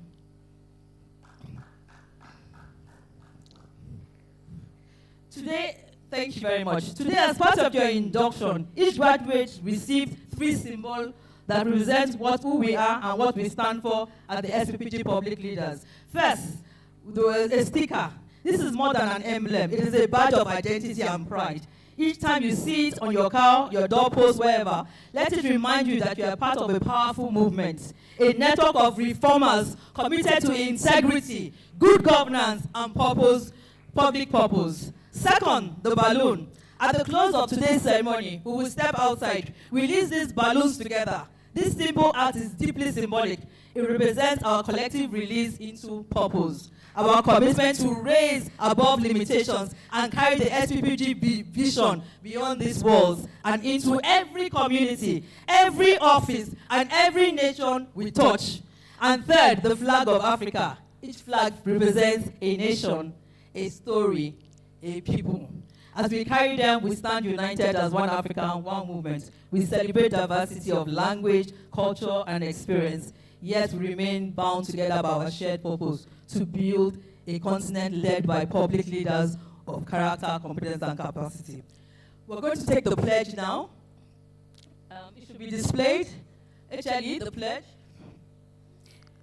I'm going to ask graduates to please rise. As you are, place your hands over your hearts and repeat after me. We don't know. It's in if you scan the QR code, we have it on the page in your handbook. It should have been displayed. Okay, we the graduates of the School of Politics, Policy and Governance pledge to lead with character,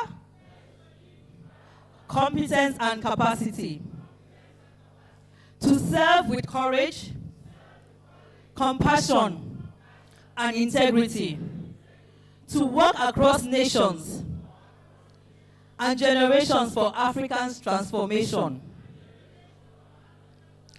and to commit ourselves to justice, equity, and good governance. We're all going to say this: we pledge for our people, for our nation, for Africa, for generations to come. By the authority of the School of Politics, Policy and Governance, on behalf of the entire community, I officially welcome you, the class of 2025, to the SPPG Public Leaders Network. You are no longer just graduates, you are now custodians of Africa's future. Congratulations and welcome home.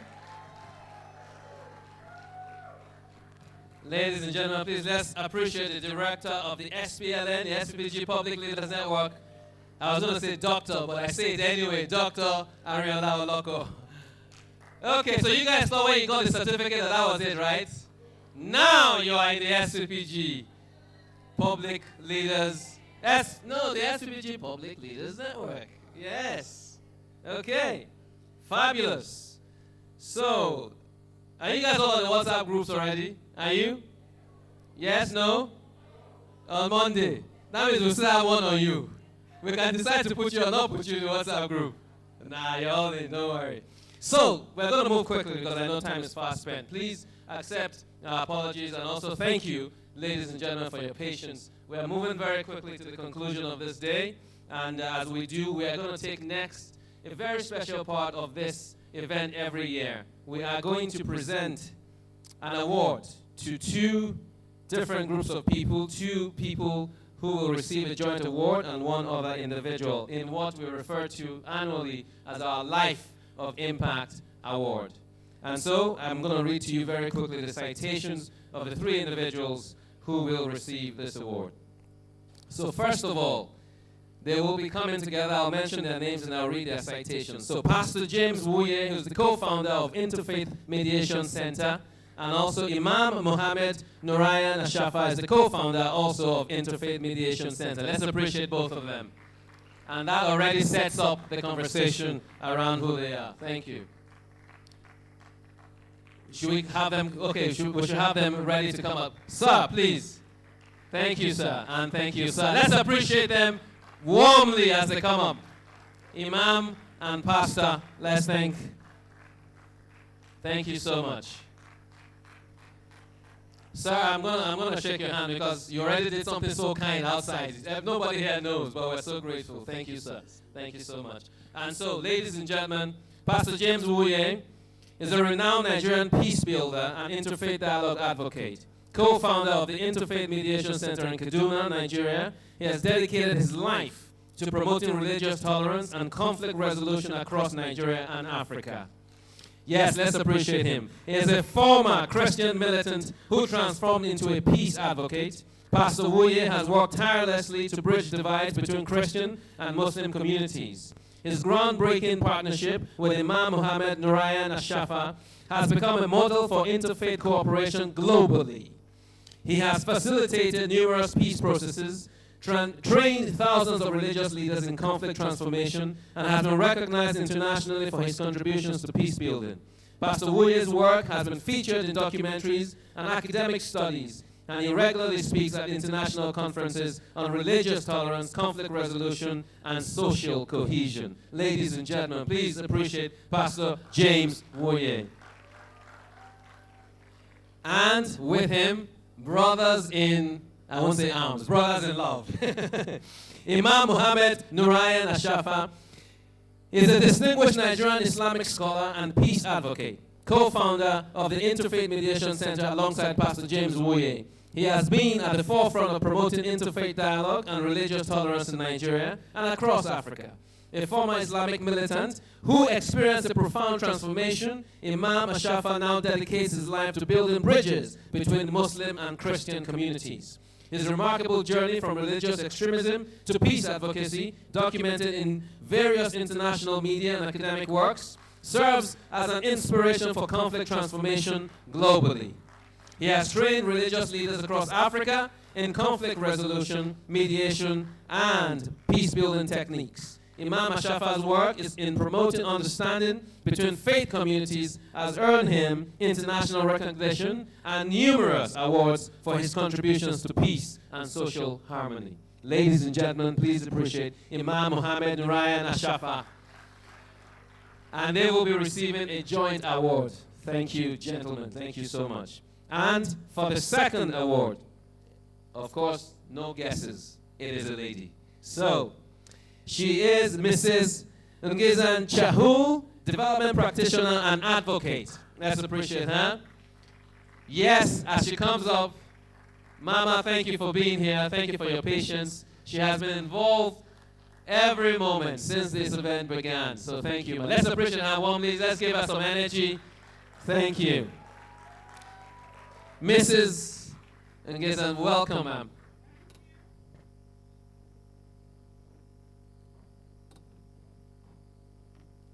Ladies and gentlemen, please let's continue to appreciate her as she comes up.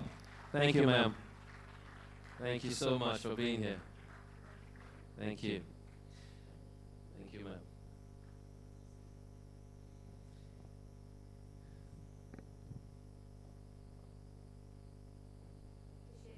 I said to her, would she like a seat? She said, if you give me, I won't mind. True leadership is So measured let's on get her a seat. title. Okay, thank you. The communities transformed and the legacies built for generations to come. The Life of Impact Award celebrates individuals whose work exemplifies selfless service and transformative contribution to society. In 2021, the honour was bestowed upon Chief Mazulike Amechi East. Thank you, thank you. Thank you, ma'am. Let's appreciate everybody. Please, warmly, warmly, warmly. Thank you so much. So Mrs. Ngizan Chahul is a distinguished development practitioner and advocate with extensive experience in social development, women's empowerment, and community mobilization across Africa. She has worked with various national and international organizations, focusing on programs that promote inclusive development, gender equality, and sustainable livelihoods. Her expertise spans project management, capacity building, and policy advocacy, with particular emphasis on empowering marginalized communities and promoting social justice. Mrs. Chahul has been instrumental in designing and implementing development programs that address poverty, education gaps, and healthcare challenges in rural and urban communities. She is known for her grassroots approach to development work and her ability to build strong partnerships between communities, government agencies, and international development partners. Her commitment to sustainable development and social transformation has made her a respected voice in Africa's development sector. Ladies and gentlemen, please appreciate Mrs. Ngizan Chahul. Thank you, ma'am. And so, I believe we're going to take the video. Is that what we're going to do? Or I'm going to invite up as well in a moment the founder. But please take the video. Policy Thank and you. governance, we believe true leadership is measured not only in titles, but in impact, the lives touched, the communities transformed, and the legacies built for generations to come. The Life of Impact Award celebrates individuals whose work exemplifies selfless service and transformative contribution to society. In 2021, the honour was bestowed upon Chief Mazulike Amechi, East Central.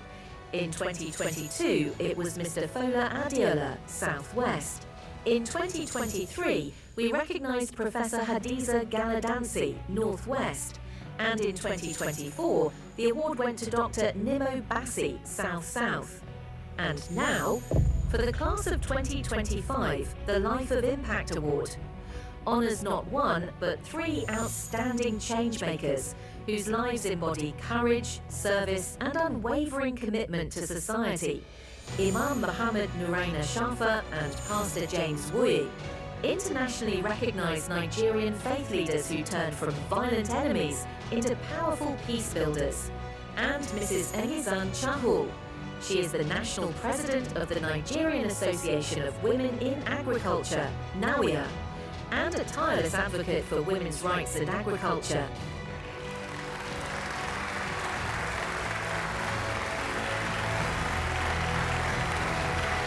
And so, ladies and gentlemen, thank you. As I ask you to please, as the founder of Fixed Politics, the chair of Fixed Politics, and the CEO of the SPPG, kindly present these awards to these 3 amazing individuals. So this is Mr. Frank Oweke presented to Mrs. Chahul. And so, ladies and gentlemen, can I ask the founder, the chair, and the CEO to kindly come forward as they together take some pictures. Thank you.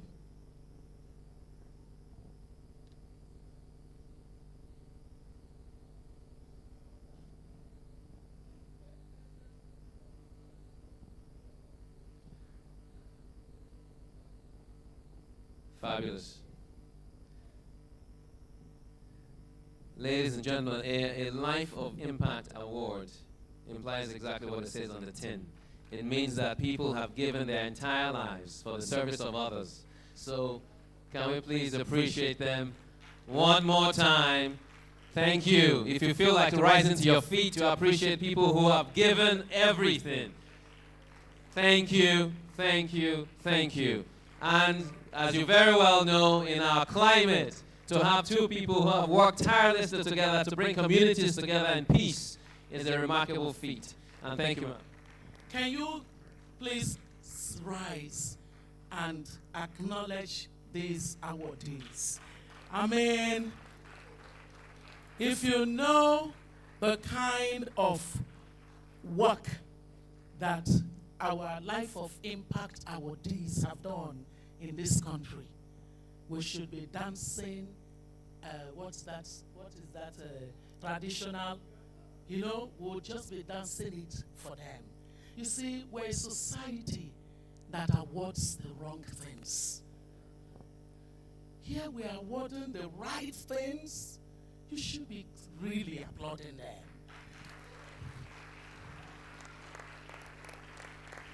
Clap more. It's not enough. Clap some more. Clap some more. Thank you very much. Do you know that my dear sister, the former deputy president of South Africa, said to me, I want their details because I will nominate them for a global award. That your shout is not enough. Oh. If so, thank you very much. Thank you. Thank you, Dr. Obi.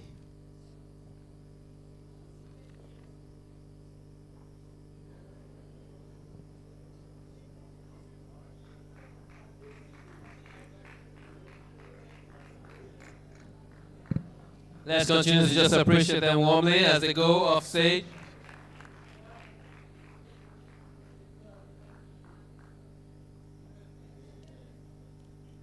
Okay. Thank you, thank you. Not quite yet, because we're now going to move. And so, ladies and gentlemen, this is that moment that the students have also been waiting for.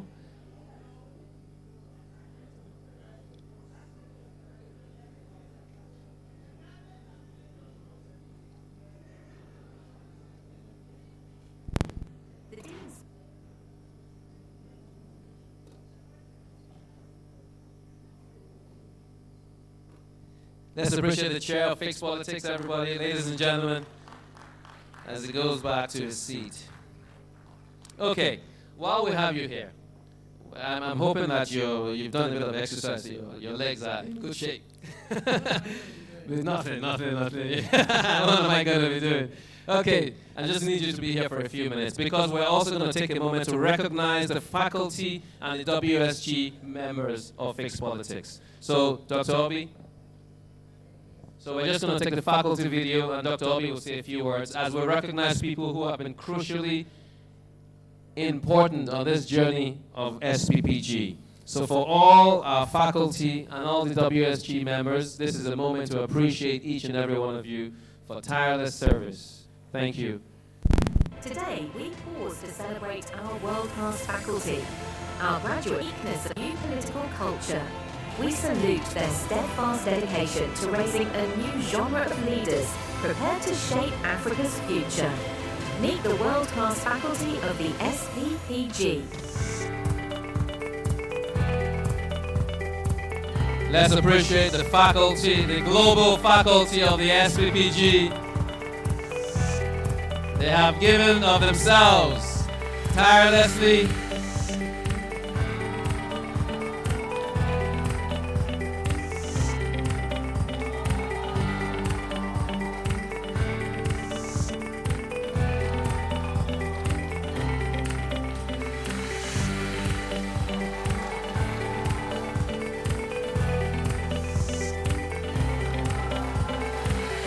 Faculty in the house.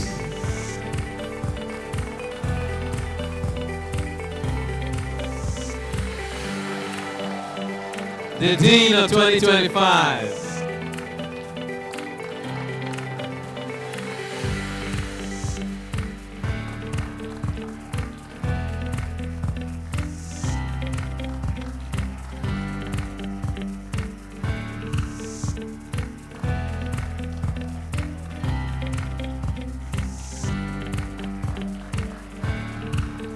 Let's keep the energy up, everybody. Let's continue to appreciate them.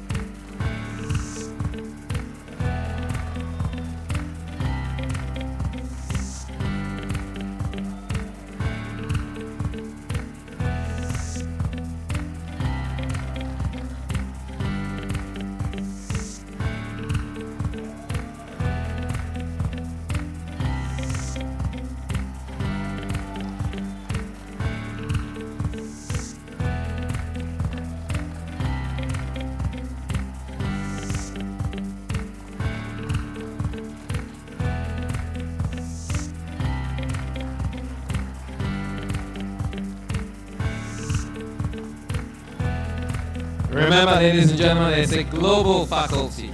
People from all over the world who have given of themselves, free of charge, tirelessly, to build the leaders of the next generation.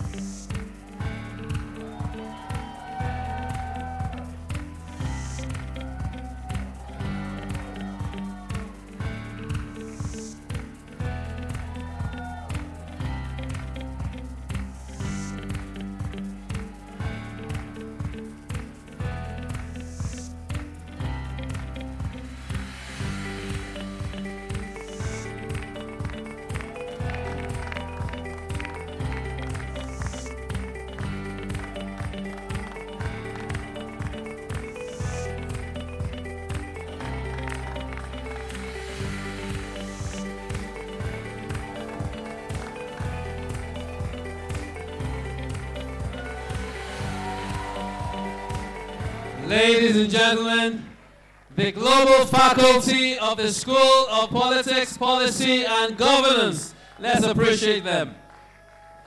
Guys, if you can tell us, just shout it out if you have the number. How many slides were those? How many people do we have on that? Yes? I'll wait for that just as we move on. And now we're going to present the awards for the... Okay, let me pass that on to the founder. I just want to publicly thank our faculty. You can see the quality of faculty that we have in the Nigerian school. It is similar to what we have in the Kenyan school. It will be similar to what the Ghana school would have. When you go to the Senegal school, the 47 of them that graduated just simply said, my goodness, this was amazing.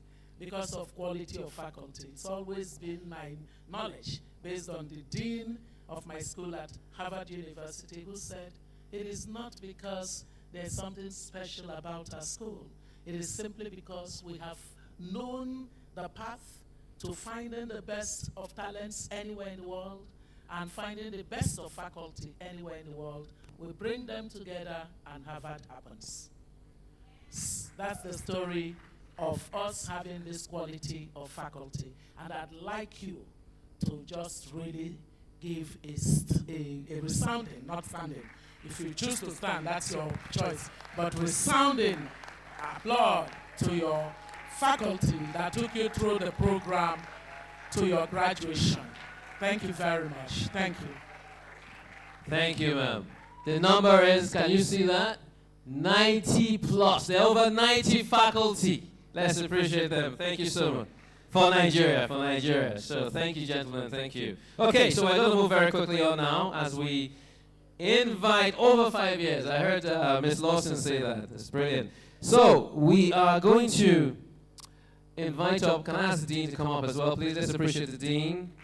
As we are going to announce the best graduating students of the 2025 class. I wonder if the people know themselves. Probably don't. Okay, so Dean, are you going to introduce them? Yes. Okay, so moment of truth. Moment of truth. All right.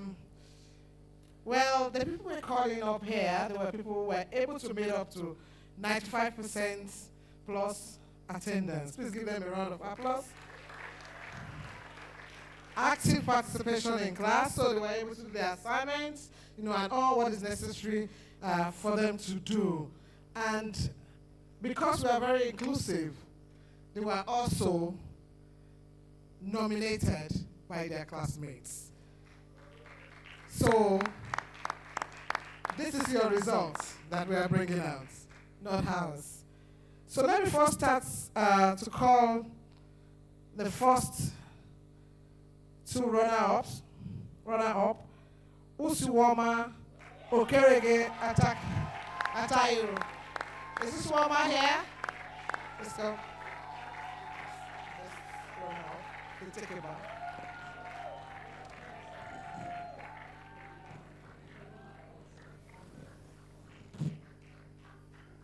Let's give her a round of applause.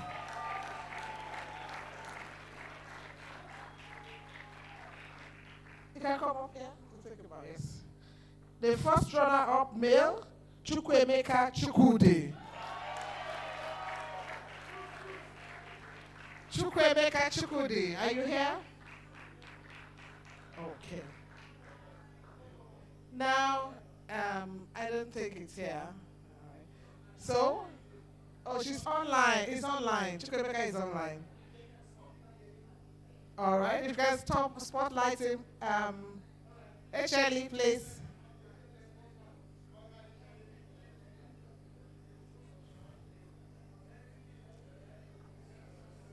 Thank you very much. A round of applause for her again. Now, the best graduating students, male, Duke Olorin.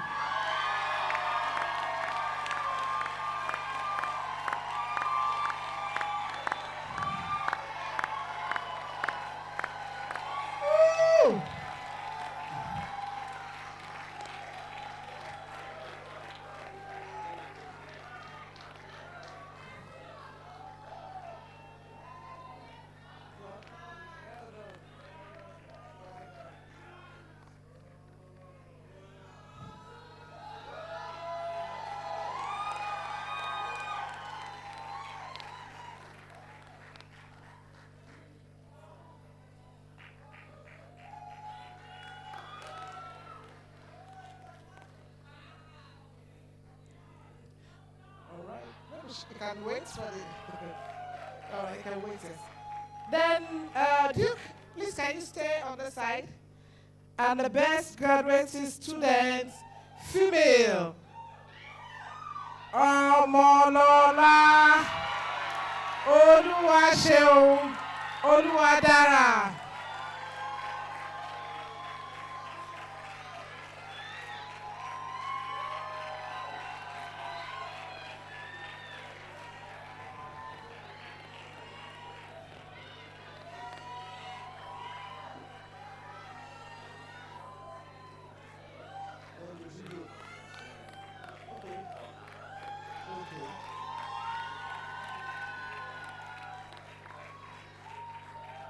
Students who have embodied the school's values of character, competence, and capacity. Each year, the Dean's Prize honours the best graduating male and female students, chosen through their academic distinction, leadership, and the respect of their peers. In our pioneer class of 2021, the honours went to Ayobami Akinyode Olunoyo and Ayinde Fatiha Oluwabukola. In 2022, the prize was awarded to Musa Ali Baba and Joyce Daniels. The class of 2023 celebrated Paul Abbey and Ndidi Edegon. In 2024, it was Anyekan Augustus Joseph and Sotonye Apiafi. And now, we proudly present the Dean's Prize for the best graduating students of the class of 2025. And so, ladies and gentlemen,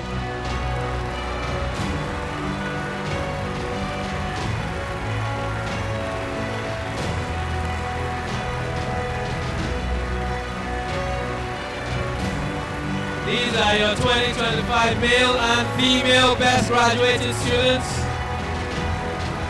And now, ladies and gentlemen, for the grand finale, we shall present the awards for the overall best graduating student of the class of 2025 at the School of Politics, Policy and Governance. And about that award, I'm going to present to you again the founder, who will give you some context, and then we shall present the award. Please welcome the founder. Thank you so much. And I'd like to invite my dear husband, Pastor Chinedu Ezekwesili. And I'd like our sons, if they are anywhere around, to please join us, because it's the overall best graduating student, the top performing student, gets the Benjamin and Cecilia Ujibomu Award, which is instituted in honor of our parents. And so we're very excited to give this award to someone who exemplifies everything. This prize is going to the best. And we believe that we are putting a badge on that person. And it's just saying that live so well that even when you have lived and passed on, you still be living. Thank you so much. So we go over and then we announce the individual. And the overall best student for the class of 2025, and therefore the recipient of the Benjamin and Cecilia Ujibong 21st Century Leadership Award is Omolola Oluwaseun Oluwadara.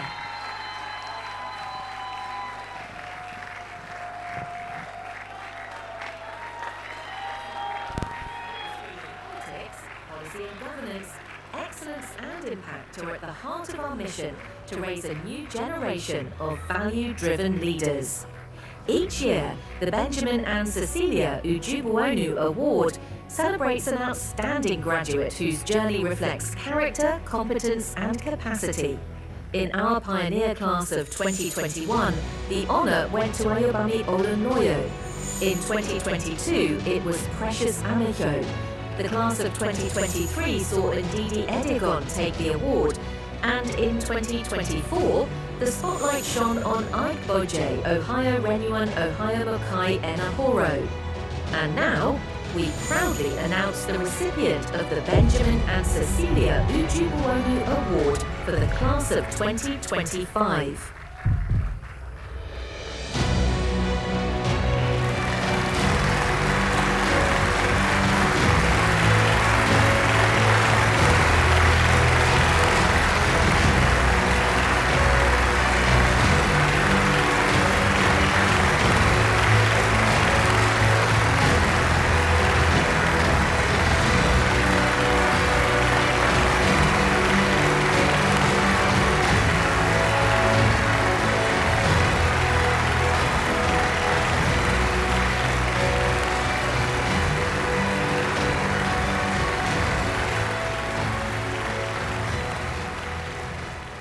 Ladies and gentlemen, yes, please, I don't know if it's going to be a political one or a developmental one, but for our first words to the microphone on receiving our award, please let's welcome Omola again. Thank you. The recipient of the best graduating student. It's kind of heavy, right? Yes? Yeah? Please welcome her warmly as she gives a few words in response to the award. Thank you. Thank you very much, class of 2025. And the truth is, I know this is a class of leaders. I'm only privileged to be on this stage. Thank you for your votes. I can't thank you enough. So I'll just read something that I have written down here. The founder, the School of Politics, Policy and Governance, Dr. Obi Ekwesili, the CEO, the Dean, the staff of the School of Politics, Policy and Governance, the Chairman of Fixed Politics, and Pastor Chinedu Eze Ekwesili. Fellow graduates, esteemed faculties, and honored guests. The first person I would like to acknowledge is my Lord and Savior Jesus Christ, because I am standing here because of him. As I stand here today, I cannot help but remember when my journey began. I was raised by a soldier father, and my mom was in business. My father wore his uniform with dignity, but what he carried closest to his heart was a deep love for education and unshakable belief in morals. By his side was my mother, a businesswoman who taught me resilience, resourcefulness, and the wisdom of building even when the odds seemed against you. From them, I learned discipline as purpose, service as sacrifice, and that true leadership is not position, but responsibility. Those lessons work with me still, and as a public servant, I carry them into every room where duty calls. That same spirit carried me into the crucible of rigor and resilience at the School of Politics, Policy and Governance. Over 10 months and 150 classes. We were not merely instructed, we were transformed. We arrived as students, we live as architects. Our capstone project stood as proofs, not theory. Taking civic education into classrooms, designing a national values debate that welcomed every voice, including students with special needs, defending the rights of children, insisting that the smallest deserve the greatest protection. These efforts embodied the very values of integrity, justice, inclusion, and accountability, the foundations of nation building. My father's rifle has long been laid down, but that image is not one of surrender. It is a passage. He laid down an instrument of war. We pick up instruments of service. My mother's resilience whispers the same lesson. Build even when the odds are stacked. Today, that mantle passes to us, class of 2025. I see in us the seed of a new Nigeria, a nation where the leader's title is servant, where competence is celebrated, not compromised, where one's surname does not decide destiny, but one's capacity to serve. Class of 2025, I see you with shares and seats, ready to prune corruption, to pull the weeds of apathy, to water the tender shoots of justice. Nigeria is calling. Africa is calling. The world is waiting. Answer that call.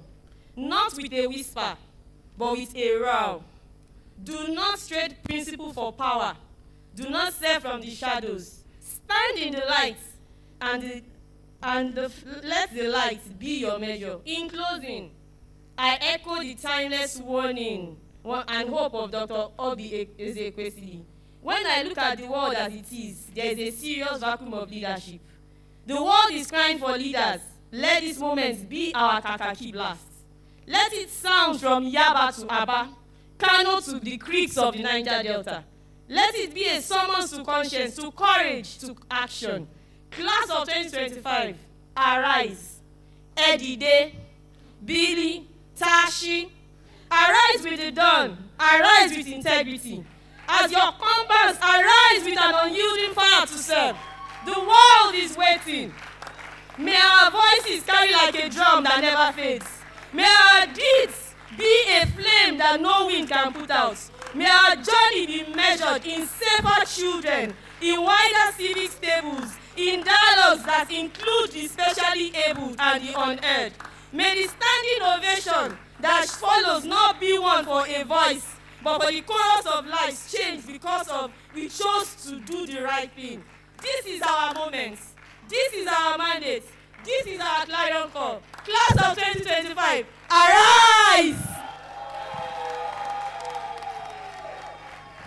I knew there was going to be something about that speech. Ladies and gentlemen, the best graduating student of 2025, Omolola Oluwaseun Oluwadara.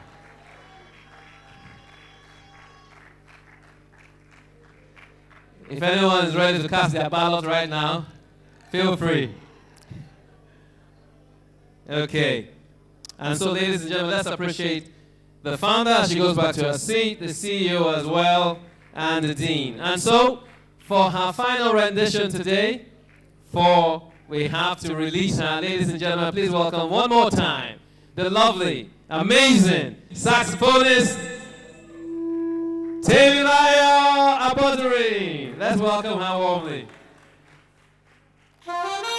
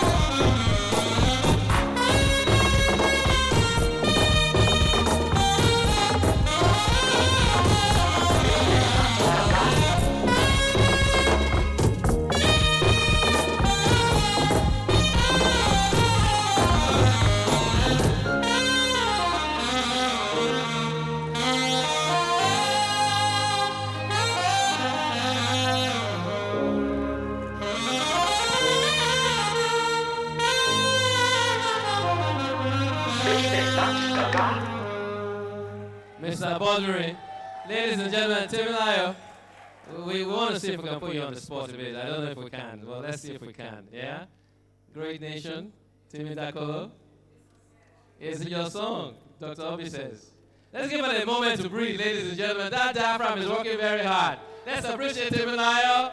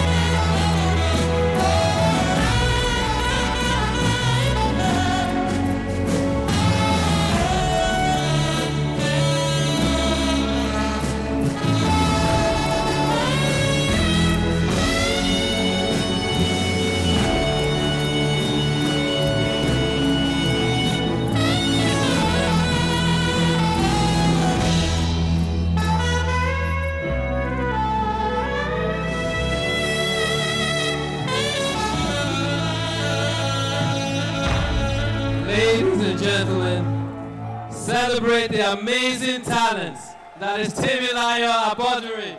Absolutely well done. And that was well worth the wait. Please, let's bid her farewell as she goes on another journey. God bless you. Well done. Ladies and gentlemen, celebrate the future. Amazing. Well done. We are all we have. We'll defend our land. We believe in Nigeria, and you can replace that with any other of our countries represented here. And the promise she holds, and that one day we'll shine like the sun. We're a great nation. And so, ladies and gentlemen, as we move on very quickly now, we're now going to present the Capstone Project Awards. No? Well, it's under a group of awards, yes? And there are a few awards under that group, including the Community of Practice, the Manifesto, and so on. So please welcome back the Dean as she presents the awards, and the CEO is here to help us with that as well. Can I ask you to please welcome Ms. Lawson? Are you coming? You'll come soon. The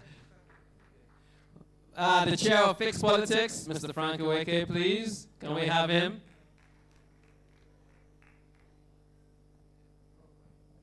Thank you very much. So we'll do this quickly. We know it's been a very long day.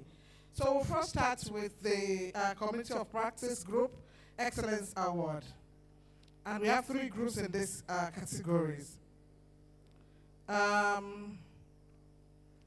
It's important to say this award was not there last year, but as an unconventional SPPG, CEO was very, very impressed. So we have some awards that are coming up to encourage more people. So this is one of the awards that it's important for us to give. Community of Practice, they do the 360-degree evaluation, which is a monthly evaluation, so they have the best. We meet with them at different times, and they talk about some of their inspiration around what we're doing. They also help in supporting group manifesto presentation. Then we also look at assignments, capstone, and also their participation to come up with the top 3. To put more context, the Community of Practice, when we met with them monthly, it was amazing. I think there were about 20 of them. Some came so prepared with a culture of excellence, service, distinguished. They made effort. They were distinctive. And then others would just show up like they just told them 1 hour before that there's a meeting, there's a meeting, there's a meeting. And they just join. So I said, no. The people that have spent time preparing, they need to be rewarded. So this Community of Practice, the top 3, you did exceedingly well. You impressed us. It showed leadership, it showed commitment, it showed that you were innovative, thinking out of the box. No, you deserve every commendation. And that's why this year we decided that it's time to honor greatness and excellence. Thank you. Now for the 3rd place, we are bringing up Group 17, Zomche Tribe. Zomche Tribe, Group 17, can you come up quickly? 3rd. Yes, 3rd, 2nd, and 1st.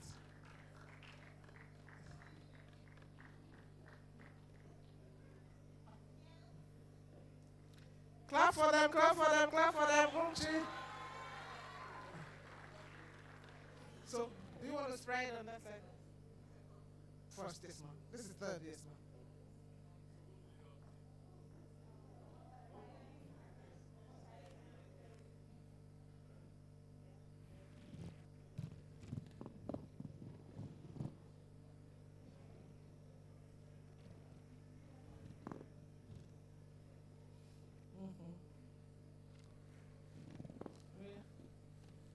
What is Zumchi? What is Zumunchi? What is Zumunchi? She means that tribe that is collective tribe to do good in the country. So one love. We from Hausa, Yoruba, Igbo come together, the tribe come together, Zulus. Thank you. Thank you very much. They're still taking pictures together. The second place is Group 8, Ijoba Group.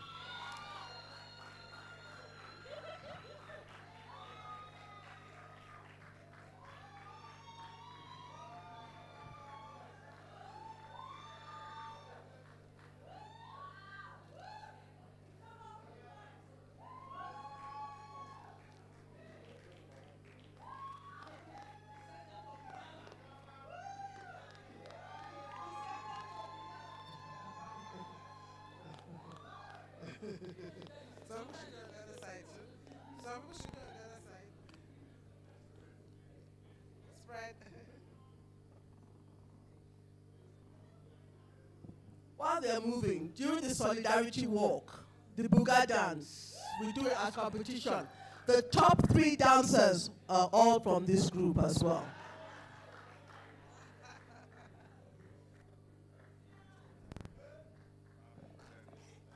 Okay, so just on behalf of the entire leadership of the Fixed Politics Community and the School of Politics, Policy and Governance, we present this Award of Excellence to Group 18, Ijoba. Group 8. That tells you how hungry I am right now. And I believe I speak the minds of everybody. Am I the only one that is hungry? I saw 8 and I called it 18. That's a sign of hunger. Anyway, congratulations.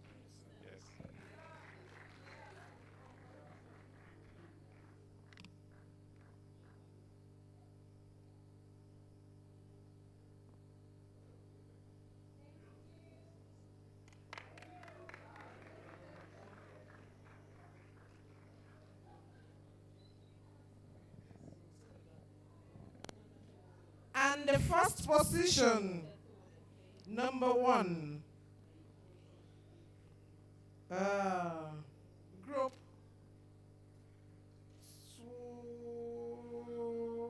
20, Envisioners. Group 20, yeah.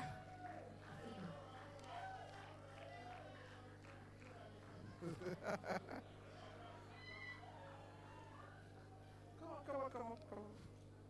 Group 20, yeah.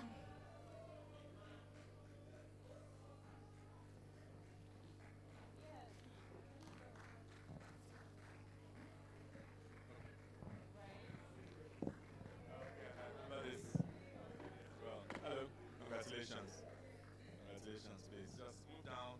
Please just move down. Just move down. Down a bit so you're in the center. So there are many more people. So who's the leader of the team? Okay, good. All right. So would you like to the other side from this way? So again, it gives me great pleasure on behalf of the leadership team of the Fixed Politics and the School of Politics, Policy and Governance to present this Excellence Award to Group 20. Please, can we give them a round of applause? Thank you.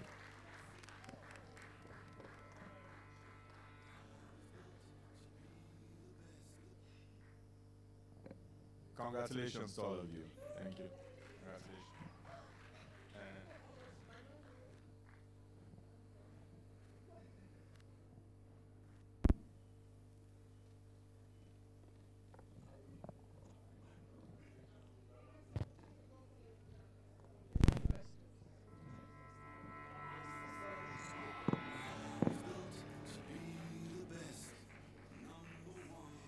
Now, let's go to the Manifesto Award.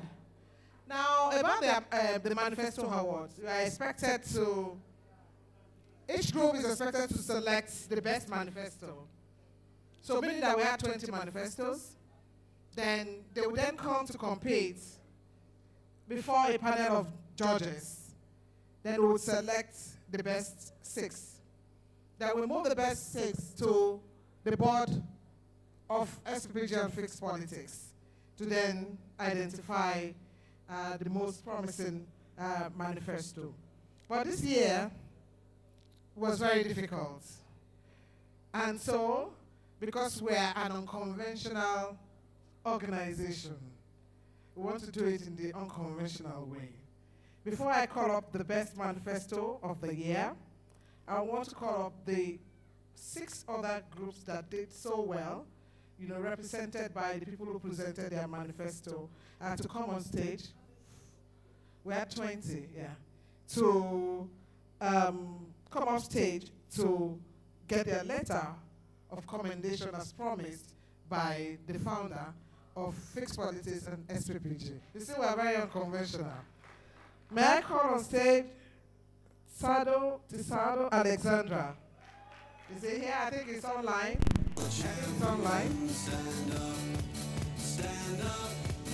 Osia Bobai, are you here? Osia, are you here? All right. A round of applause for Osia is coming there.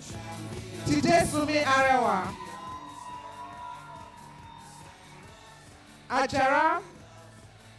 Ajara Mari Boma. Kosa Chuku Christy, Charity Annie.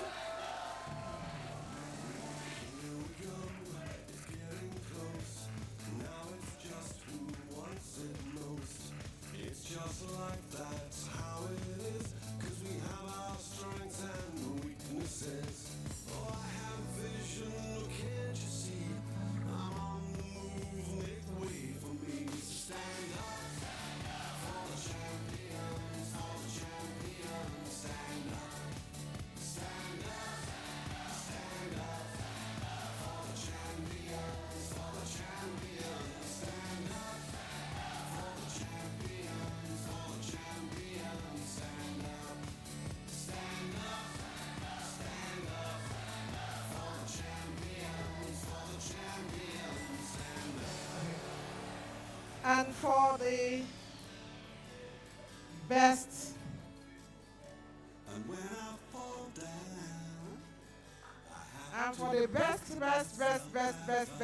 of the best manifestos, it's going to give me a T. Temi Tope Damilola Oyewosu.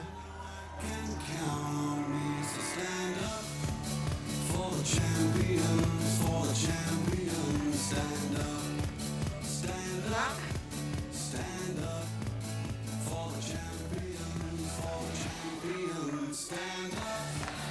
For the champions, stand up, stand up, stand up. Otherwise known as OT Damilola. OT.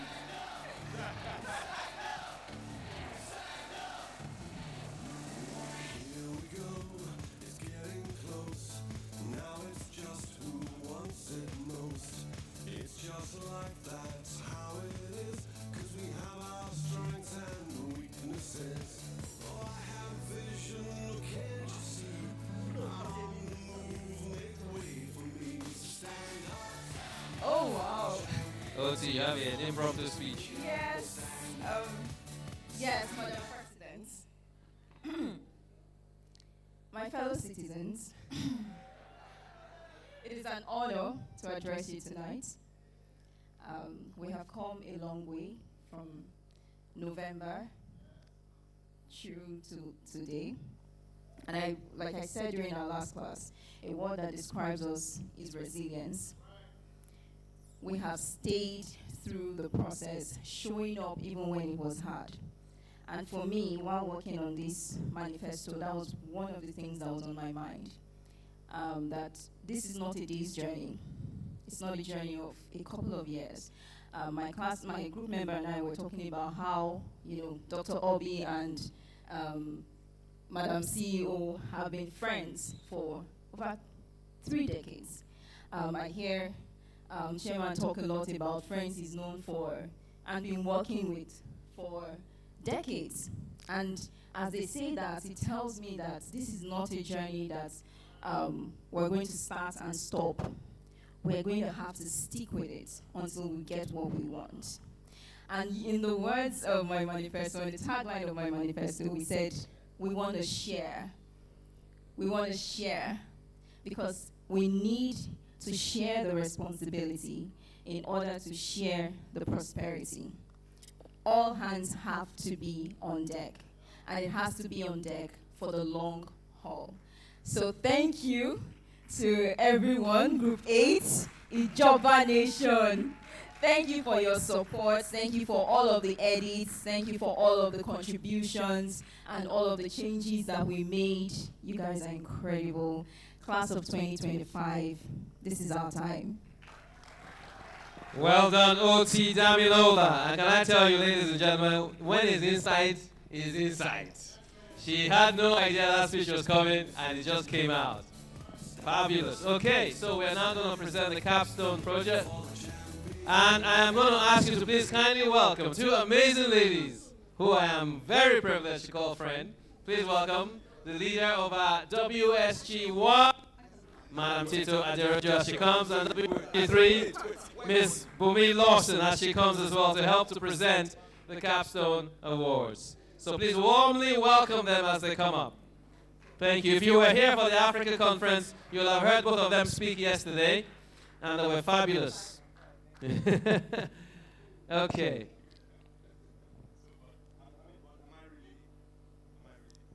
Okay, so we have 3 awards to present, and I'll pass back to the Dean. All right.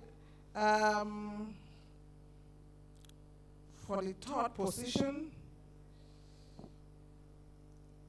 we're bringing in the STAR project, supporting the advancement of rights for children.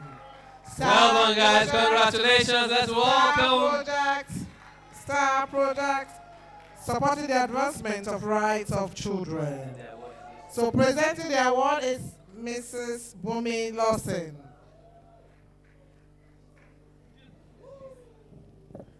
So let's have some of you on the other side, please. Thank you. So it's an honor to present. Can we have this some of you on award. the other side? Thank you. I particularly like the Just names balance the, because you guys are all stars and you make Nigeria full of superstars. Well done. Congratulations. Just step forward here, please. Thank you. All right. So, oh, one more. Hold on. Larry, 1 second. 1 second. You okay? Okay. Let's appreciate them. Well done. Well done, guys. Well done. And so we're going to present the second place award in the capstone group.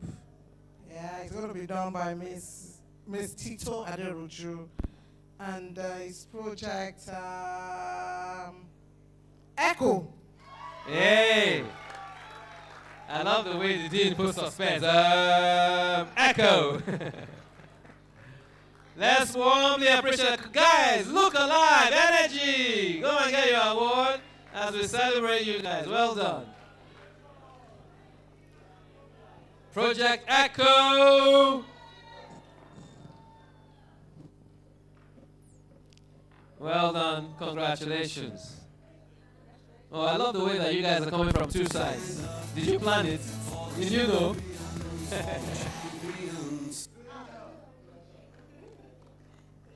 Congratulations. On behalf of the senior leadership team of the School of Politics, Policy and Governance, we present you with this second place award. Thank you.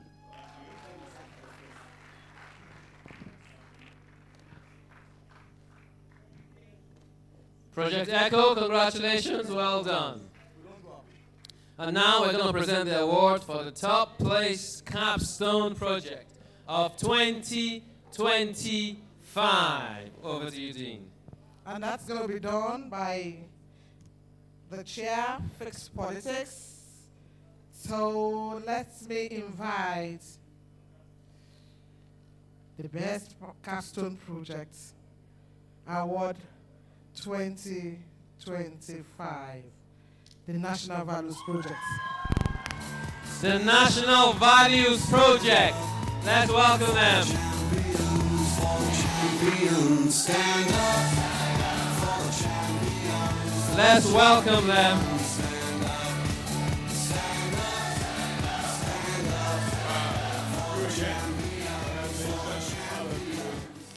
Massive congratulations. Yes. So, to the for the most inclusive capstone design themed the National Values Project, it gives me great pleasure on behalf of the entire leadership team to present you this first place award. Congratulations.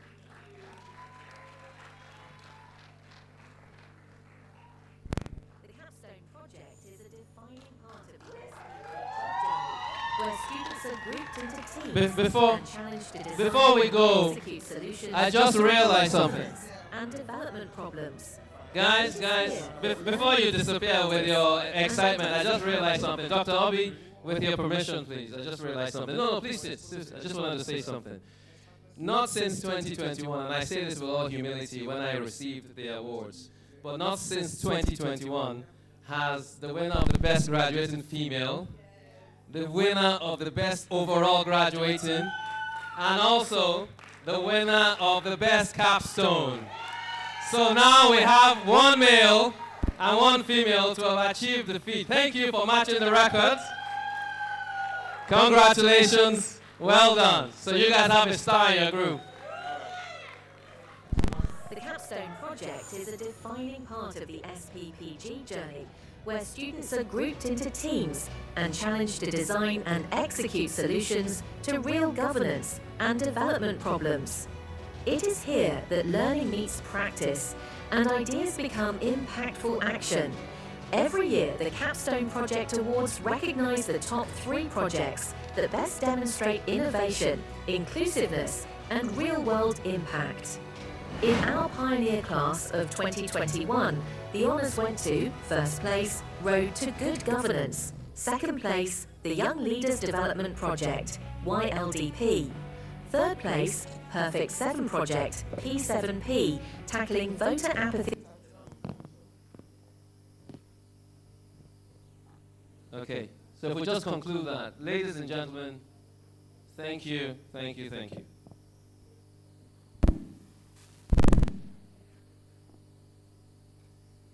Okay, so we are going to take a very quick video, the partner recognition video, and you guys ready for that?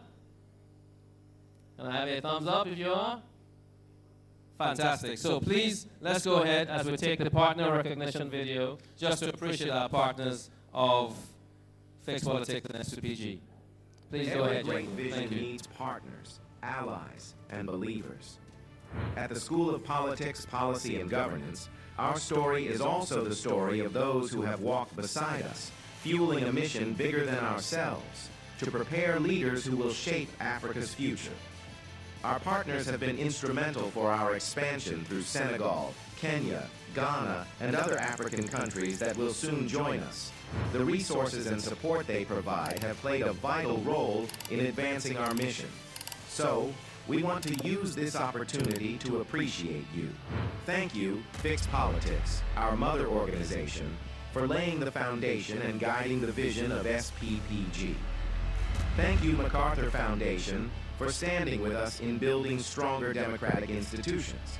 Thank you, Luminate, for empowering us with resources to build a new class of leaders who would work to deliver good governance outcomes at scale for Africans.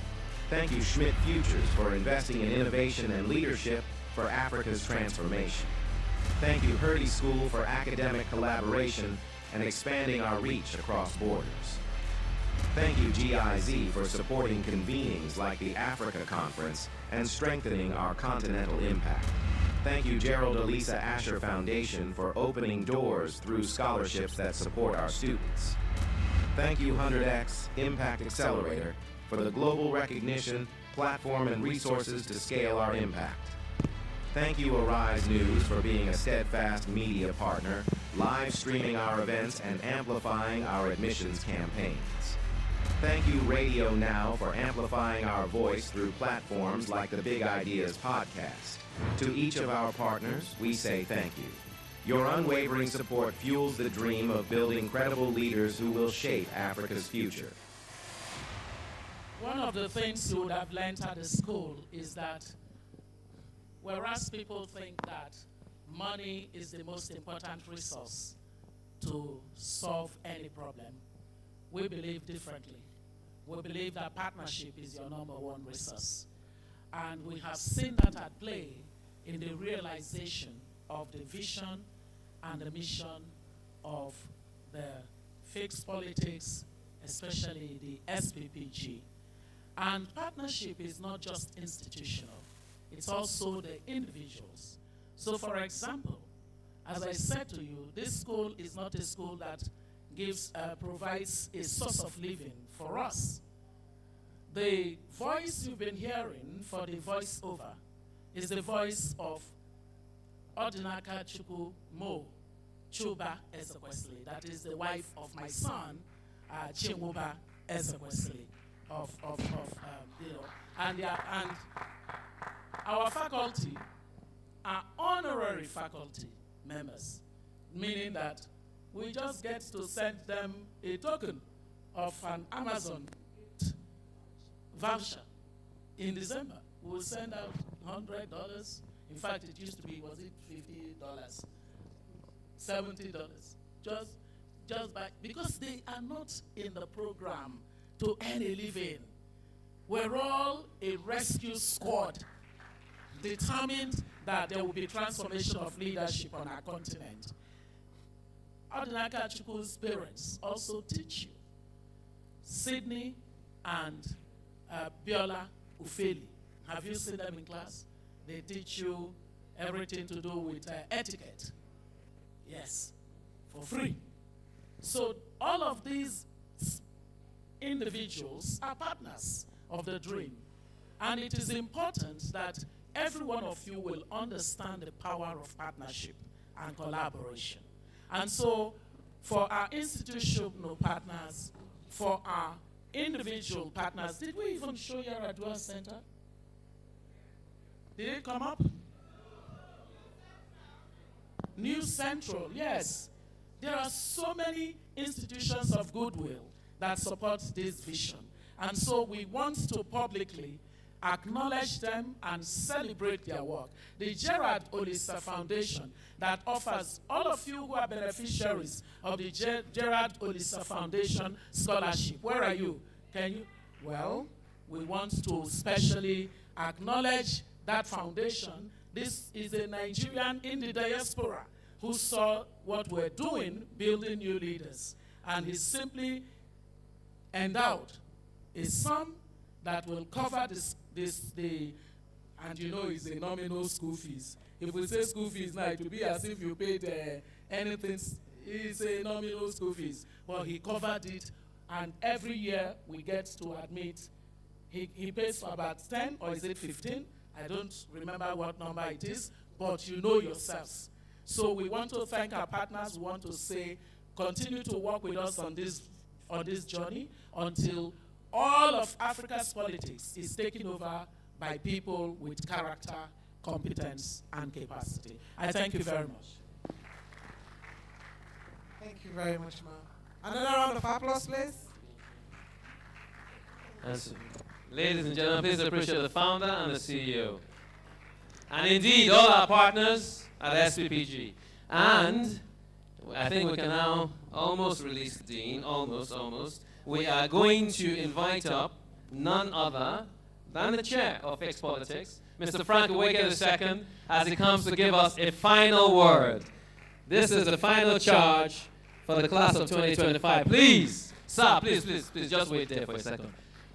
The chair of Fixed Politics, ladies and gentlemen, please welcome Mr. Frank Uweke II. Thank you. For a moment, I thought I was about to serve me lunch.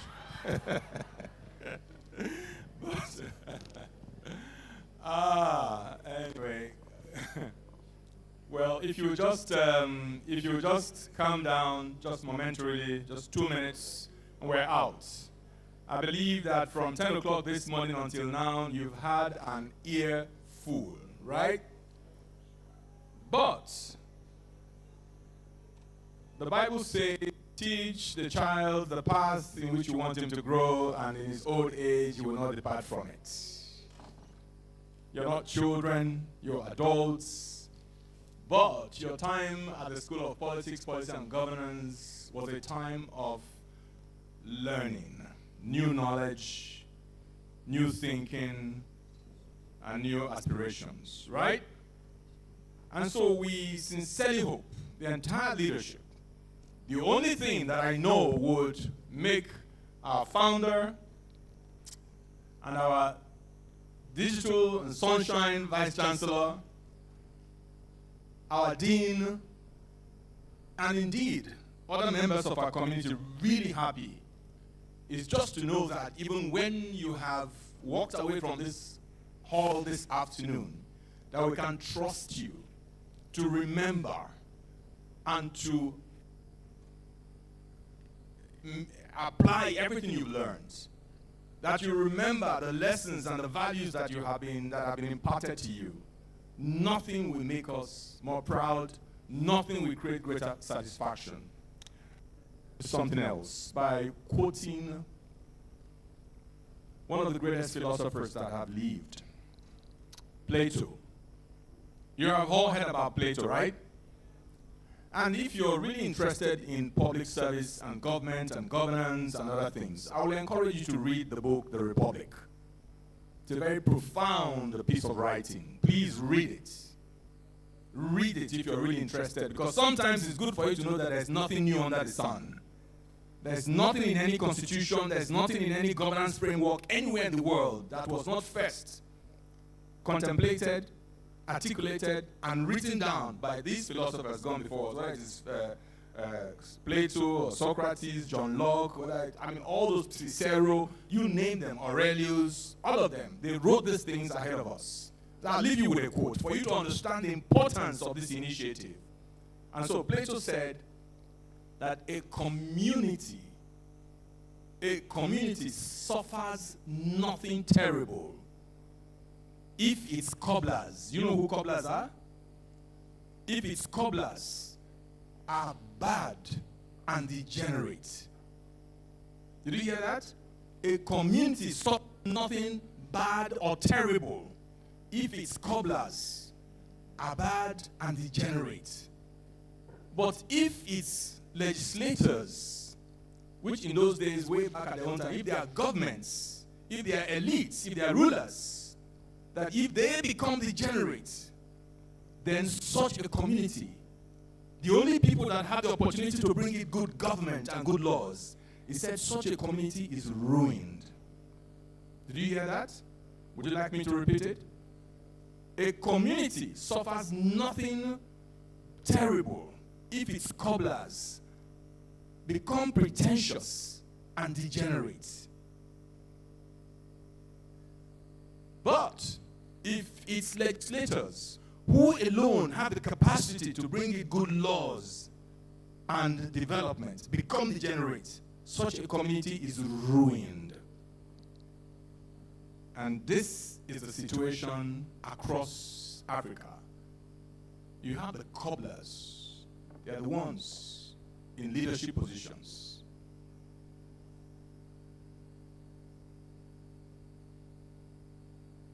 And it's not difficult to understand why we're in the kind of ruin in which we are.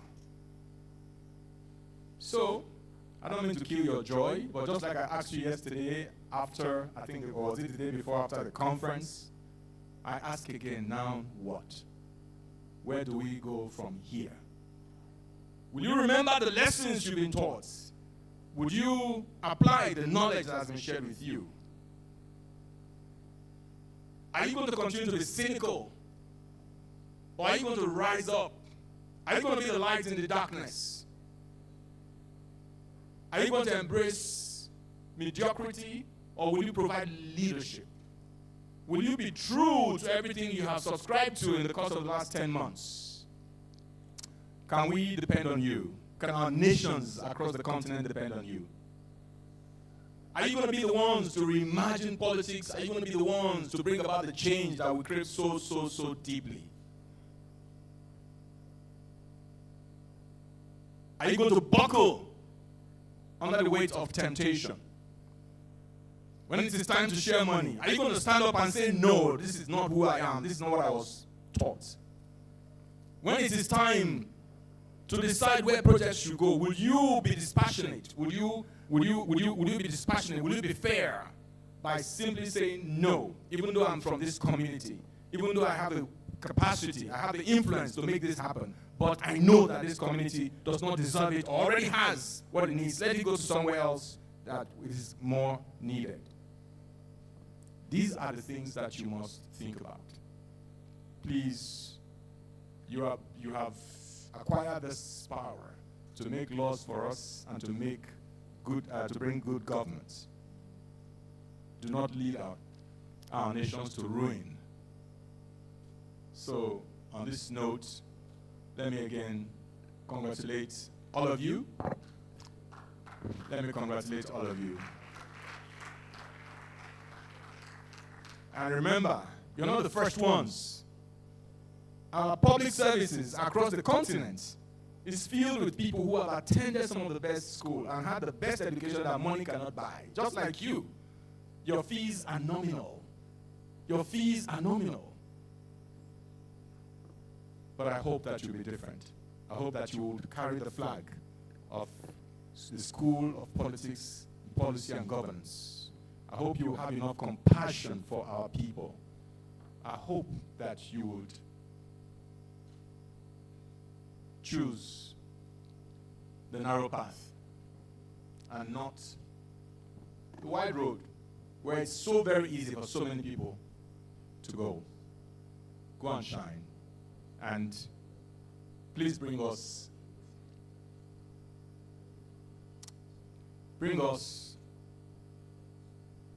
proud. Make our founder proud. Make our colleagues proud. Make the leadership of the School of Politics, Policy and Governance and the entire fixed politics community proud. May God help you.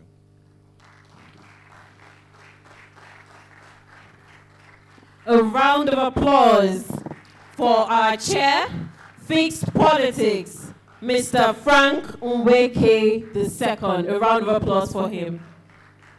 Thank you very much, sir, for those final words.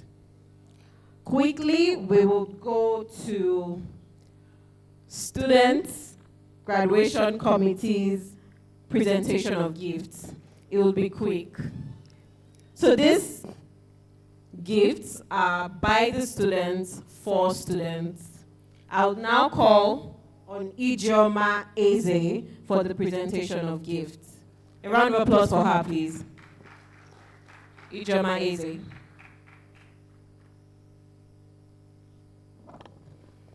Good afternoon, everybody. On behalf of the class of 2025, we are giving awards or recognitions rather to 8 persons who have contributed or impacted our life, either in the work that they do or in the teachings that they've given to us. With no further ado, let me mention the very first person who we, at some point in the class, we said that his patience should be studied, his level of patience should be studied. We haven't seen anyone who they drag like they drag Emmanuel. They drag him every time. My dashboard is not working. My dashboard is not, and he never complains. He attends to everyone. So the first appreciation award goes to Emmanuel Ohanwe, and it's called the Tech Guardian Award for extraordinary patience and unwavering support in solving every technical challenge with calmness, a smile, and ensuring that all our classes, they are working. Emmanuel, please. Okay, he's coming down. Okay. All right, so while we wait for Emmanuel to get here, the second one goes to Edward Amerohoho. I don't know if I pronounced that well. And this award is titled the Faculty Liaison Officer. Edward is the one that interfaces between us and the faculty. Edward, please. Okay. Okay, so Emmanuel is here. Emmanuel, please. Emmanuel. This guy's level of patience needs to be studied. All right, and the third award goes to, you already know, right? Yes, the bestest. Her smile will just calm you down. Okay, we will look into it, and she definitely will look into it. Olaiton Olarewaju, the title there is the Student Experience Champions Award. Where is she? Olaiton, please. Yes, she is. The very delectable. And the next two after this, they are not here. We will need representatives to please help us pick up the award. And that's for our capstone directors, Dr. Amina Saligu and Mr. Oize Ihonde. Please, we will need someone to please help us pick up the awards. Okay, all right, so the dean will help us collect it for them. Hawa, okay. Hawa, please.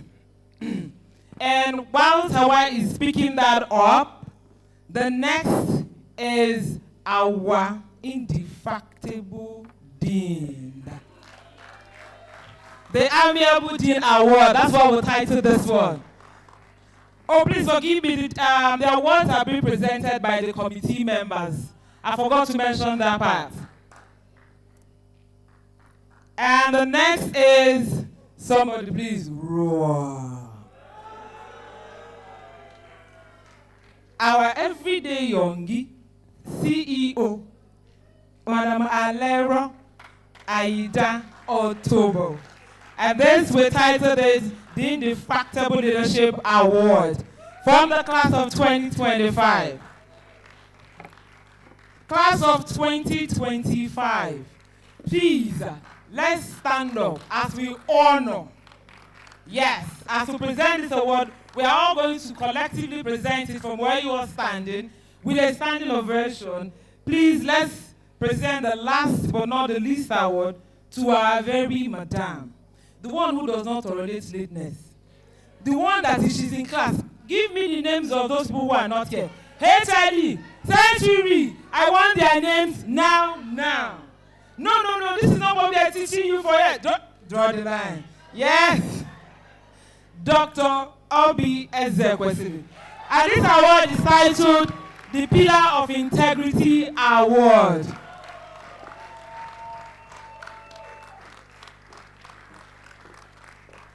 Thank you very much, ma. Thank you so very much. We appreciate you. Thank you. All right, so we have one more last thing to do on this stage. As a cohort, we thought of the gifts to give to the school. We wanted something that we can give to them that every time they use it or they see it, our name comes to their mind. So we are going to be presenting a token from the entire class to the school.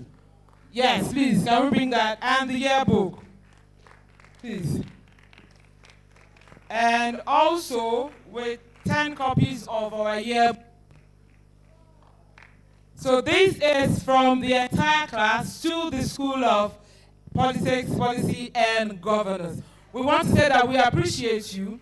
You've impacted our life, and we decided to leave a piece of us in your life as well. Thank you so very much. Thank you. Wow, this is amazing. Every class is so different, honestly. Just the fact that you honored the team members, well done. This is the first time in 5 years.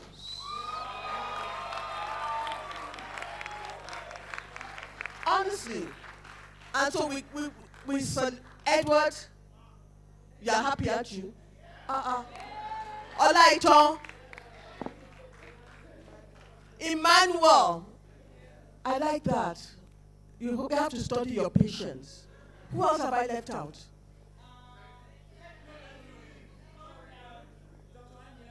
And Dr. And the Dean. Dean, I say thank you. And then Dean. And then Thank you, sis. Thank you. Well done. I'm just so impressed with this class. Thank you. Thank you for your kind. A group photograph, please. Emmanuel, are you still here?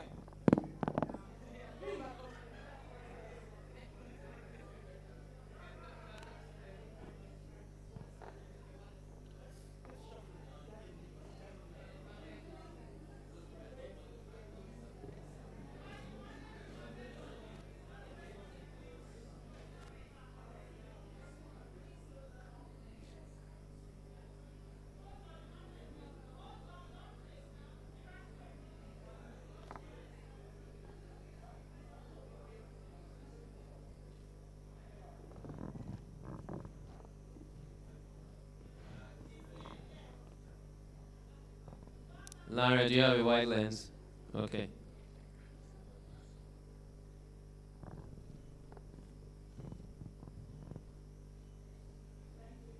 Ladies and gentlemen, thank you very much. Amira, we have you. Please come. Thank you. That was indeed very thoughtful of your class. Well done to the planning committee.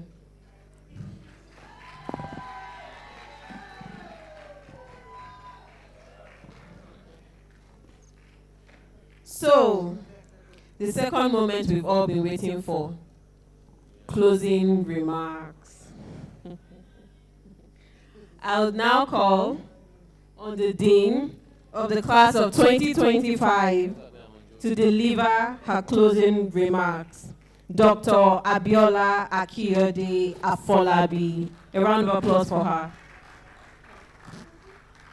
Amira, you didn't say you were my student 2024. At class of 2024. Yes, so class of 2025. I've said it and I will say it again. You are the best. 2024 I said, okay, you are the best. 2021, all right, thank you. It's always, we move from one to another. So you are the best. I'm sure the people that are coming behind you will be more. All right? Thank you so much. But let me first recognize, you can't be Dean here and there is Dean of Kenya here and I am not recognizing her. Let me recognize Njoki, who is the Dean of the SPPG, Kenya. Please, can you rise up for, please, a round of applause for her.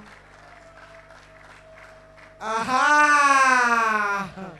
And my sister Nancy is also here, who is the CEO, Kenya. That's Nancy. Okay, so, she's so sorry. I'm sorry. All right, let them just stand up from Kenya, please. Karibu. Asante Asana. All right, Anna is the CEO. Asante Asana, Karibu. You're welcome. Thank you very much. I'm going to make this very brief. It's a closing remark. We've had everything from Franz Fanon to Plato. So I'm sure we're charged and we're ready. Are we ready? We are ready to make that change, that transformative change. That's not any change. Transformative one. That can change the whole of Africa. That can decolonize, and I think I had the thing about decolonization. We have a charge to decolonize Africa. We are not public master. We are what? Public servants. And we want to bring policy. Politics is not a job. We want to bring it to the center. We have had quite a lot today, so I'm not going to go through that, but rather to just say, first, thank you to the team of the SPPG itself. Sister, don't go. Please come this way. The admission team, please give a round of applause to my sister, Temilola, please. She's the one who brought us all. Yes. She's the one who brought all of us here in the first instance. She's in charge of admissions. You cannot imagine what she does every time to get all of us here. Please, my other colleague, can you come? Joseph, Falao, Awa, please can everybody come? Edward, please come. If I'm not mentioned, please come. Everyone working with us. Obina, SPLN, Director, please. Nkita, come, please. Everybody come. Let's keep clapping for them, please. Please clapping for them. You know, after now, you become SPLN. So please, celebrities, just appreciate everyone. Thank you so much. We probably will not be here without them. Father Shire, please come this way. Alaito, please. We're recognizing you for all the things you are doing. Please, if you're anywhere, Century, please join us. Please, everyone, please join us. Thank you so much, everyone, for what you have been doing and you will continue to do. Thank you, Emmanuel. Thank you, everyone. Please look at us. Look at us. A round of applause for all of us. Look at us. Look at us.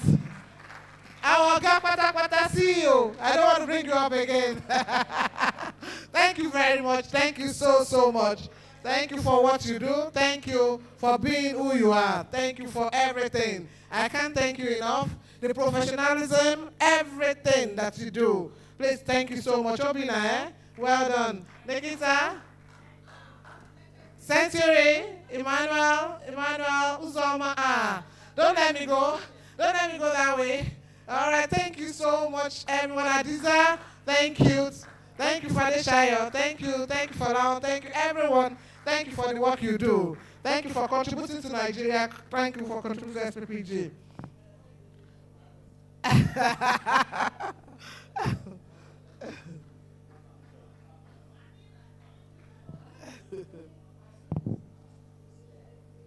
Okay. All right, let me now stay here now. Let me show up the dean now. Let me show up that I am the dean. All right?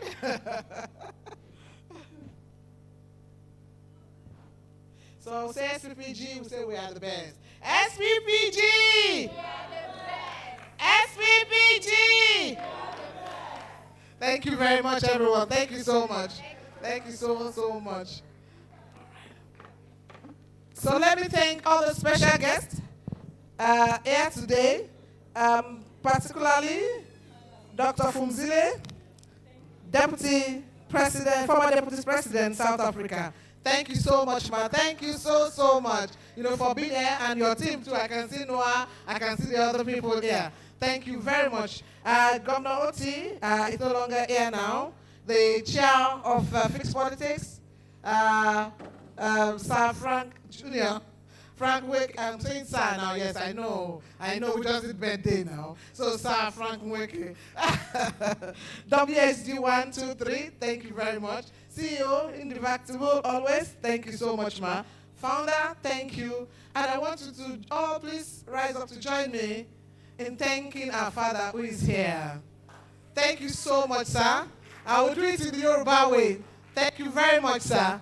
Thank you for all the support. Thank you for all you do. Well, thank you for all the prayers, that you give to and also to all of us. Thank you for supporting Nigeria. Thank you so much, sir. Well, thank you. God will continue to bless you. Thank you very much, sir. Thank you. On that note, I want to thank my brother also. I forgot.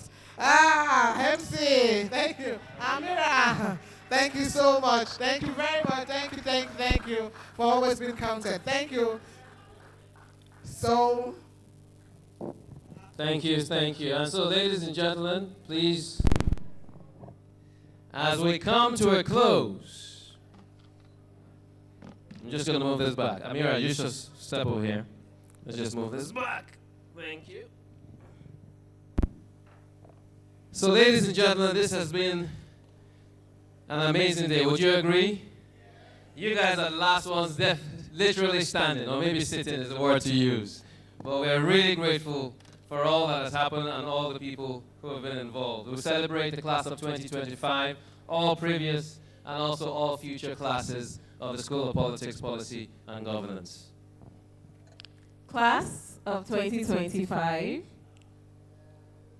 today, your journey as a student of the SPPG ends, and your journey as a member of the SPPG Public Leaders Network begins.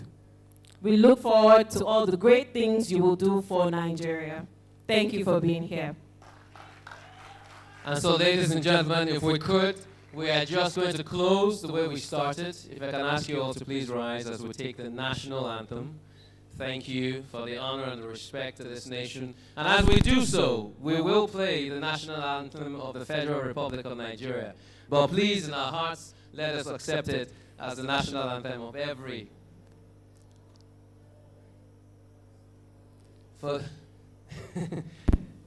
going to ask the founder, please, as we conclude. Okay, we're going to say a prayer, and then we're going to take the national anthem as well. Okay, gentlemen, are you ready? You ready? Okay. We're going to take the national prayer and the anthem. So let's go with the anthem first, and at the end we'll do the prayer. Thank you. Nigeria, we hail thee, our own dear native land.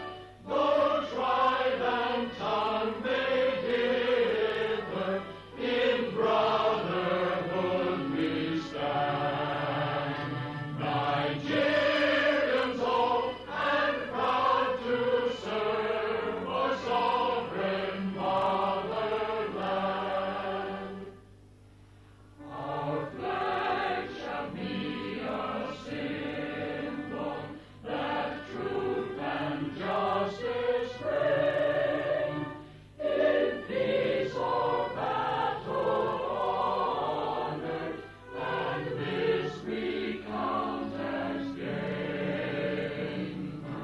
Hang on to our children a banner without stain. O God of all creation, grant this our one request. Help us to build a nation where no man is oppressed. And so with peace and plenty, Nigeria may be blessed. Nigeria, we hail. We hail indeed Nigeria. And now we will take the national prayer. And so.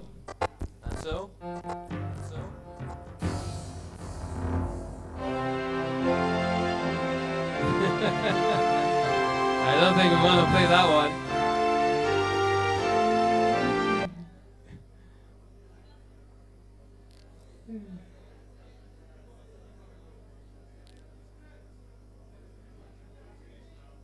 All right, so ladies and gentlemen, as we conclude, I bid you farewell, and we shall just say a word of prayer. Heavenly Father, we are grateful for this time together, for this class of 2025 as they head into the world to do their part, Father, of moving Africa and this nation to your will in terms of politics, policy, and governance. For all those who have supported them up to this point and all those who will support them in their journey, and indeed everyone who is on the journey of fixing politics, Lord, we ask that you give us the grace, the strength, the resilience to conclude our part in this journey to the best of our abilities. As we go, Lord, please go with us. Amen. Thank you, ladies and gentlemen. God bless you. And today's And it is a wrap, event, in Jesus' name. And today's event officially comes to an end. A round of applause for yourselves. Woo!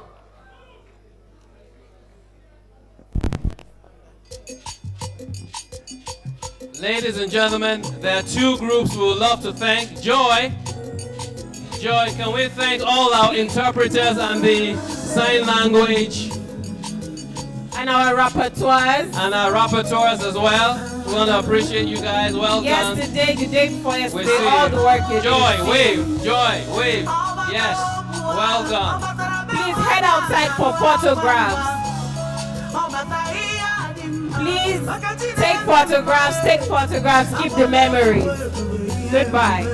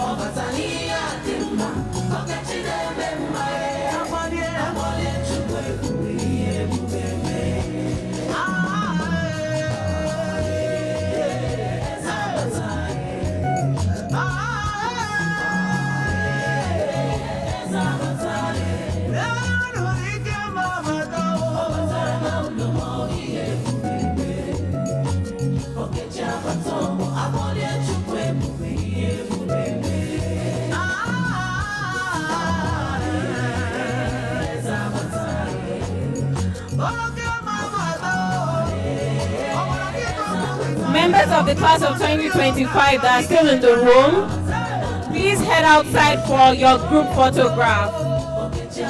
Don't miss it. Every year there's a group photograph. Please head outside for your class photograph. Thank you.